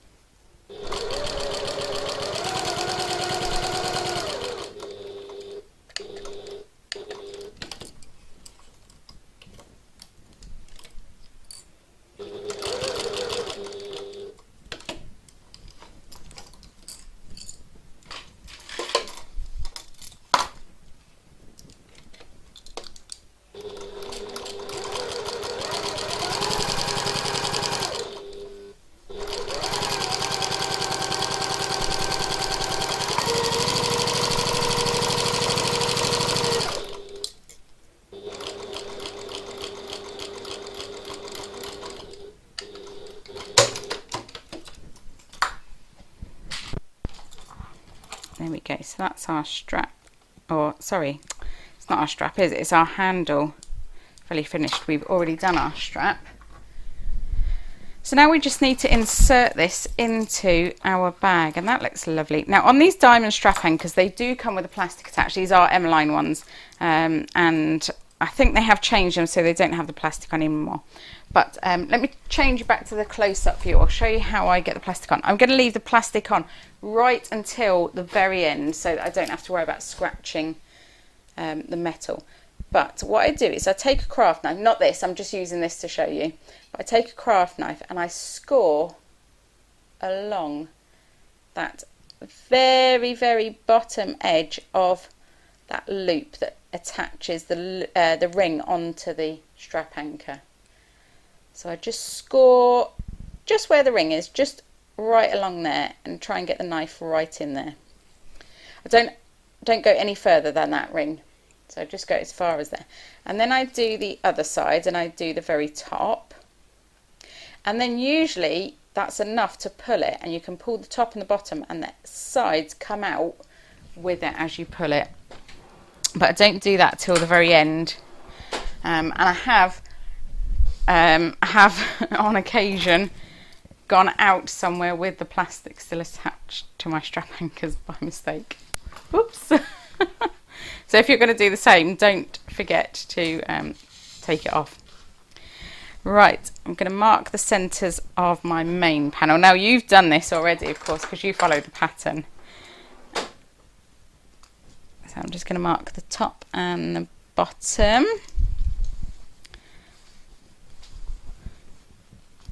And then we'll be ready to use this. Well, hang on, I might have marked this previously already. Apologies if I have. So we've got our paper pattern. This is what you use to cut out your main panel. It's got the markings there for diamond and long john strap anchors. These are based on Emmeline strap anchors, and this is used with permission from Emmeline. So what I've done is I've just cut little slits through the slits where the diamond prongs are going to go. If you're using the long johns, then you're going to punch. Using the diamond, we're going to use 4 slits. So I'll lay this on top of my main panel. Just make sure that all the edges are lined up and that centre meets the centre mark, or the fold line meets the centre mark, and then I can draw through those prong slits there. Okay, and then I turn my pattern piece over and do it on the other side. There are instructions on the Emmeline website for installing this hardware as well. I just thought, seeing as I'm doing it, I could show you how I'm doing it. So we shouldn't need that again, except for the other side. Now we'll need a craft knife and some fray check and some duct tape or similar. I like to use a little duckling tape. I think it looks quite cute. It is more expensive than the plain grey one. It's all about the looks. Right, so I'm just using my craft knife to slit through there. Let me change it back so you can see what I'm doing. I'm just slicing through the fabric and the interfacing and the foam stabiliser, all of those layers. Make sure this is nicely smoothed down. And on the other side as well.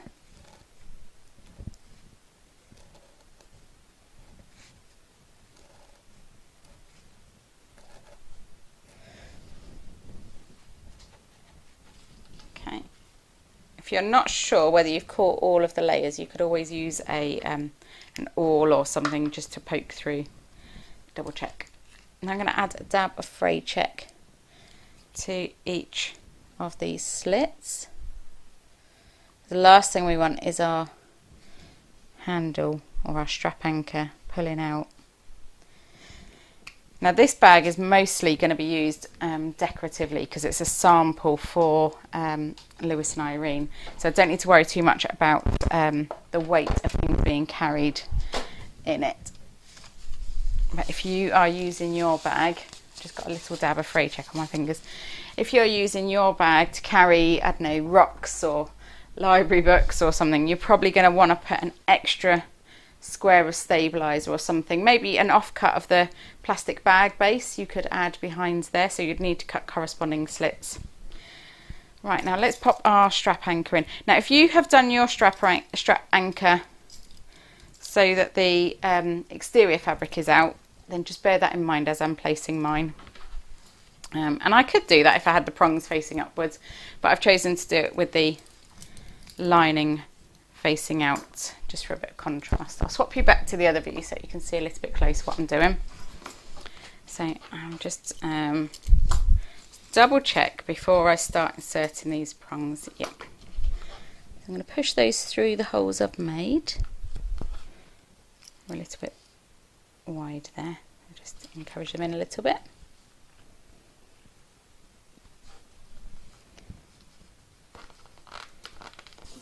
Push it all the way through. You can always add a dab of glue as well in between the strap anchor and the fabric.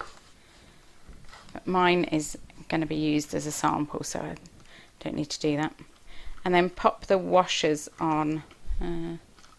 Manipulate the prongs how you need to get these through the slits on the washer. Okay, so they go vertically, these washers. And then bend the prongs in, and I like to do them in on themselves, so what they're pulling against when you're carrying your bag is they're pulling against themselves and there's no danger of them slipping out of the bag then. I don't think that would be very good if they slipped out. Oh look, I didn't need my knife to bend the prongs in there. And I'm just going to add a little bit of tape.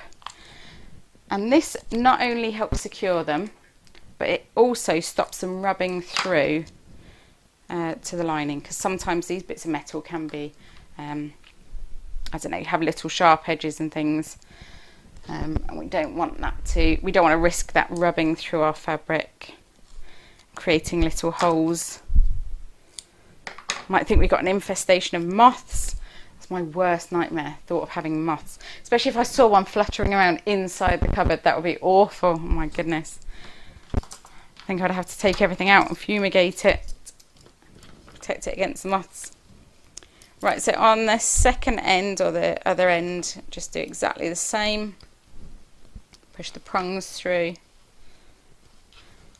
I'm just showing you one side at the moment, then we can go back and make our second handle and add the strap anchors and things. But at least you've got this one that you can follow and get on with things while you're waiting, or while you're watching rather. You can always pause me and then come back to it. That's the beauty about videos. You can just sew it at your own pace. You can pause me, you can rewind me, you can mute me. I won't say who would like that option. Okay, so add a little bit of tape and then we're ready to move on to the second handle.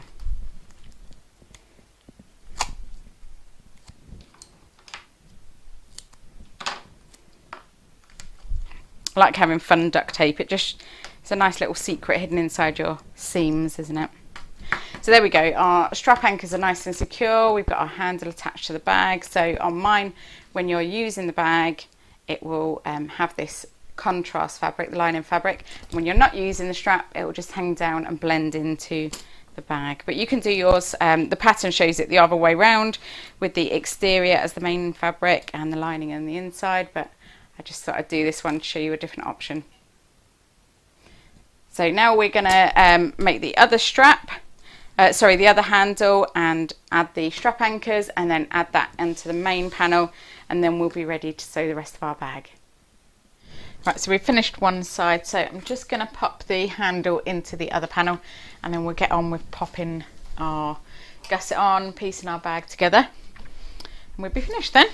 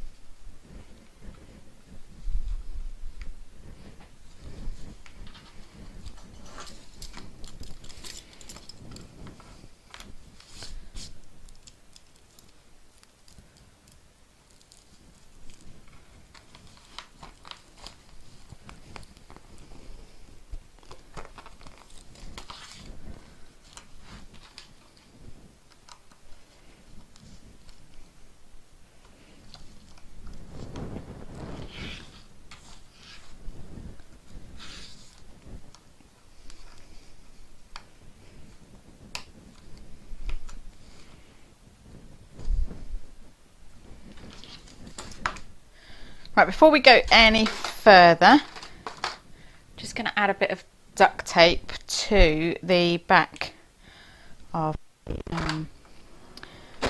these prongs. Now I'm using duckling tape, which is really quite little, but you can use whatever you have if you've got something, or just a scrap of stabilizer fused over the top would be fine. I'm using this tape because this is what I've got and it looks pretty, and then my nice pretty little secret hidden inside the bag. Nobody will know about it apart from us and anybody else who sees this video, but just between us, you, me and whoever else is watching with you. Okay, so pop the tape over the back of those prongs, and I'll do the same on this one as well. So turn it that way so I can see the nice finished side. Give us a little bit of extra motivation then. Okay, a bit more duct tape on this one.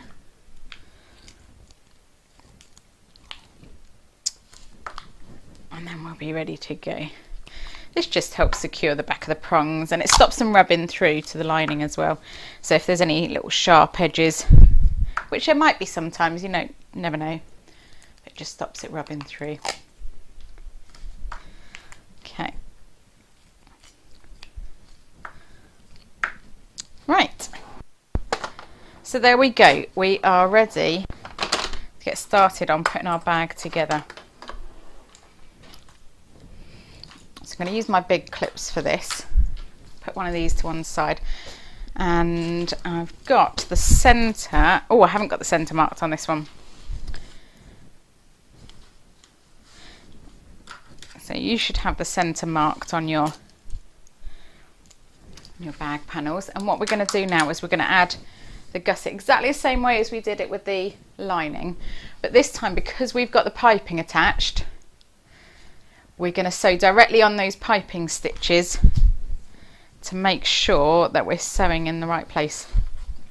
Make sure that any basting bits from the piping are not seen. Okay, oh, I'll just trim the extra little bit of piping off there, and again off there if you need to. Like a little confetti shower of threads there. Okay, so same as we did before, line up the centre and each top edge. I'm using my big clips for this because this is quite thick, especially with the piping. Now if your machine can't handle this bulk, then you're going to need to take some of the piping cord out of the piping just for the last little bit, just to pull it out of the seam allowances. Okay, so just clip the straight edges and then we can ease the rest around the curve. So on this one, I've clipped at the top and the bottom of the straight edge, and then just ease this around the curve here. There we go. This one doesn't actually need clipping, I don't think, or snipping into seam allowance. I think this one looks okay. You can add some of these smaller clips. If you're not convinced on this one, you can, and I hate to say this, you can hand baste it into place if you would like. I hate to say that because I hate hand basting, but sometimes it really is the best option. I'll add a couple more clips just to make sure that it's all secure. So that's one side clipped into place, and you get a little impression now looking in the bag, you get a little impression of how your bag's going to look once this is in place. Add as many clips as you like. If you don't want to hand baste, you could always consider stapling it into place. Just staple within the seam allowance, so when you trim the seam allowance you trim those staples out. That just sometimes holds it in place. just add a couple clips in this side. There we go, that sits lovely. Right, so let me check that my pockets look even on both sides. Yep, okay. So now I'm going to sew around the outside, but I'm going to sew on the piping stitches. So if you can find which stitches are the stitches that you use to secure the piping onto the gusset, sew directly onto those. Let me just rethread my machine. I've come loose. A minute. Now, if you've been using a smaller needle up until this point, you might want to swap to a bigger needle just to handle the extra bulk. And I'm going to go back to my regular stitch length and clear some of these ends and things away. Good job you can't see this side of my sewing machine. Right, so I'm going to start in the top corner and I'm going to back stitch at the start and the end, and I'm just going to sew all the way around on that 3/8 of an inch seam allowance, which should in theory be on the same line that we sewed our piping on.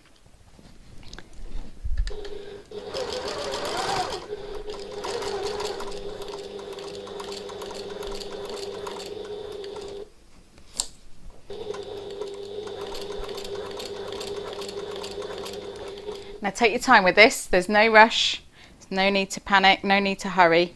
Just make sure that you're hitting that line of stitching as you sew around.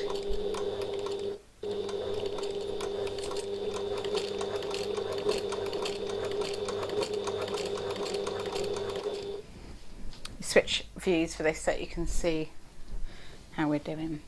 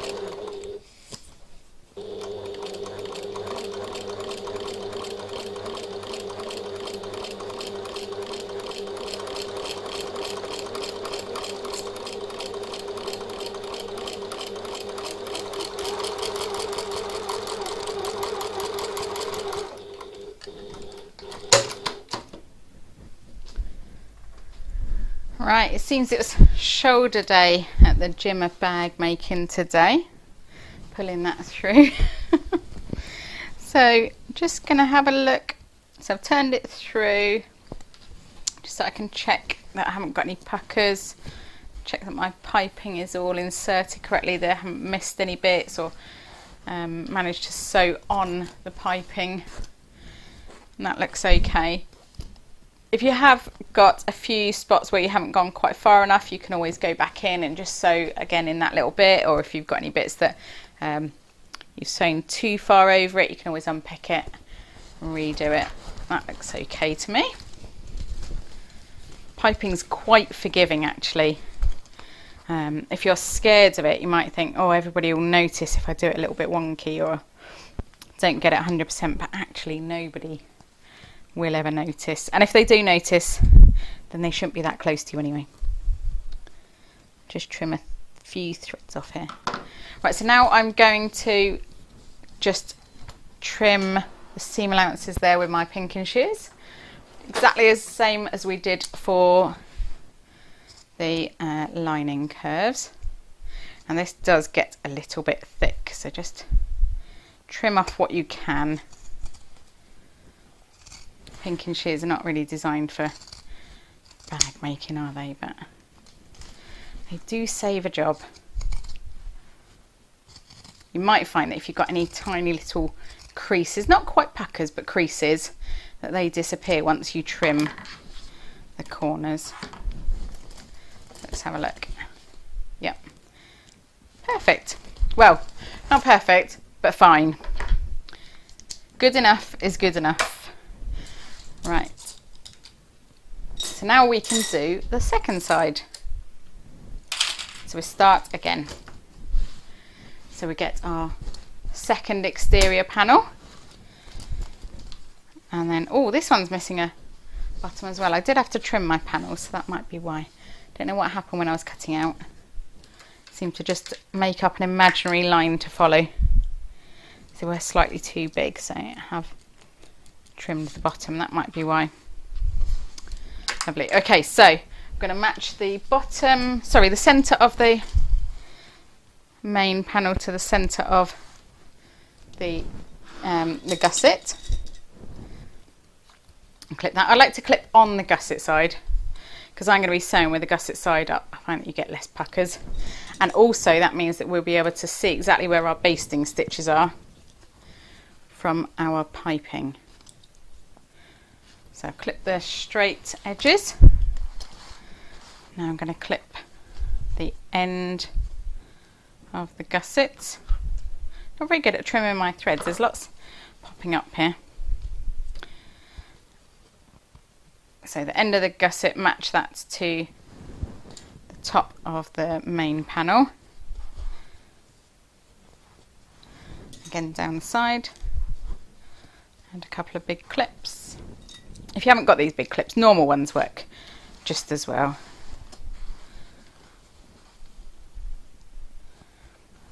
I find that the big ones kind of grip onto slightly more fabric, keep it a little bit more stable as we go. Okay, so clip this into place, and then to ease around the corners I do need to give it just a few little clips into this corner, into the seam allowance, just to help ease it around the curve. Got a nice tight fit. Not sure why I didn't on the other side. Who can tell? These are the kind of things that we just don't question. I use little clips in this because it's a bit tight on space in the corner.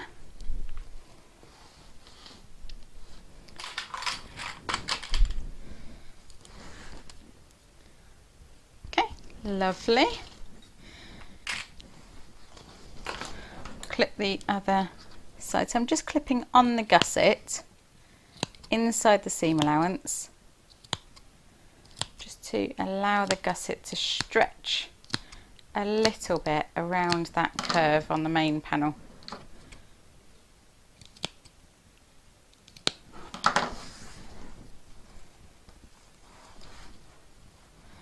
There we go. So I've just wiggled my piping cord out of the way so I didn't catch that as I was clipping. Right, so now we're going to do exactly the same as we did before, just sewing this time, and just squash this top layer out of the way. So as long as what you're sewing under the foot is completely flat, stop with your needle down and then lift your presser foot and just yank the rest of this out of the way. Give it a good pull out of the way. Don't be scared, don't be afraid to you know, show it who's boss. Pull it out of the way. So as long as what you're sewing is completely flat, just scrunch up the rest however you need to get it under the foot and get it where you need it to be. Right, so we'll do exactly the same as we did for the first side.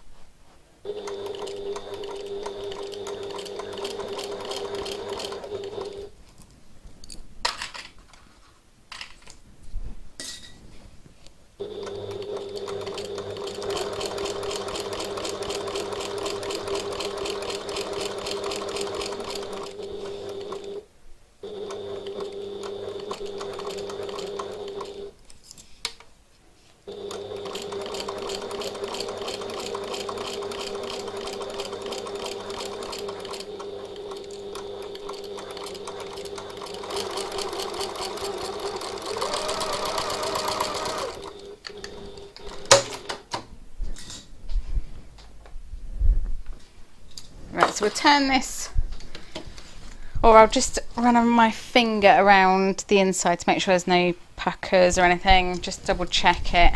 So just sort of partially turn it out and check. Another thread. Where do they come from, these little threads? Do you wonder? Just partially turn it out and double check your piping. Yep, that's fine. That's fine. Looks okay to me. Right, I say partially turn it out, but actually I'm going to turn it out all the way now, aren't we? So on my side of the gusset where I've got, I've made that little mark, haven't I, to say which side to put the base in. Just going to add that little mark again, but near the base, in the hope that I can see that when I put the lining in. Right, so let's double check I haven't missed anything. No? Okay, great. So now we need our, what do we need? Our lining. Just get rid of these loose threads, otherwise they shall forever be trapped inside my bag. Although nobody will know about them except for us. Right, so decide which side you want to be your front. So you might, don't know, if you might have put a label on one side, or you might prefer to have the pockets in a certain direction. Doesn't really matter to me, I don't think. Have a look at my fabric and see which looks better as the front. Maybe this is the front. Okay, so the front is towards me. And then pop in your lining, or pop your lining, no, hang on, pop this in the lining. But first I'm gonna, so if that's the front of the bag, and I'm gonna carry it like this. So this is the front of the bag to me. Then I want my zip to open from this side to this side. So that is how I want mine to be. So I'm going to pop a little pin in that side and a pin in that side. Now you work out how you want your bag to be. Personally, that's how I want my bag to be. But you might not want it like that, and that's okay. So open the zip again, and now with the lining wrong sides out, we're going to put the exterior into the lining. Now this is going to be a squeeze, so bear with me, and you're going to wonder if I actually know what I'm talking about with this. But there is a method here, I promise. So I've got my pin on this bit and my pin on this bit, so then I know that my right side is together.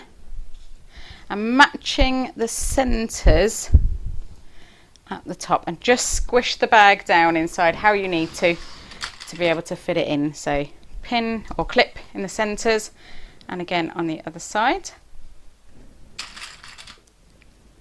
And you can see, I mean, that's really having to be squished in, so don't panic. And then clip in the centre of the gussets so that they're matching. And again, just squish it down how you need to. And the reason for doing this, it would be easier, I know, to do it the other way, where you put the lining into the exterior. But this way, you've only got to turn the exterior through once. So it should, in theory, reduce creases.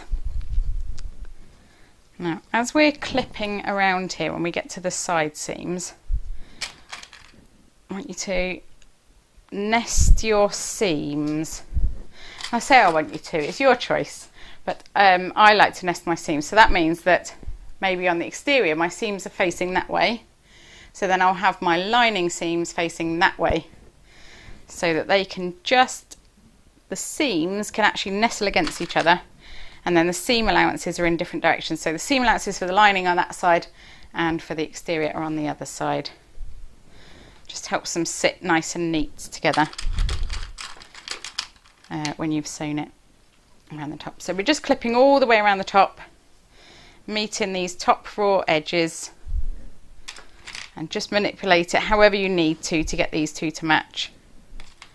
If they've stretched out a little bit from overhandling, just try and manipulate them back so that they match. They shouldn't do if you've interfaced it, but sometimes our fabrics are a little bit more stretchy, aren't they, than we would like. Right, so I'm nearly there, just in the last little section. Now I say that if you do it this way you'll have less turning out, but I've got a flatbed machine, so I am going to have to turn out more than you would if you've got a free arm. So if you've got a free arm, take your thingy off so that you can use the free arm.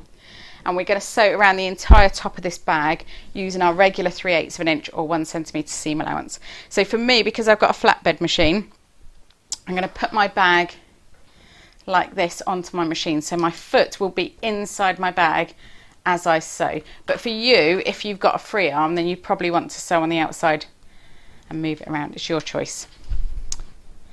So I'm going to start here in this back corner. In fact, I'm going to pop a pin in there to stop it pulling out of shape while I'm getting it into place. You should never put pins in your mouth.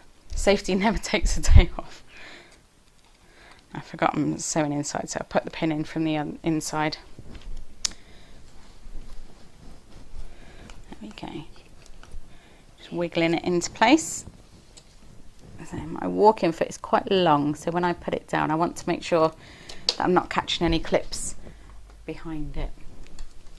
Okay, so the inside of my bag is here, so I've got my foot inside, my walking foot inside the bag. So I'm just using my regular stitch length, and I have back stitched at the start and I will again at the end, just to be sure that this is definitely secure.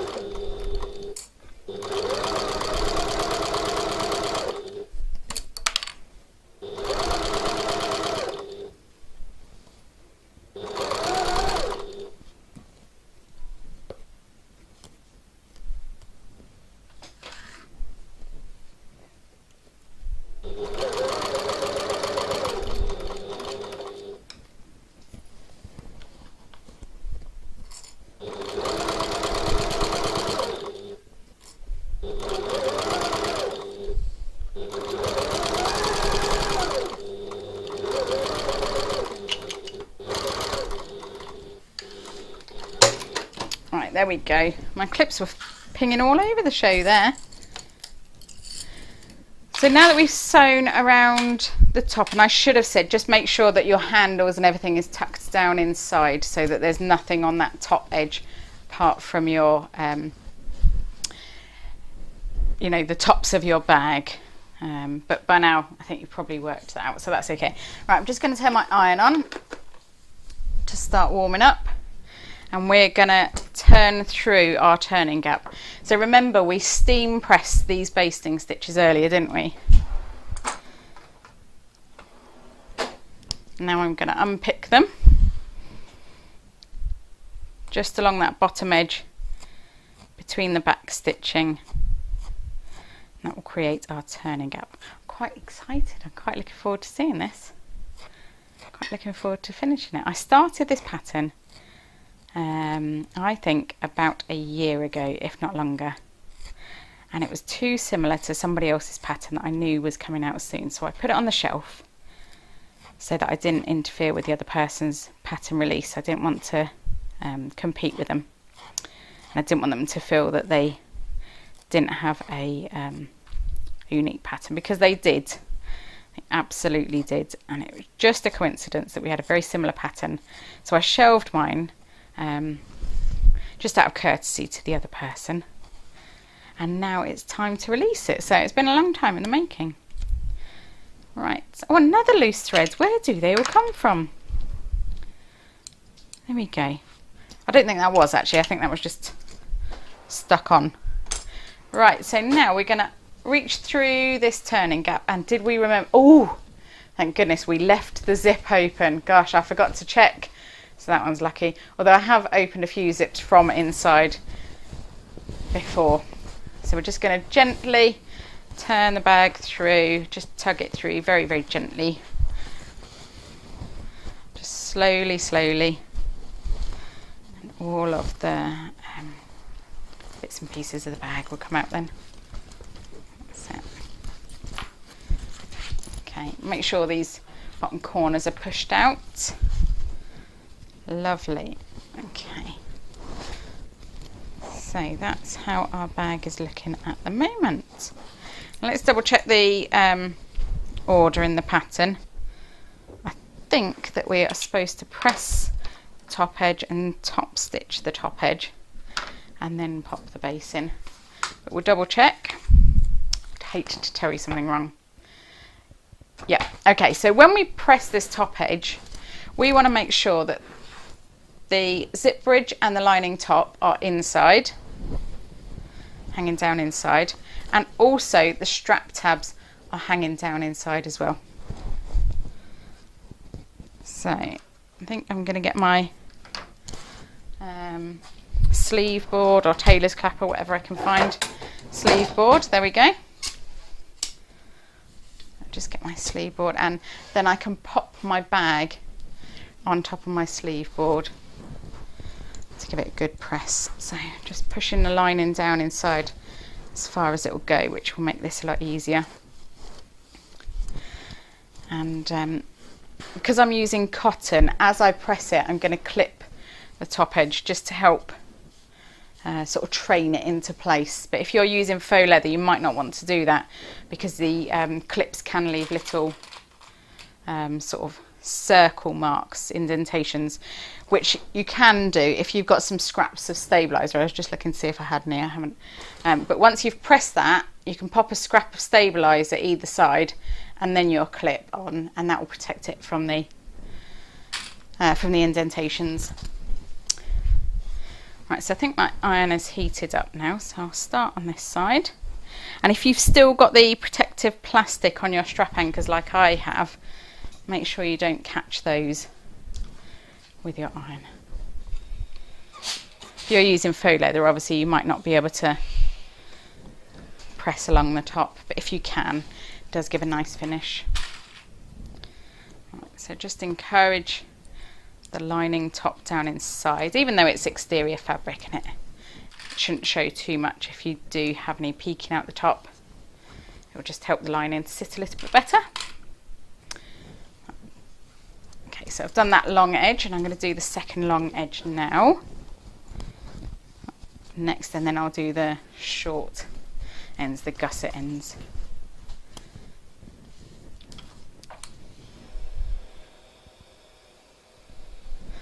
A good shot of steam, that will help it sit really nice and flat. A nice finish to the top end then, or the top edge, sorry. There, I was thinking my bag looks a bit top end. I think I quite like it with this chunky piping. I've only ever used the 3mm piping on the small size before, but the larger 7mm does look okay, so that's good. Right, so I've pulled my tab up, and I'm just encouraging it down inside the bag before I press.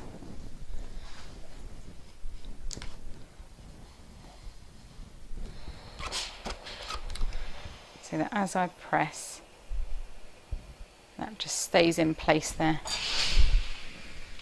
And then pop a clip on quickly to hold it in place. If you need to, you can just grab the lining from inside and pull it down back into place so that it's not peeking out on the exterior.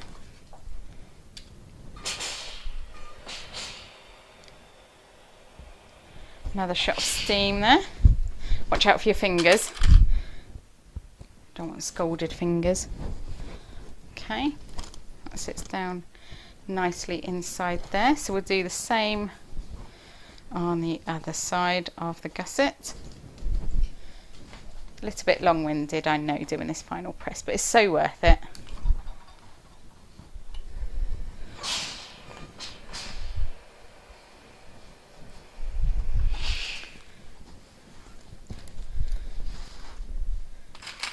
Okay, again clip that into place, pull this down, just give it a little tug, pull it into place, and on this side as well. Now I can see where I've tugged a bit too enthusiastically, I can see that my strap tab is not hanging quite straight from the other side, so I've just straightened that up. Check this one is hanging straight down. Yeah, that's great. So that's how it looks at the moment. And I'm going to top stitch around the entire top of the bag then. Now this one, I said I haven't got a flatbed machine. Sorry, I've got a flatbed. So I'm going to be sewing inside the bag. So that I'm sewing on the exterior fabric, I'm going to turn my bag inside out and then sew inside it again. Before I get started on my top stitching, I'm just going to check my bobbin just in case. So tuck those down inside. This would be good as a reversible bag, wouldn't it? It looks pretty on both sides.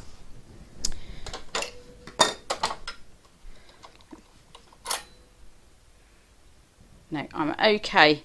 Good, okay. If I hadn't have checked that, I would have run out, I think.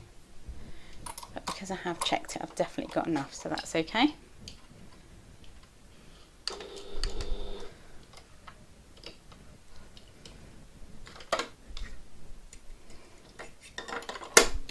Right, so I'll swap you back over to the other view and we'll get started. So that's the back of my bag. So I'll get started around about here-ish. And I'm using my 1/8 of an inch seam allowance. Actually, let me take that extra clip off the back there. Give me a bit of extra space with my foot, my walking foot, obviously.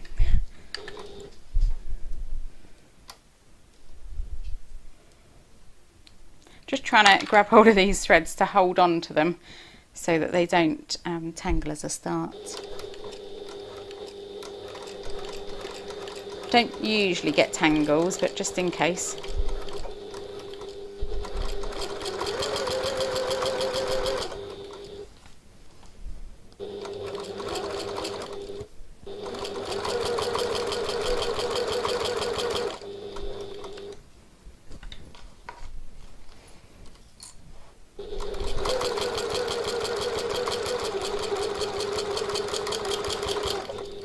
So again, as we did before, we're just sewing all the way around and move the bag out of the way however you need to.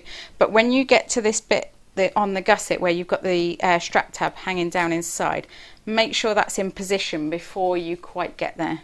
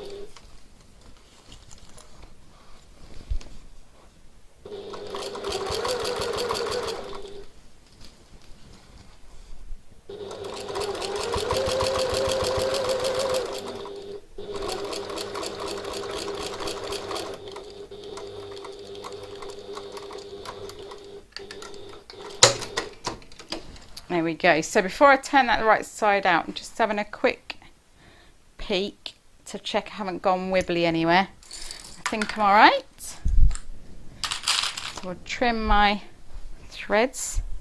These never-ending pesky threads that need trimming. That's most of bag making, isn't it? Looking for what you've just put down and trimming threads. Right, okay, so we can turn that right way round now. Now do not forget to close your turning gap, okay? So if you're not adding bag base or feet, then now is the time to close your turning gap. Okay, how many of us have made a bag that we've forgotten to close the turning gap? So we're going to reach through the turning gap in the zip pocket and pop our bag base into place. Now I've put a little R on one side and I'm matching it up to the R that I've got written on the bottom of the gusset there. So in theory the holes should match up pretty well. Now with one hand inside the bag, so in through the zip pocket inside, and one hand on the outside, we're going to add the bag feet. Now these ones, these are not Emmeline ones unfortunately, So they don't come with washers, but if yours do, you've got a choice whether you need to use them or not, because you're using the bag base, which will keep them in place, so you don't have to use them. Right, so one hand inside and push the foot through the hole in the gusset and then through the hole in the bag base, and then with the hand inside just open out those prongs of the feet. That one was fairly painless, so let's hope they all go like that. There we go, that's the second one in, so I'll just open out the prongs. You can see already it gives a really nice sort of firmness once you start putting these feet in. I'll put the third one in. And there's the third hole. I think that worked quite well, marking which side of the bag base matches which side of the gusset. Okay, and the fourth one.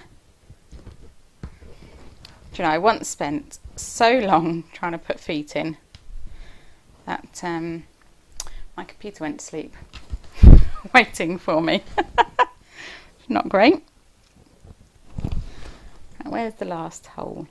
Or where's the fifth hole? There we go. So I think that's purely because I didn't have them lined up very well. So maybe the key is marking them. Okay, and the last one.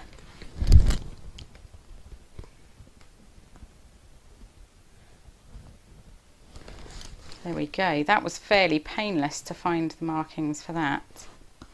That's great. Now if this bag is going to receive a lot of use, then I would suggest that you reach through the turning gap and add a little scrap or a little piece of duct tape or something in over those prongs to keep them in place. And in fact, I don't think this bag is going to receive a lot of use, but I am going to do that just in case. So let me get my tape. I need 4 little bits of tape. Very pretty, isn't it, duct tape? You can get the plain silver tape, but it's not quite as pretty, is it? I think it's probably about half the price.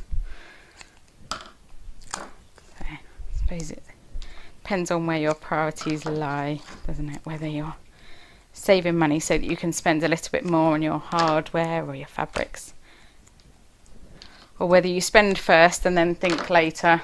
Oops. Right. Okay, so I can just reach through my turning gap and pop these over the prongs. Smooth them down. They should protect prongs a little bit from feeling scratchy through the lining as well. Now, if you haven't got bag feet but you have got bag base and you want to keep it in place, you could actually use some scraps of duct tape or some glue just to hold it in place. I've done that before and nobody knows because it's inside your bag.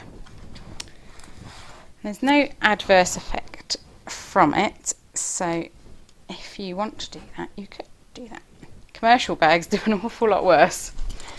Right, so the feet are in place and our bag base is in place. Time to close the turning gap. So remember that line of dots we had earlier from basting across the turning gap. We're going to fold along those. If you want to give them a press, you can. If you want to just finger press them, that's an option as well. So that's one side. The other side. See if I can do this fairly neatly without taking ages. I think at this point of the bag you just want to be done, don't you? You just want to be finished and ready to take it out. There's nothing quite like taking those final photos and sharing on Instagram or Facebook, Pinterest or YouTube. Although what I tend to do with my bags is I show them to my husband and my daughter, who feel it's their duty to quality control them, and they do this by putting a bag on their head. So unfortunately, if you've ever received a bag from me, it's probably had my daughter's head inside the bag. I don't know what they look for in there, but yeah, apparently they feel that's their duty. Right, so we're just going to close this gap. You can do this by hand with a ladder stitch, or you can do it with a machine stitch just on the very edge.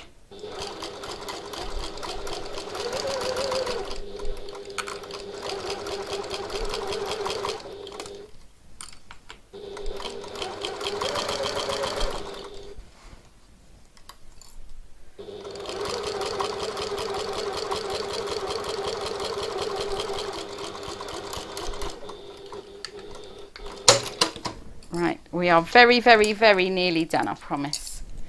Nearly finished. So we've closed that turning gap and we can tuck that back into place. Close the zip and just smooth that lining into place. Make sure all the edges are pushed out. Lovely, okay. But the last thing we're going to do is we're going to add some rivets to these strap tabs, and it's okay if you don't want to, but if you want to carry anything of weight in there, then it's a really good idea too. So let me see if I can show you on the other angle a little bit easier. So what we're going to do is we're going to make a mark in the center of the strap tab, so directly in the center, and that's where we're going to punch our hole for the rivet. So I wonder if you can still see if I turn it around this way. Yeah. So make sure all of these layers are really nice and flat before you get started. And you can measure, or if you've got a template that works as well. I've just done it by eye. I'm going to use my pliers for this one because it's quite near the edge.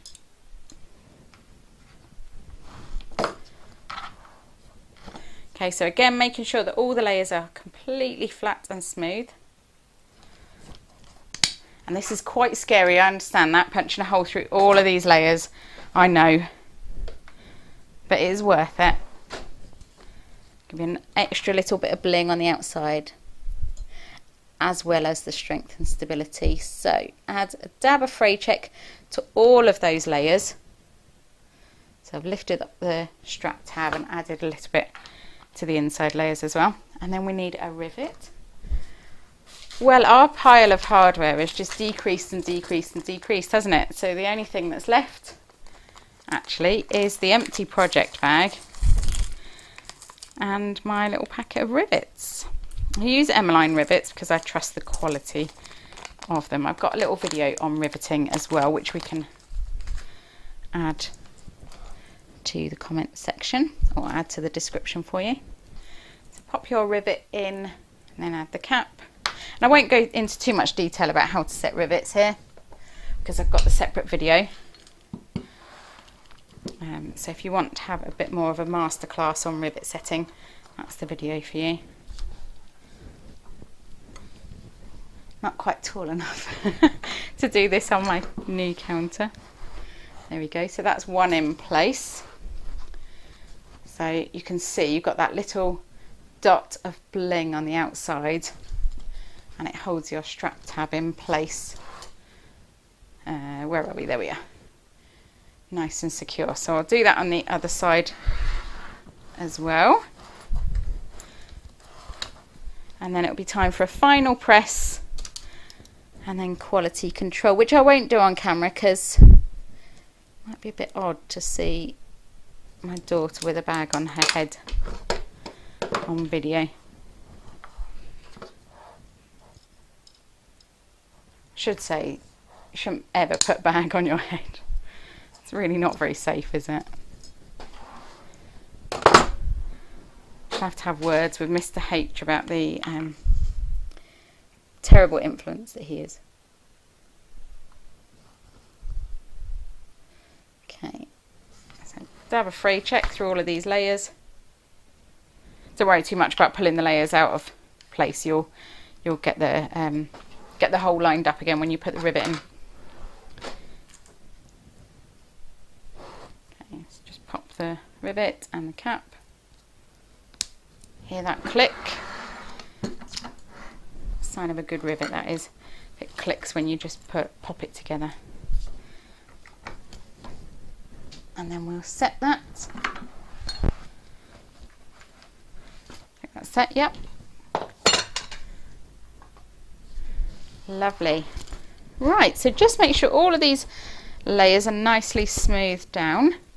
Now I'm going to give it a final press, and then I'm ready to show off my bag, my new piped pocket tote. I like that, it's great.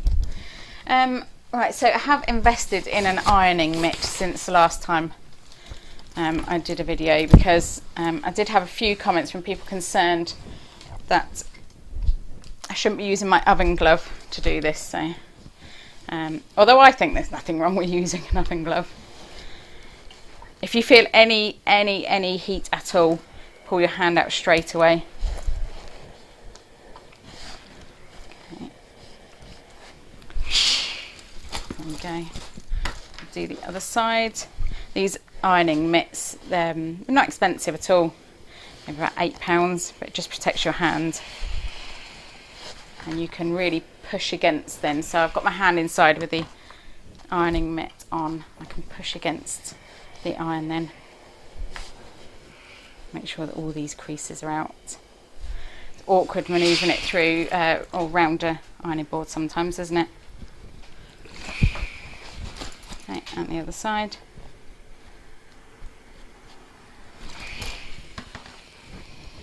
Okay, that looks great inside as well.